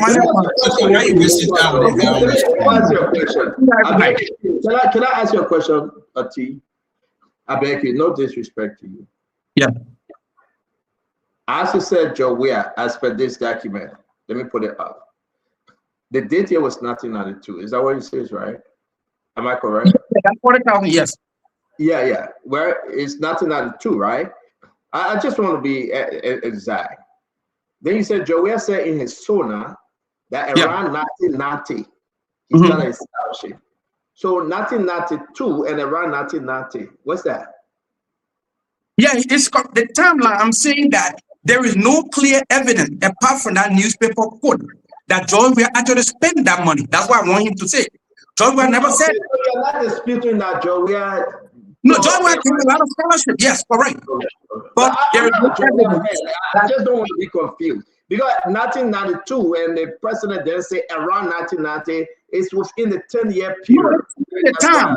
My issue is on the merit. I'm saying that there is no evidence that George Weah spent 40,000. Now you can't just quote newspaper. You got to go more than that. But let's get to the point here quickly. The next important thing on my mind here has to do with Jeremiah Kwankun. That man is a leader. That man is a great man. That man is first among equal. God has blessed that man. We who have known Jeremiah Kwankun, I've been friends with him for more than 30 years. I knew him back in 1992. You know, from before he started selling gasoline. That man is self-made. That man is a humble man. He climbed the ladder of leadership through the years. Nimba County people, we are proud of Jeremiah Kwankun, and we stand behind him. While there may be some differences, some of us may disagree, some people amongst us may disagree, majority of the Nimba people, we see Jeremiah Kwankun as our arrowhead. If Nimba County will one day in its lifetime produce a president, our hope is that it will be Jeremiah Kwankun, and all of the Nimba people, or the majority of them, stand behind him. I also want to talk about Honorable Matenege Timba, the Minister of Mines and Energy. That man is a leader of the Nimba people. We respect him. We believe in him. We appreciate the road project that he's undertaking now in District 9, or Tai One Way from ANC, his district. Honorable Timba is actually building that place. He's reconstructing the road there. He's doing a great thing over there. And then I want to talk about my dear friend. I've also been friends with Senator Tuayen for many, many years. That man is the true ambassador of neoliberalism. When you talk about true progressives, when you talk about people who are educated, who took time to become sufficiently sophisticated and to prepare themselves and to lay the foundation for future generations. Nyan Tuayen is their ambassador. I'm proud to call him a friend and a dear brother. I like how he's carrying on the advocacy concerning the Mita project. The man knows how to do. Yeah, we are trying business, remember. Let me talk my own stand. Let me talk my own. I got my own. Yeah, let me talk my own. You said, let's bring you back. We'll bring you back tomorrow. Your turn over. Oh, my. Oh, wait a minute. I got to go back. Your turn over. The only 30 seconds. You know they by your time over. We'll bring you back tomorrow. Get a better over, man. Yeah, you can't talk about Yam Tuayen and the AMLD. But let me say this, right? I want to hold Isaac though before Conor Grace speak. Isaac, I would never question this. All right? 40,000, it didn't say Liberian data. Am I correct? What was it Liberian data at the time, Isaac? Can you correct me? Yeah, anyways, you are not a student of finance, but the dollar sign you see there is a dollar sign representing US dollars. Okay. So as student of finance, we don't need to ask questions. I agree, I'm not student of finance. So that sign you see, I know you want to ask questions that will waste our time. That particular sign is a sign of US dollars. It's not a sign of pound or Japanese yen or wherever. Everything there is sign. You see this sign of Ifanya is a sign of dollars. Thank you very much. So I said thank you. Okay, let me ask you. I said thank you very much. Fubi, so Liberian dollar, would I get that sign, Fubi? Fubi, can you help me? I'm not a student of economy or finance. Liberian dollar, would I get that sign? And then probably what they see is better. We're feeling with you. Fubi, can you help once me? You don't put Liberia is a dual currency country. So when you say dollar, we are specifying it. It can either be to me as Liberian dollar or US dollar. So if you want to say US dollar, let me go to my brother here, right? This newspaper from Liberia, it was published from Liberia. Again, ladies and gentlemen, is my question too ignorant or dumb? No. We do the Liberian currency. No, it was not. I beg It you, was a I say, legitimate I beg you, but let me tell my son. I No, got I'm break on your side. I say your question was a legitimate question. Tell me, say I'm not a student of finance. I don't work But at that's Bank true. America. You are but not I man made do that that. pretends to know everything. No, For you, I you're not won't do there. that. But I will not do that. So I'm not I beg helping you. man. Forget I about beg you. phobic trash you're talking and I liberty that LD, leave that trash. The truth is, Okay. the Okay. sign you see is a scam for US dollars. Thank you, Isaac. Thank you. Emmanuel Josh, I beg you, let me ask my question. I got to go to Color Great. Emmanuel Josh, is this USD or Liberian dollar? Which one would take here? Emmanuel, I beg you, help me. Imagine the time, 1992, 40,000 with Joe. We have spent 40,000 for students. But Emmanuel, help me, man. What are we talking about here, man? 1992, during the heat of the war, Joe, we are spending 40,000 students. I said, want us to buy this thing. This is fake. It is fake. It's not USD. Bring back our fake I say you feeling that beg you, but I said don't interrupt number. You feeling bad, I beg you, but I said do my brother. And this is what we're talking about. Yeah. This is what draft me, right? And Sidisha, when I survive on the show, we catch them every step of the way. As I said, George Manawia was spending money and giving people scholarship. But make no mistake, let me open the eyes of Liberians and make you guys understand. What President Bouaka at the time, from nowhere, poor President Bouaka, a man from Lofa County, when everybody, we're talking about maybe 40, 50 years, even before John Madden, we had 1992, 40,000 liberty. This is the man that was empowering young women, young men in our country, people of a poor background, when they never had the little position President Bouaka was holding at the time. Listen to Charlene Bransky. She's a testimony to President Bouaka's greatness in Liberia. Listen to her. I have an interesting story with Joseph Newman Bouaka that I want to tell. You know, my grandmother could not afford my mom's tuition for a long time when she was at CWA. Honorable Bouaka was the registrar at CWA when my mom was in high school. And there were so many times my grandma could not afford her tuition. But because my mother was so smart, Honorable Bouaka would always say, we will keep Esther in school. Don't worry, we'll keep Esther in school. So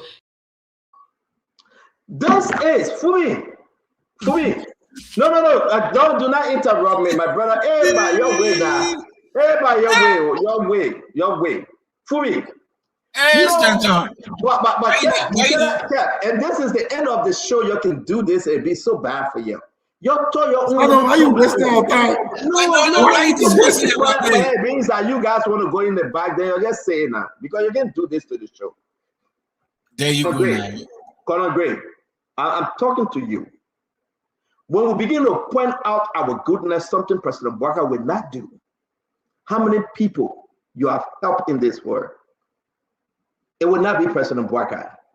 I will not do it. Colonel Gray, God in heaven knows. Charlene Bransky ran on ANC ticket as a vice standard bearer. Nobody for Charlene. And I know Joseph Nyeman Bouaka and people he have helped in our country. Nobody forced her. She said, when my grandmother couldn't afford it for my mom, we are not talking about the 90. We are not talking about the 80. Y'all know that. Way past. Joseph Bouaka, not only Charlene Bransky's mother or grandmother, he helped. I'm not the one that's saying it. Colonel Gray, you want us to count our blessing? Count your blessing, name them one by one. Count your blessing, see what God has done. Count your blessing, name them one by one. Count your many blessings, see what God has done. When you have sedition, tempter toes and high, you remind them, we do not tell the people what our left hand is doing when our right hand is there washing. We keep it. People we have helped. People Joseph Nyeman Boakai have helped. He kept it. And at the end of the day, the Liberian people rewarded him to be president. We're not going to sit down here. Go ask Sharon Bronsky whether her man didn't complete her program. Conor Gray, let's hear you. We will remind you, count your blessing, and only God can reward you, not man. Don't sit down here and say 40,000 liberty. It means that Joseph Boakai have not helped anybody in the country. Go and ask Sharon Bronsky. And I'll play it one more time, and then we'll hear from our brother Conor Gray. I have an interesting story with Joseph Nyeman Boakai that I want to tell. You know, my grandmother could not afford my mom's tuition for a long time when she was at CWA. Honorable Boakai was the registrar at CWA when my mom was in high school. And there were so many times my grandma could not afford her tuition. But because my mother was so smart, Honorable Boakai would always say, we will keep Esther in school. Don't worry, we'll keep Esther in school. So we will keep Esther in school. Don't worry. We will keep her here. She's not going anywhere. She will complete this program. As long as I'm here as a registrar, she will complete her program. We'll keep her in school. Go find the rest of the story. Shalom will tell you. Conor Gray, let's hear you. Stanton, that's a theory story. Many Liberians can relate to that, especially when it comes to tuition. But I want to digress a little bit. I believe Mr. Cummings was in a position where if he hadn't done it, it was going to be them. He did it, them. So, but I think his action was classy. It shows that he's not a sore loser. He's not angry. I know folks are stuck in their mindset, but the fact that he showed up, and furthermore, I think he got ties to Nimba. He may have gone there for Nimba, but to demonstrate that I got nothing against the president, he did it to President Weah when they were talking about the economic hardship in the country. He helped to draft something, and people were, there was a hoopla about why he did not attend, but he said, no, I gave my input, and he left. That's exactly how leaders are supposed to act. Look, it's not going to change anything per se. In this country, I've seen President Clinton, President Bush, and probably Barack Obama coming together working on one project that was. You see, the reason why you come late on the show, you take us way back on the grade. I know you're a basic man. Just wrap it on and get to the open conversation. You see, I've sat there for more than 2 hours watching, listening.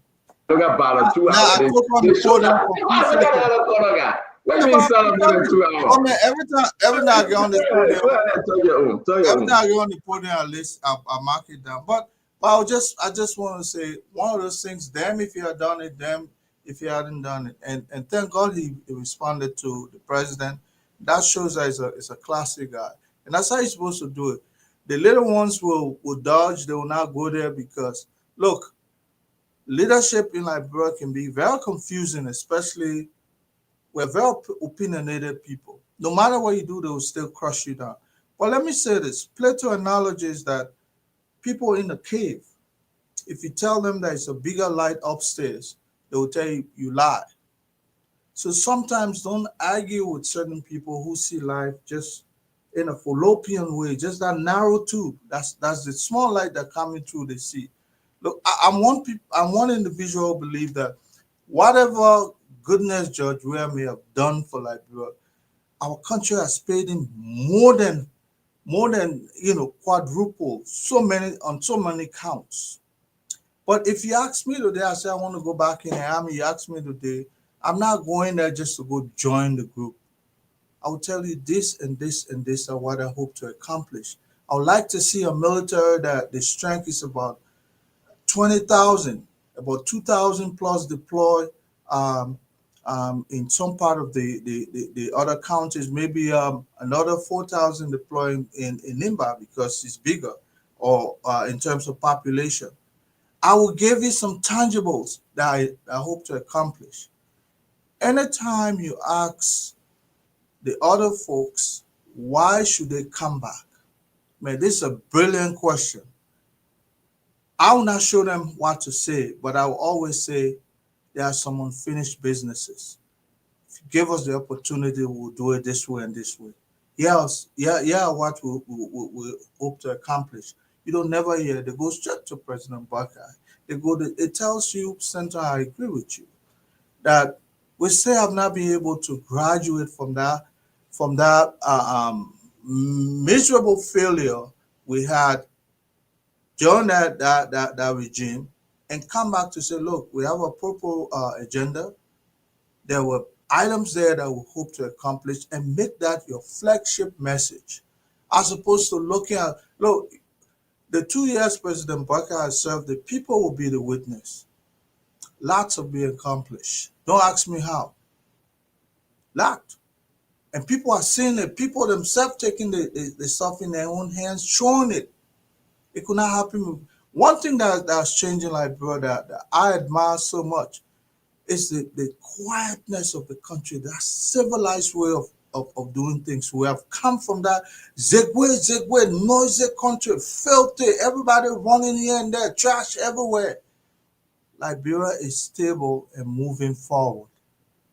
You have to find a way to come and outperform that, because you can't convince the people that they know, they felt it. They know why it was under your regime. They know why it is today. Stanton.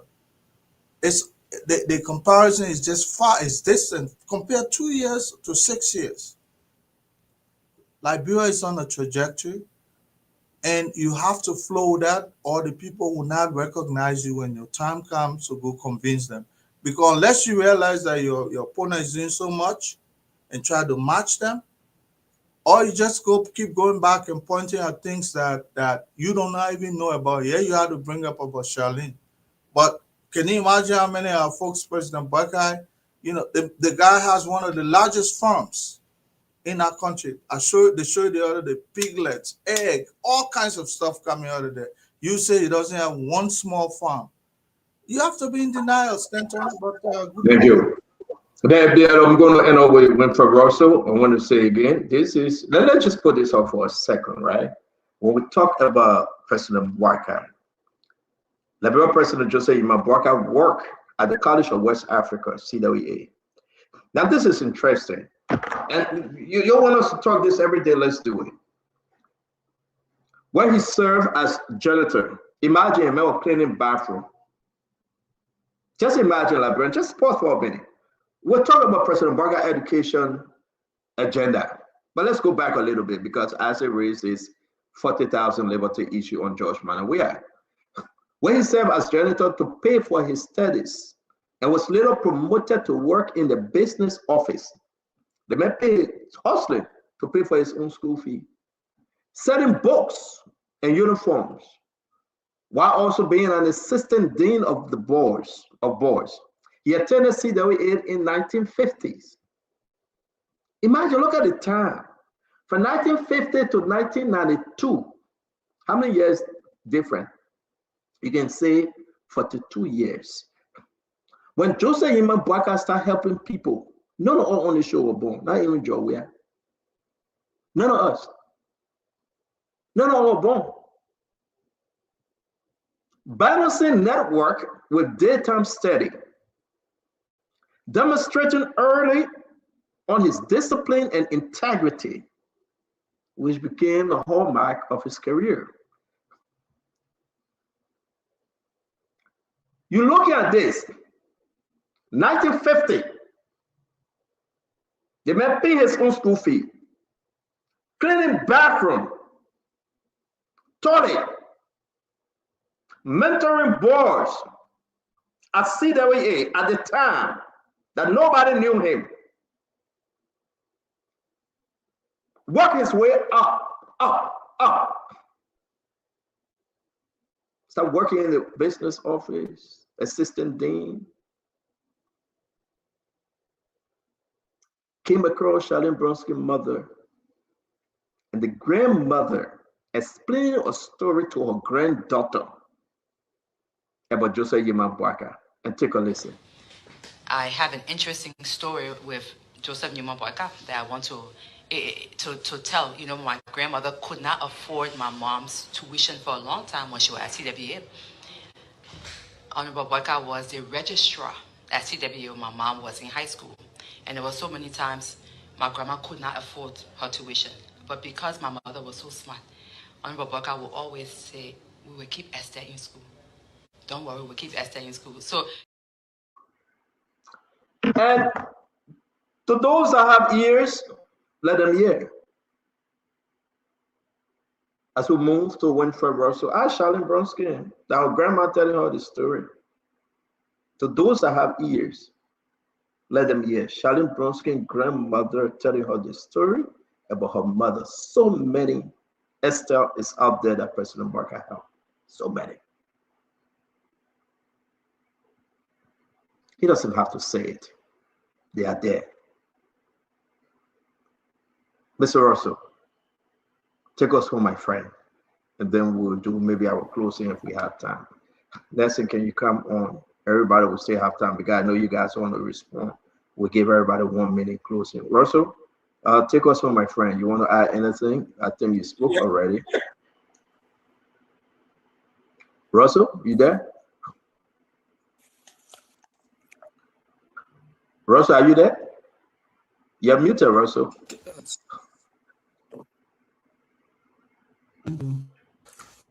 Okay, so Russell have a problem. Maybe we'll come back to him, right?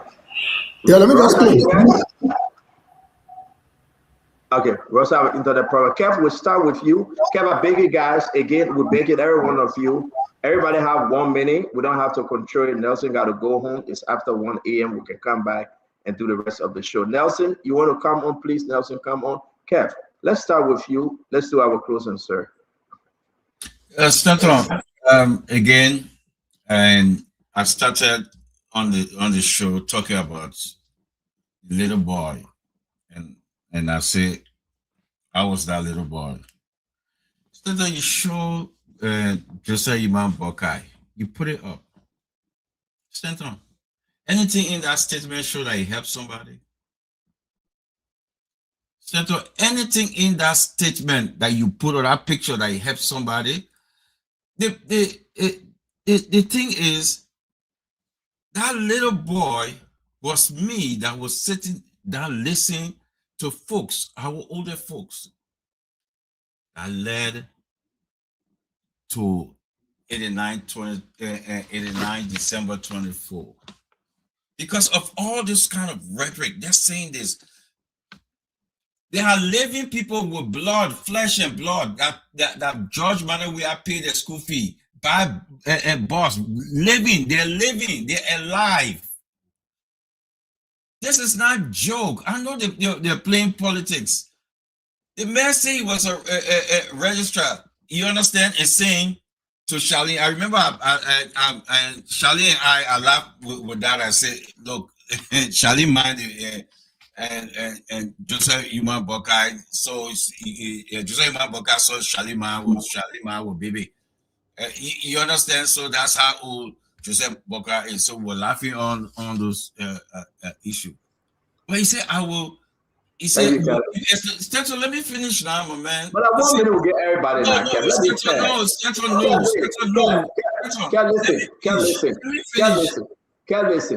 Listen. I beg you. Again, look at the time, guys. Everybody, wait. I beg you, Chief. We'll give you another 1 minute, Kev. Just wait. But we'll cut you off when your time reaches the 1 minute. We got to go home. So please observe the time. Right now it's 7:32. Go ahead, Kev. Okay. So there is nothing that this man helped Charlene. He said we'll keep Esther in school. The school that for him, that JMB get the school, he paying that school fee, or he robbing the school or being corrupt. I see why this man was fired by Simon Kando because of corruption. Nobody not talking about that. He was fired by Simon Kando because of corruption. And he was one of the guys that thought he was going to help Liberia in agriculture. Nothing. Stanton is showing us something that nothing. We're talking about George Manuel who help people. You open the line now, you see people calling that George Manuel help them. The McGill, the Tuer, the Gafuan. Every living people, they are there. George Brown, we have paid their school fee for his own money. During the war, he paid people rents. People around every day we see living people. Open the line, you will see people will call. Open the line, who helped Liberia versus Joseph Imam Boakai?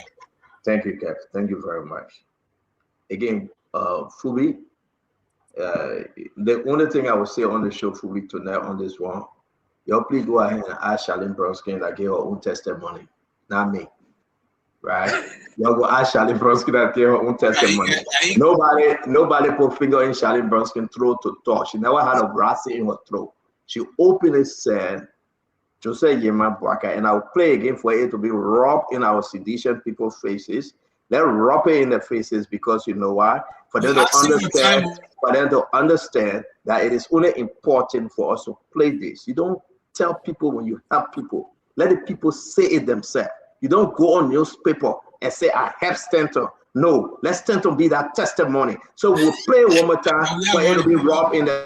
I have an interesting story with Joseph Newman Boakai that I want to tell. You know, my grandmother could not afford my mom's tuition for a long time when she was at CWA. Honorable Boakai was the registrar at CWA when my mom was in high school. And there were so many times my grandma could not afford her tuition. But because my mother was so smart, Honorable Boakai will always say, we will keep Esther in school. Don't worry, we'll keep Esther. So, Fubi, let's talk to you. The grandmother said, your mom couldn't afford zero, no money at the time, rough. President Boakai said, your mom will be in school.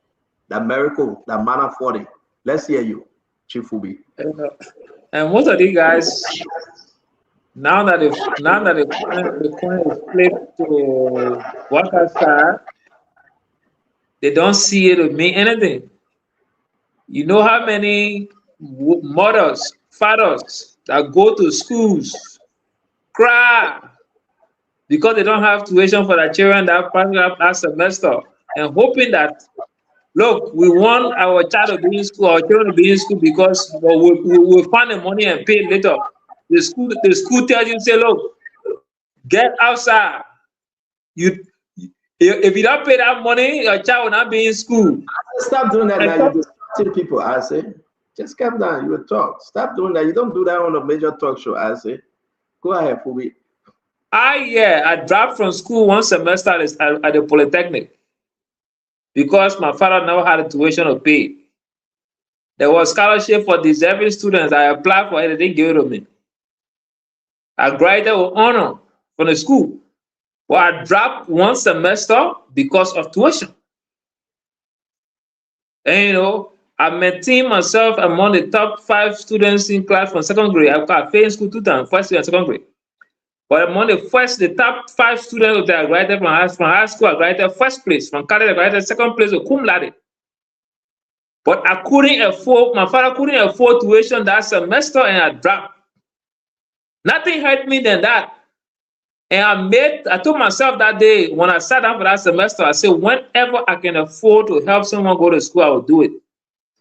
So it's a big deal that when a mother goes to school and say, look, I don't have the tuition to pay, and the registrar see that and say, look, we'll keep the child in school, we'll not throw the child out because you don't have tuition, because we know the child is smart. It's a big deal. So you guys can sit here and don't see it as anything because it doesn't favor you, or now it favors the president. So to you people now, that nonsense. But it's a big deal because myself, I went through that experience. I know how it feels being thrown out of school because of tuition, and you are very smart. You can make the grades, and you are denied that opportunity to be in school because you don't have money. So it's a big deal. And, you know, but there are a lot of other things. But I understand our CDC guys. And, you know, to them that we are own Liberia. We are signed the Declaration of Independence of Liberia, since 1847. Everything that we are, and nothing was done in Liberia besides we are. You know, but sadly, like I said earlier, like we are benefited from Liberia more than Liberia benefited from him. And I still say again, you should tell us what so much that we have done for Liberia that we can yet. The country that we have today We appreciate we have for all this. They put it like bro on the map. We're playing the soccer. We celebrating in our style. I will always celebrate. We are on that note. But when it comes to the achievement of the country, you can't match. You can't measure. You can't say we are did life for Liberia than any other person else. I disagree with that. Thank you. Thank you very much. Before we bring our brother Emmanuel George, your story is similar to mine. The reason why I attended Wellhurst in the evening after the school at the time, you know, it was very bad when the war. No teacher would be in class, everything, but we managed through. My father got blind October 1992 doing autopsy. You know, everything left, Emmanuel. You know, thank God for those that came before us. They went to the best of school.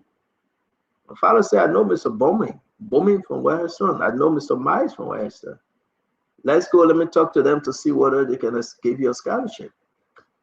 I had my father here, a blind man, who walked from Broad Street, Merkley, and Broad Intersection, walk all the way to Wellhurst.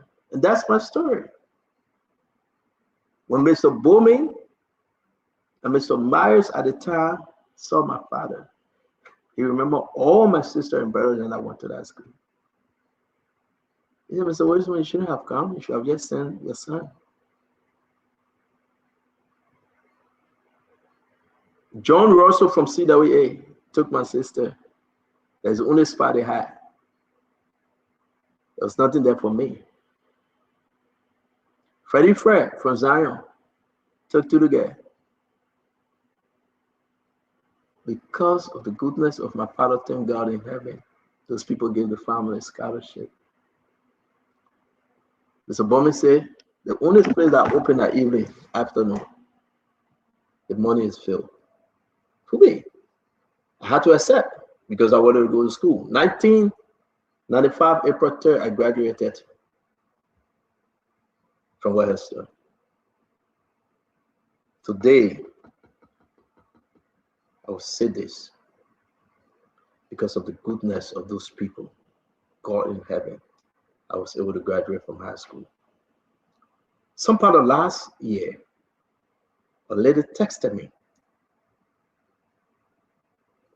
sent me a picture of a child and the child condition. And when I found out, Emmanuel, guess who child? Mr. Bowman child. I sent people to inquire whether it was true. And today I'm in contact with that child. Mr. Bowman is dead. One good turn deserves another. One good turn deserves another. That's what you do. That's how Liberia is built. Let me bring you in. I decided to say this because you know what? We don't brag. We don't celebrate when you do good. May the things I do speak for me. And how I do it should speak for me. And to God belong all the glory. Emmanuel, let's hear your closing, my friend.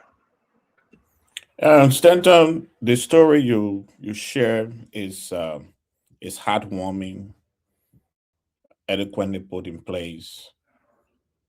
I hope the thousands of Liberians that are listening to us, listen to what you are sharing, what food we share, will understand that there are thousands of good people in this world who are supporting people, but they are not highlighting it on the pages of the newspapers. Because those of us who surround Mr. Alexander Benedict Cummings, we keep hearing it. What have he done for Liberia? What has he done for Liberia? Where is project? Where is this? But people seem not to understand. It's not everybody who goes flaunting what they do for people. So wonderful story, Stanton. I have similar story when I was in college. Someone paid my college tuition fee. I don't know the person from Adam. I don't know where it is. I just went to college and I was told your fees for the semester have been paid. I don't know, have no contact. Went to class and made my grades.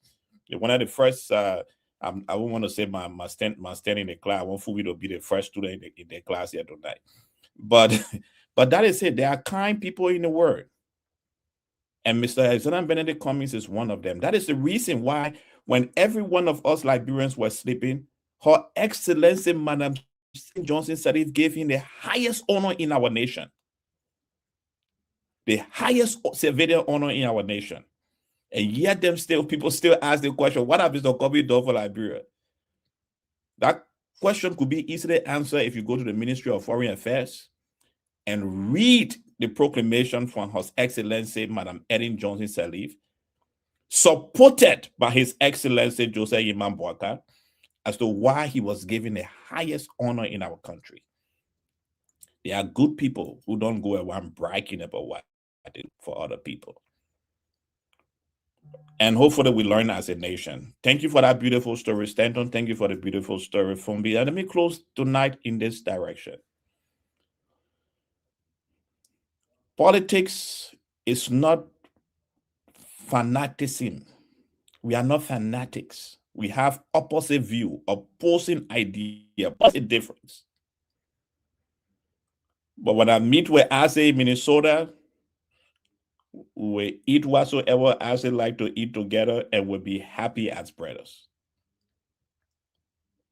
When I meet with Tama, because Tama said I didn't call her name before, let me call her name. When I meet with Tama in Washington, D.C., Virginia area, we eat together and we'll still be brothers.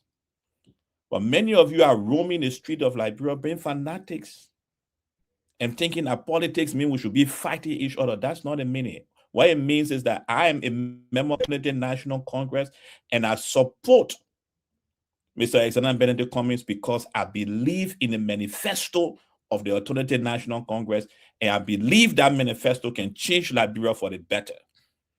It doesn't mean that I'm not a friend to Asedo or Wanto or Kev Hassan or Conor Remy or Tama or whosoever is in the Liberian government.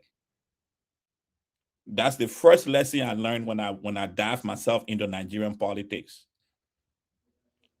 If you look at the bosses fighting on the pages of the newspaper and you follow them, you will be the first person to be crushed. Because in the night, when they are around the bowl eating eba, you won't be there when they're having that conversation. I learned that very well when I entered into politics and leadership for the first time. Because what happened when you are sleeping is different from what happened opening. So what happened yesterday should be a lesson for every one of us as Liberians. Mr. Alexander Benedict Cummings respected the presidency. And he went out there to show each and every one of us that politics have some level of morality. Many of you do not like Machiavelli, but it was Machiavelli who started a theoretical decision on the ethics of politics. And he the one questions whether morality can be in politics. But before him, everyone believed and respected that politics could be worked with morality. Thank you all. Have a good night. Look forward to a conversation tomorrow. Yep, there you go, Mr. Cummings, when he received, and that's what you're talking about, Emmanuel, when the Liberia highest honor. Again, we recognize that. A good thing. Thank you, Emmanuel. Tama, let's hear you. Tama, let's do 1 minute out. All right, see you. Thank you so much for the show tonight, and colleagues on the panel and our listeners. Always a pleasure to be here to contribute. The conversation and the story from Charlene Bronskin, and I knew her father, the late Charles Bronskin. For me, it reminds me of the story in the Bible of the lady, I think it's in the book of Mark or Luke, the lady with a penny, who went to give her offering in the church, and the rich man who brought more money, and she only had a penny. And that story tells us that it is not about how much money you have and you gave at a time. It is about your commitment from your heart, despite the little you have that you gave. And that's what God looks at.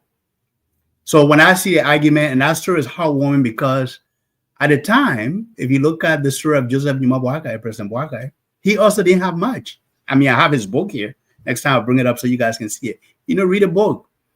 He didn't have much. He was also just starting in his career, having been a sweeper in that school and making it to the business office and being a registrar. So he knew where he came from. And it was that moved him to give back and to help other people. So this is a very heartwarming story. That's complete nonsense, man. He helped. He paid. Now he the one paid. You see, that's the problem with you, Kev. You don't have the patience, you don't have the intellectual wherewithal to give other people a chance to make their point. Be patient, slow your roll. Let me just land on this tonight, Stanton. You know, partisans may come up here and you can argue all you want about your political leader coming to power or coming back to power. We as Liberians, we are interested in vision and tangibles. If you say you want to be president of Liberia, what are you going to do differently? Especially you've been there for one term. And this is the same thing that Liberians are holding Joseph Boakai to today. As president, all of Liberia is looking up to him to transform and change the social economic status of his people. And that's what we should be talking about. And those are the issues, the bread and butter issues that impact the lives of people.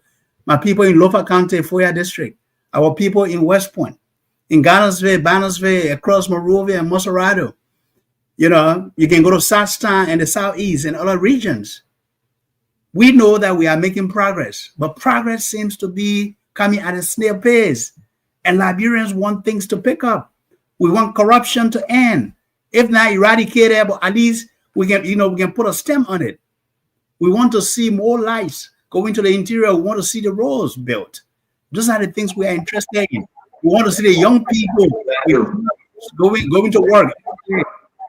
So, Stephen, it's always a pleasure being here, man. And when we come here, we should talk about the real issues. It's not about failed, washed out politicians who have done their part without any new strategy or new vision.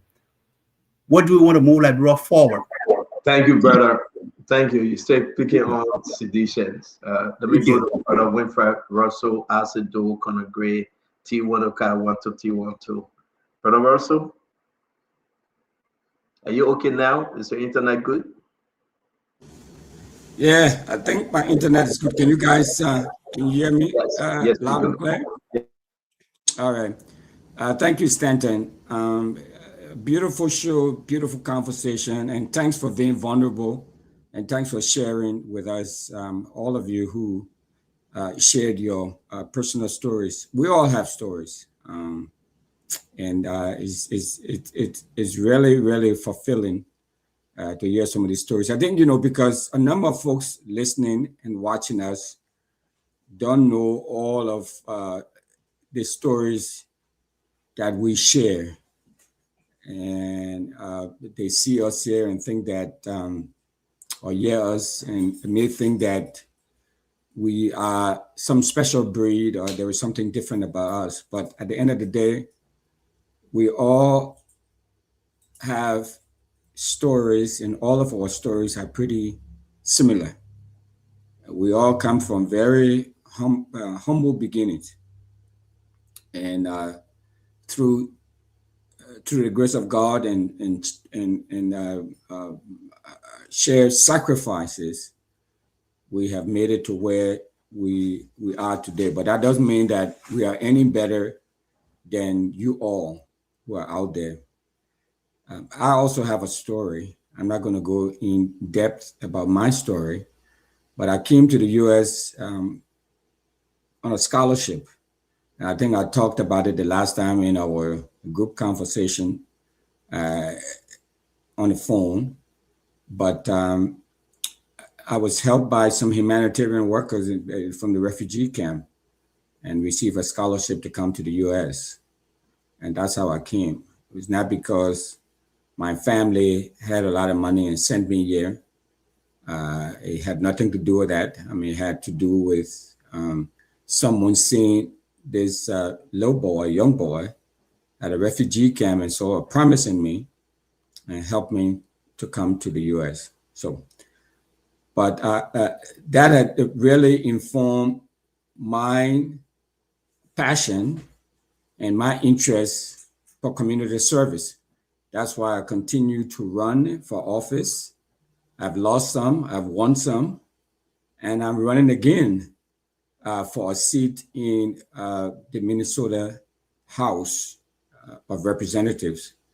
We see now the challenges that we're receiving here in Minnesota, and we don't have any representation. I saw someone who someone at a local store and said, you know what, if there was any time we needed a voice at the table, it's this time.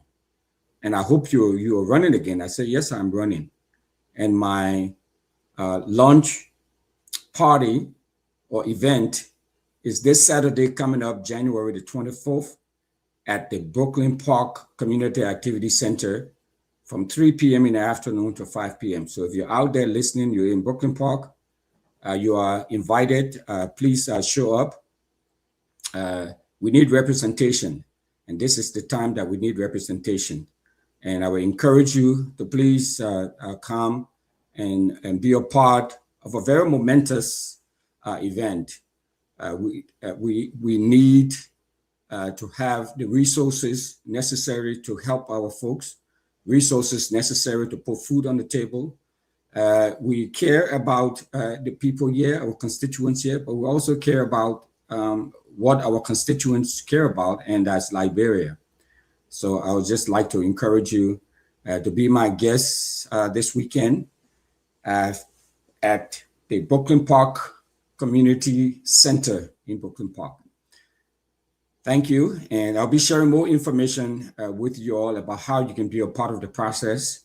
Yeah, the political process. We have several different steps before we get to the election in November. So if I don't have the numbers, on February the 3rd, to be a part of the caucus. And so those folks who registered to be a part of the caucus will have to go to the convention in March.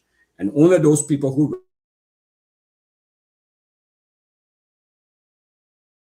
Fubi, you don't have to be a citizen. You only have to be a resident of the district within Brooklyn Park. So you need to just have a driver's license or any ID that says your address on it, and that's all. Because it's a party, it's a Democratic Party, it's a party process. So whether it's Republican or Democratic Party, that's their internal process. Now, when we get to the primary in August, then you need to be a citizen and a registered voter. But for the caucus and the convention, you just need to be a resident of this area. So all of you are welcome. Please come to my event this Saturday, and please come to the the Park Center High School in Brooklyn Park to be a part of the caucus process. It's a very beautiful process. It's a very beautiful process. But I think one of the things that really hurt us is because we don't, as a community as a whole, we don't understand how the process works. So thank you. Thank you very much. I'm going to turn the show over to Kev Hassan while you guys are here closer. We've got 4 more people here. Grandson just ran here. I gotta be off. Again, Kefiko, can you hold it down while the 4 gentlemen close? Sorry, no. I'm just kidding. No, I'm just kidding. What will happen? Russell, the greatest mistake I'm making. I'm sorry, Kev. I'm sorry, Chief. I don't know what I was thinking of. sorry, Chief. Let me bring your accent too. Yeah, Stanton, if you can put that your picture up small, I really want to get a little clarity. I don't know which picture you got my picture. Well, they want to ask you 500 times. I ask you 500 times to put in the chat when you post there. I want to get few clarity. Maybe I'm wrong, but I just want to clarify something. Please put it up. I really want to ask something, please. Which one you want me to put up? The one you just posted, the one I kept asking you to post, and you posted. Start and you don't know. Isaac, before your time finish, just staying quick. The one with the same. You know, a lot of things. We will come to your definition. No, Isaac, let him put it up. It's okay. He will not put it up. So a lot of things not clear. I'm not asking you. What do you want me to put up? He said, no, they say, Stanton, you know. Isaac, let him put it up. Isaac. Yeah, he's not going to put it up. So again, I may be wrong. If I'm wrong, please correct me. My understanding is CWA starts from 10th grade to 12th grade. President Bouakai was born in 1944. By 1950, he was in CWA. He graduated from UL in 1972. That is almost 22 years. So are we saying President Braga spent 22 years in LU before he graduated of bachelor's? Because let's do it. I may be wrong. Someone can please help me. So CWA starts from 10th grade to 12th grade. President Braga was born 1944. 1950, President Braga was only 6 years old. He was 6 years. So let's assume he was in a school up to 1959. By that time, he was 13 years. So at age 13, he was in 10th grade. 14, 11th grade. 15, 12th grade, he graduated. He didn't graduate from university until 1972, almost 22 years later. My people, something not clear. Something not clear somewhere. My people, you please help me with something not clear somewhere. But sometimes you see how it is difficult to defend what does not exist.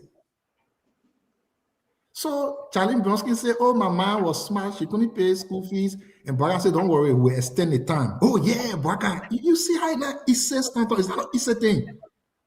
Fubi, thank you. Do you know how many people don't have money, go to school, and the people extend their time? Even here in America, you can go to college, you get school fee, they will extend your payment.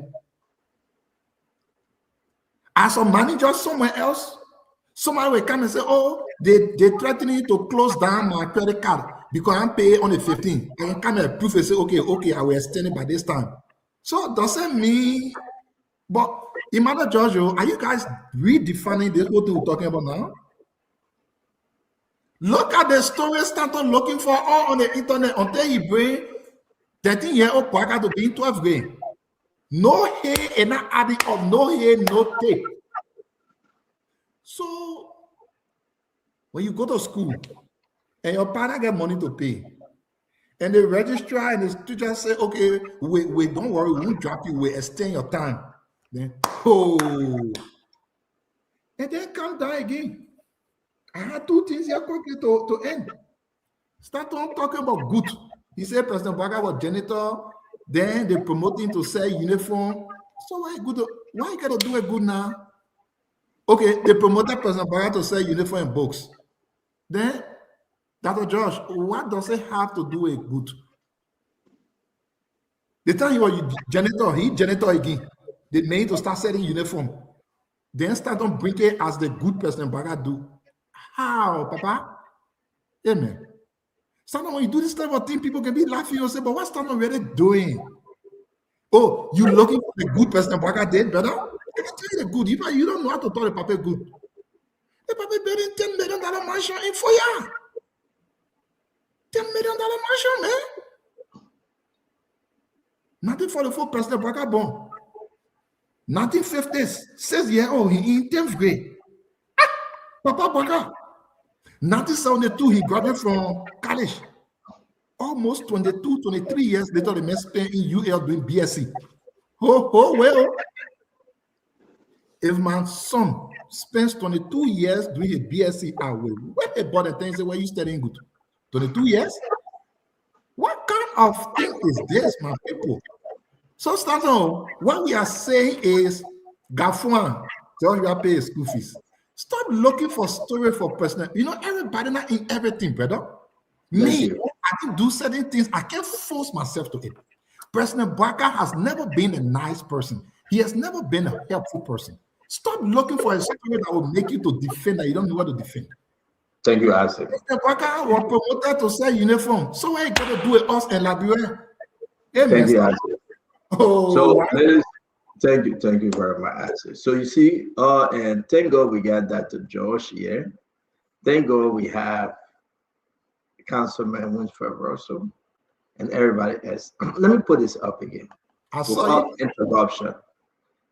interruption, right? But one of the things what I can do, I let it be very calm, not to run around and clap my hands, no. He attended CWA in the 1950s. Fubi with S. Fubi. Yep. With S. That's the point he missed. He attended. Oh, you lie. You said No, 1959. I beg you. I say, don't interrupt now. Don't interrupt. I beg you. We give you change, you tell your own.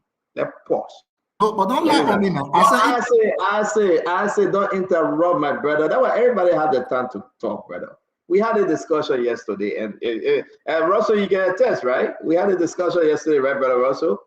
Baking guys. Let it give it a chance. 1950S command. Colonel Gray. He attended CWA in the 1950s. 50s. It could be 1958. It could be 1959. It could be 1957.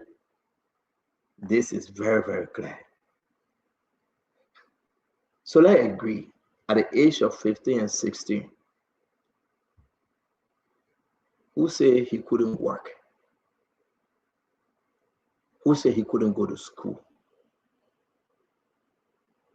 My son is 14 years old, 10th grade.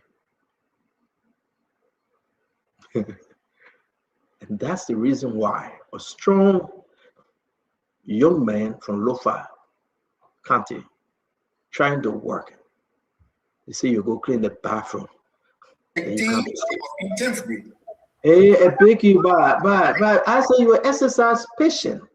We're begging you. They say go clean the bathroom at the age of 15, 14 while you go to school. Go clean the bathroom. I didn't put that together. But I hope you understand, Colonel Gray, that we're here. You can spin it, but it's very clear. The math is not adding up. The thing, excuse me, Kev, I have time to talk, Kev. You will be patient. With teacher to be patient. I hold my brother T, Colonel Gray, T Wonoka. I held him here. And I told him, say, when I say put on the paper, and it said 1992, and Joey said in the 90s, I said was correct. It can be 1993, 1994, 1998. It's off in the 90s. But So I Joey said was correct. 59. But Kev, I don't want to put you in the back, Kev. You hold on. You will suffer to defend last time. Nobody will suffer. I don't be immature, and if I put you in the back, you'll get very with me. You're tall, let people talk, let people understand us. So kind of great. It's clear. It's very clear, my brother. We're not here to play. Maybe these guys don't look at the numbers and they don't look at the years. We'll remind them. Let's say you close in Conor Gray. And he said 6-year-old Bwaka in CWA. Yeah, I'm not even going to argue with that one. Just do your own math. And, you know, when you talk about 14, 15, 16 years old, then you come down to 16. So go ahead, Conor Gray. We'll remind these people. Go ahead. It could have been 14. 14 is the right age to be 10th, 9th, 10th grade.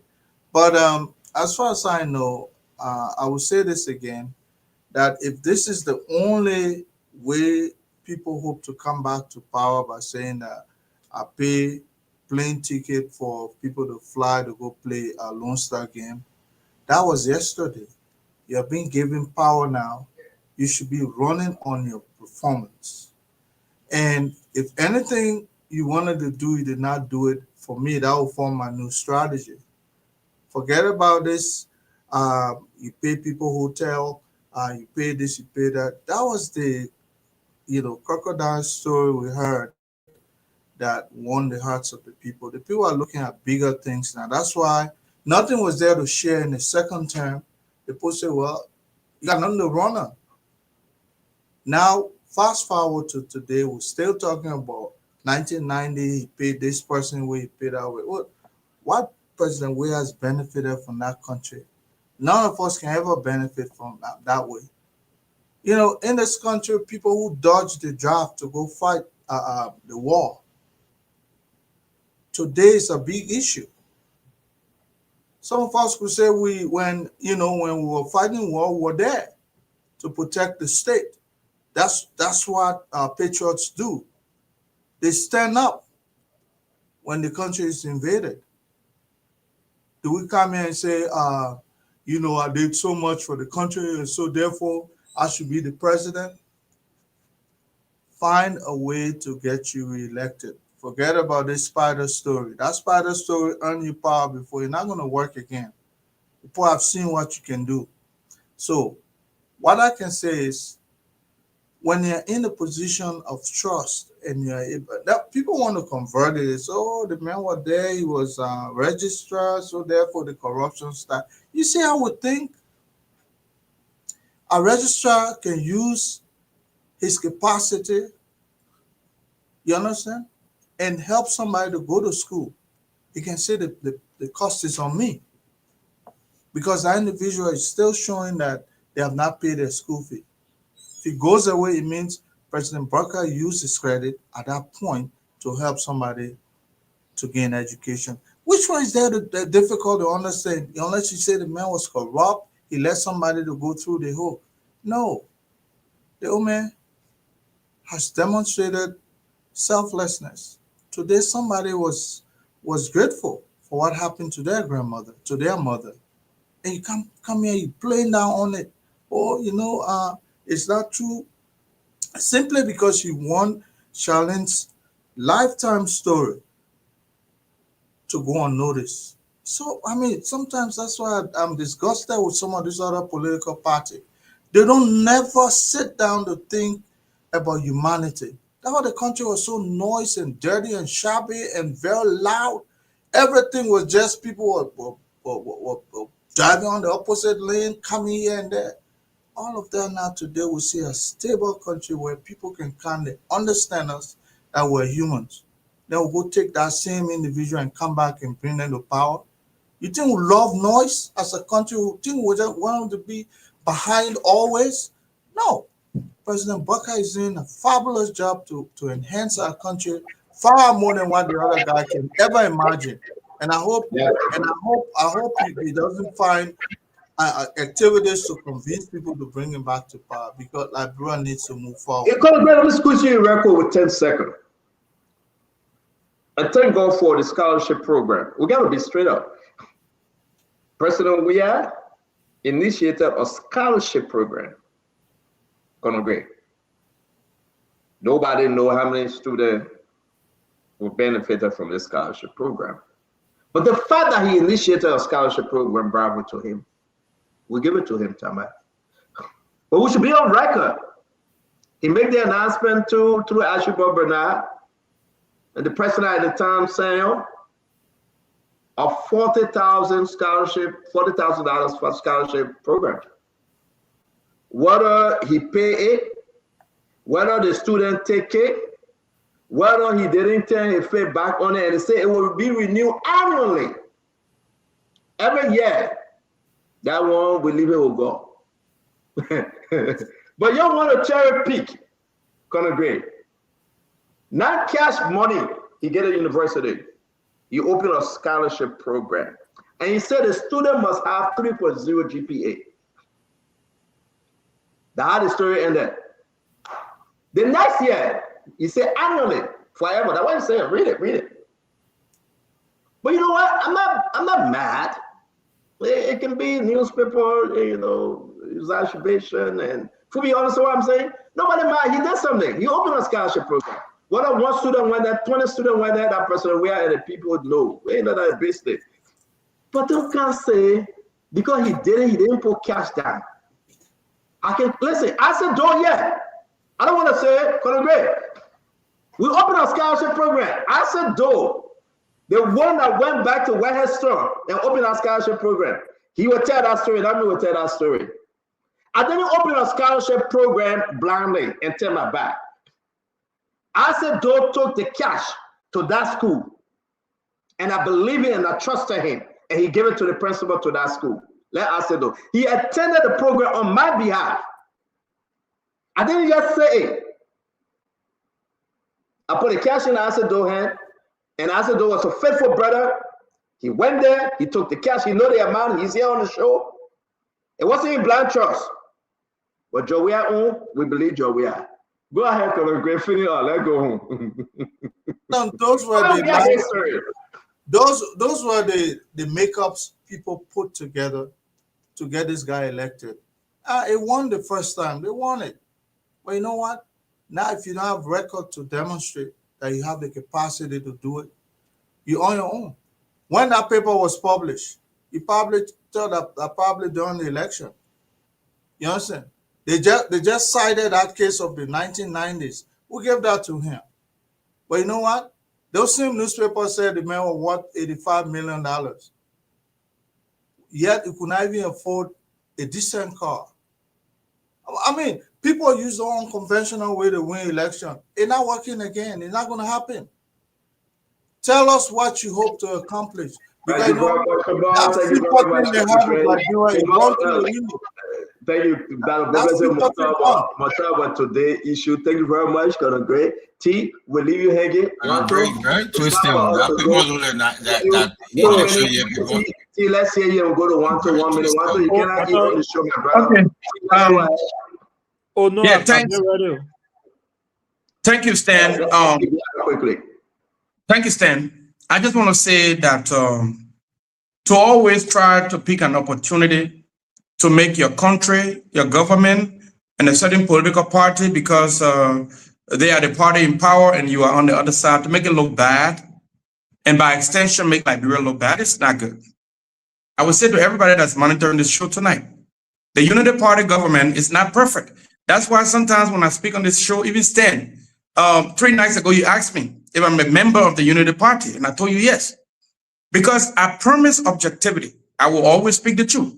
This government is not perfect.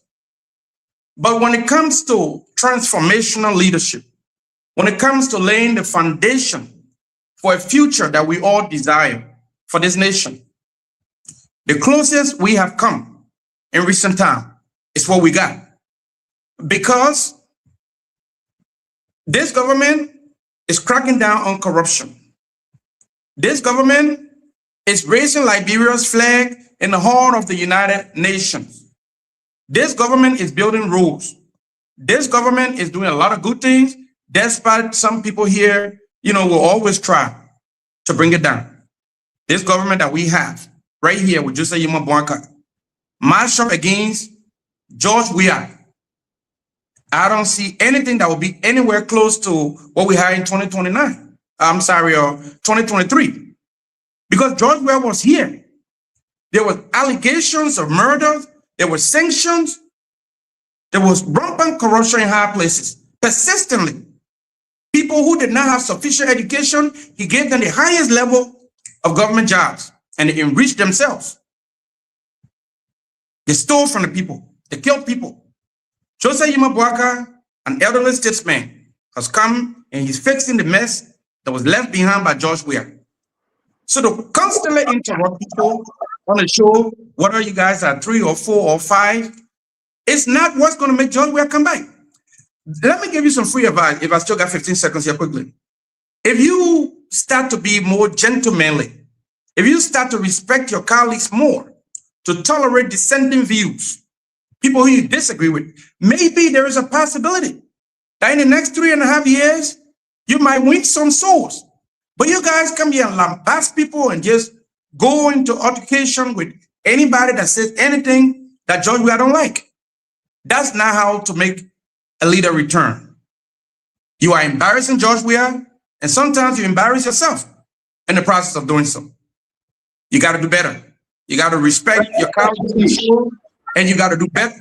Thank you, Stan. That's I got somebody calling from CWA. They don't want to speak about CWA history quickly. Your name and where you joining us from?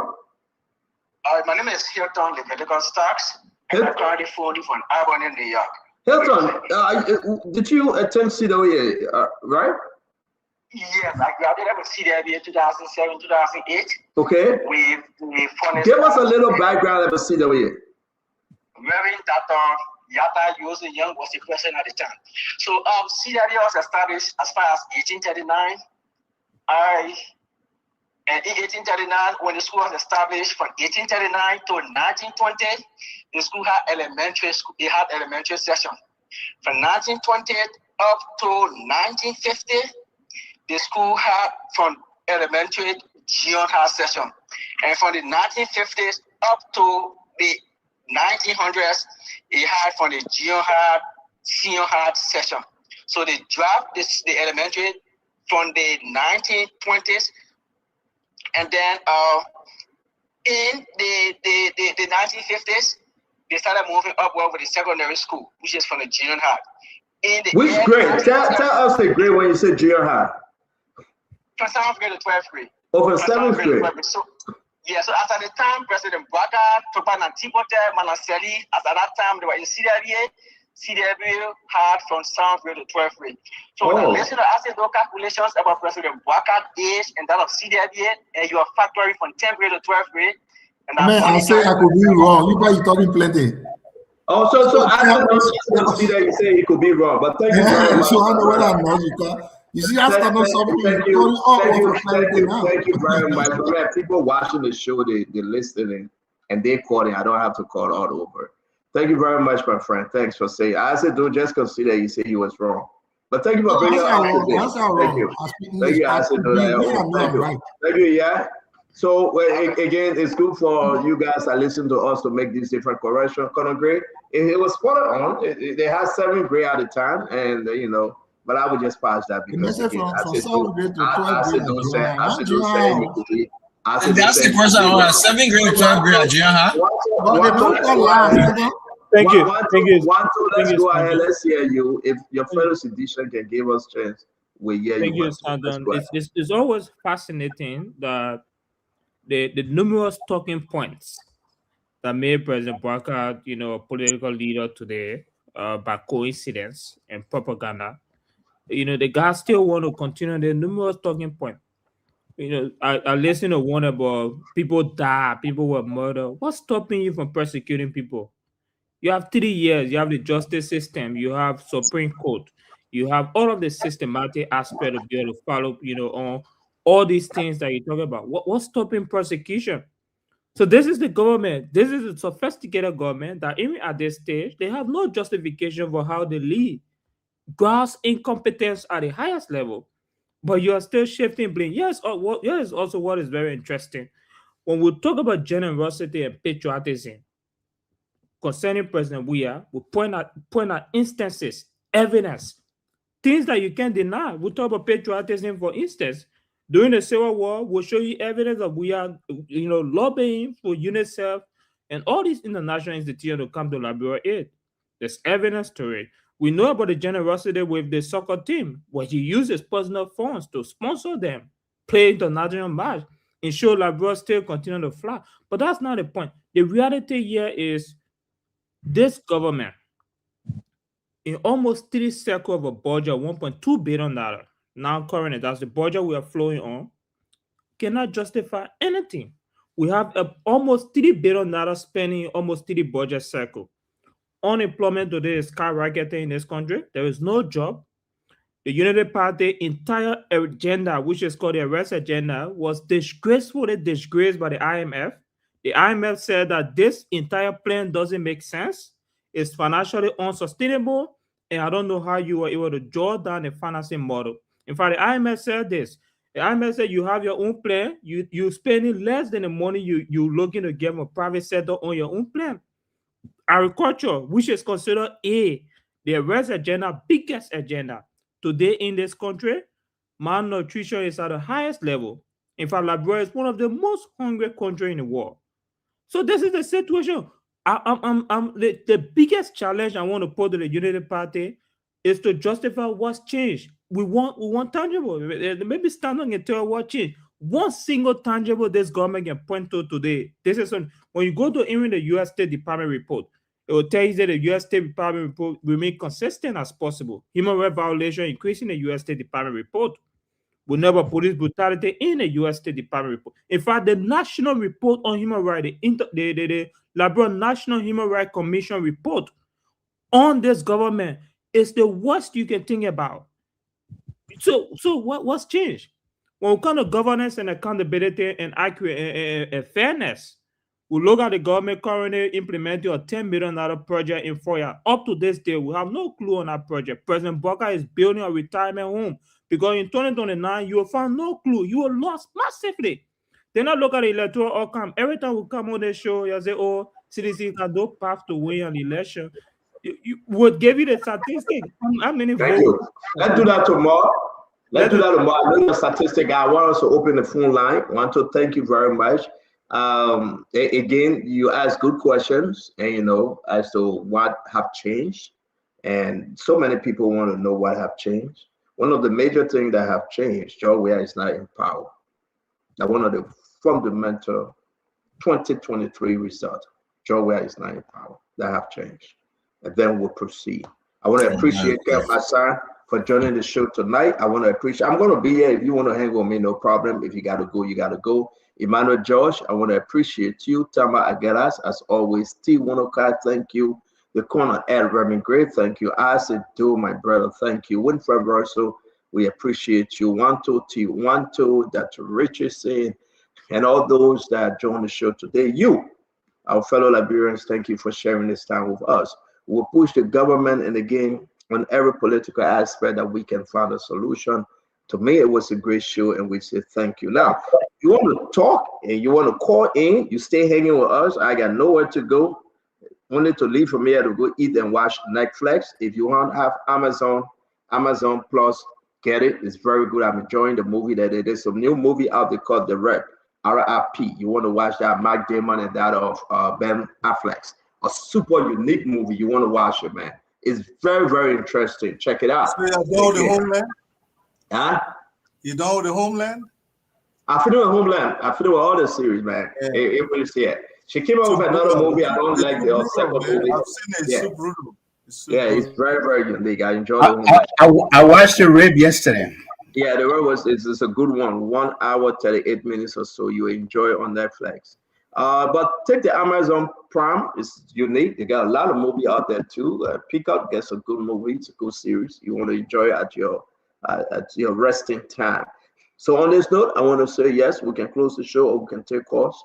We'll sit back and listen to the people calling in. If you want to leave, like my old man Emmanuel George Pacey, he can leave if he wants to leave, or maybe Russell can leave. But I'm going to put the number up. If you want to share your thoughts, we'll take about 20 calls. Be the first 20. If you like to be part of the course, we'll take 20 calls on all the numbers I put up, then we will say goodnight. Now I get the first caller here. Your name and where you joining us from? Oh, this is Dr. Archibald Gay, Chicago, Illinois. Dr. Gay, welcome, my friend. Yeah, I couldn't stand. I mean, happy MLK Day, and I just want to put one or two things there. Thank God, young Isaac Doe is there. He took a position that my dad once served. Isaac said that George Weah paid for Liberia to go to Brazil. He said it. And I want to Isaac Doe know what year he's talking about. Liberia went to Brazil 1986, headed by my father, the late Bobo Gay. The very flight that George Weah took and the other team met crashed in Ivory Coast. My dad had to stay behind Brazil to pay Liberia's money. Crash in Ivory Coast. Then he also said another thing about the whole sporting thing. I think Stanton will know. I'm into sport. I'm a sports agent. The fact that France gave us money to build the park. The issue about building park were announced by my football foundation. Chuka Wilson knows me, he's a big brother to me. We wanted to name sports park after former players. Wani Buto, my partner Bobo Gay, all the guys, they were announced. And you notice the rest of it. They did a haphazard job and built the so-called invisible park. But I'm laying it because George Weah is a brother to me. Thank you. Let's take more calls. Thank you, my friend. I'm thanking you. Thank you. Thank you. Your name and where you joining us from? Yes, hello. I'm calling from the U.S., from Georgia. Yes, ma'am. Talk to us. Yes, hi. I just wanted them to ask someone if they can put a discussion on about Traore and Buckeye meeting, and maybe that is what is getting President Trump upset with us, with Liberia and this visa business. Okay. Because they happened after the meeting with Traore and, oh, I didn't know I was on. You on, ma'am. Make your point, please. Yeah.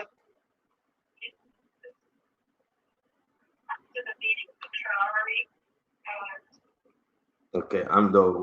We analyze so. Okay, if you call just talking to the phone, you can lower your volume while we take more callers. Caller number 3. Your name and where you joining us from? Stanton, this is Shelton calling from Connecticut. Yes, sir. So my question to you, and just a little concern. You want the people to appreciate President Bouaka for the goodness that he did, because you play a video from Bromskin concerning her mother tuition, whatever, and people should praise him. But you don't want people to tell the goodness about what President Weah did to them. By newsflash, right? Weah did not come out to announce nothing he did for nobody. People who benefited from President Weah came out to tell the goodness of this man. Way back when some of us were in talking hard, we saw President Weah goodness. We're talking about normal days, but not now. Normal days before our civil war. Then during the civil war, we saw his goodness outside of Liberia and in Liberia. So we're talking about it. It's not a bad thing. We gotta embrace our people when they do good. President Weah is one of the most generous person in our country. Join of politics. And we should take that out of politics. And people who come with bitter like Conor Remy Gray, he's so hateful. Thank you, anything President Weah does is evil. So let's take another call. Thank you for calling. Thank you. Your name and where you joining us from? And can you listen? You gotta turn the volume of your radio down on your device. Your name and where you joining us from? Hey, hello, Stanton. My name is John, and I call you from Delaware. John, welcome to the show, sir. Thank you, Stanton. You guys posted, posted about JMB stuff online, like about how JMB helped or Charlie Bronskin grandmother or grandma to go to school. I attended a special project high school on Ghana's Road. My tuition was literally $265 Liberian. I couldn't afford it. The late Mr. Thea, he used to help me to stay in class and pay by installment. Is that good that you guys try to tell people and they respect George like what he did for Liberia? When the country was banned, the country, a whole country, national team was banned because they were not paying for, or how they call it, they are due to FIFA. And Georgia paid that. And because of politics, you want to sit down on the road, we need to stop this. There is no patriotic Liberian ever seen as compared to George Weah. Now we're talking about the 40. Now we're talking about the salary. 1 minute. We're talking about the 40,000. Now you're talking about 1992. I thought 1992 the rate. Last year it was $40,000 Liberian dollar. 1992 the rate was $11 to $1 Liberian to $1 Liberian dollar. Calculate that. The state needs a lot. Thank you. That's why they benefited from that, and that's why the country is boasting, or the United Party is boasting all today. Thank you very much. Thank you, John. Thank you for sharing. Your name and where you joining us from? I'm Christian calling from Berry in Cherokee. Christian, you got to talk into the phone. You got to talk clearly, my friend. Just be like Broadway now. Yes, sir. I got cool. Sorry. Oh, I'm sorry you got cool. But get closer to the phone. Let's hear you, brother. Yeah, I'm closer to the phone. Also, I thank you guys for the show tonight. And look, let us be real. Let us give people the flower while they are living. We should not wait when they die tomorrow and we get around to talk all the good that they did yesterday. So, former President Weah did what he could do. Building stadium, how much was going to cost us to build a stadium? In the period of 4 years, how many stadiums? About 4 years, because 2 years COVID, for 2 years. How many stadiums would think we got built in Liberia? Then I appreciate people. All the people that President Bouaka had, all of them, they died. We're not seeing any one of them to kind of testify. So thank you. Thank you very much, Christian. Wishing you well. Thank you. Your name and where you joining us from? My name is Julius calling from No Go Zoom. No Go Zoom? What's that? Minnesota. Oh, that place. I didn't even have Russell No Go Zoom. All right, man. Go ahead, brother. Yes, well, they focus on this country in policy one side, that we forget about politics for big as nation. Most like we want to get back to this country. Because look at this country, it's not going well. most Liberian in this country, and doing everything about what we focus on Liberia and build that country and put policy on one side, we strengthen this country because politics is killing Liberia. It's killing this country. It's putting the country backward. If we focus on politics, my brother, let me tell you, Liberia will not go nowhere. It's a time we need politics, we want to say, now we can build this country so we can enjoy this country. So, you know, you can enjoy this country. If my politics, trust me, we'll be backward forever. Thank you very much for calling. Let me take another one. This will be the last call because Mr. Levi is here.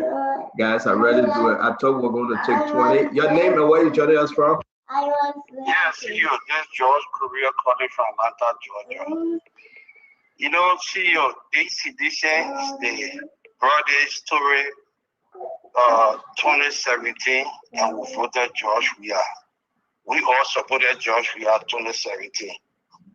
And then they try to bring the same thing around 2023. It didn't work.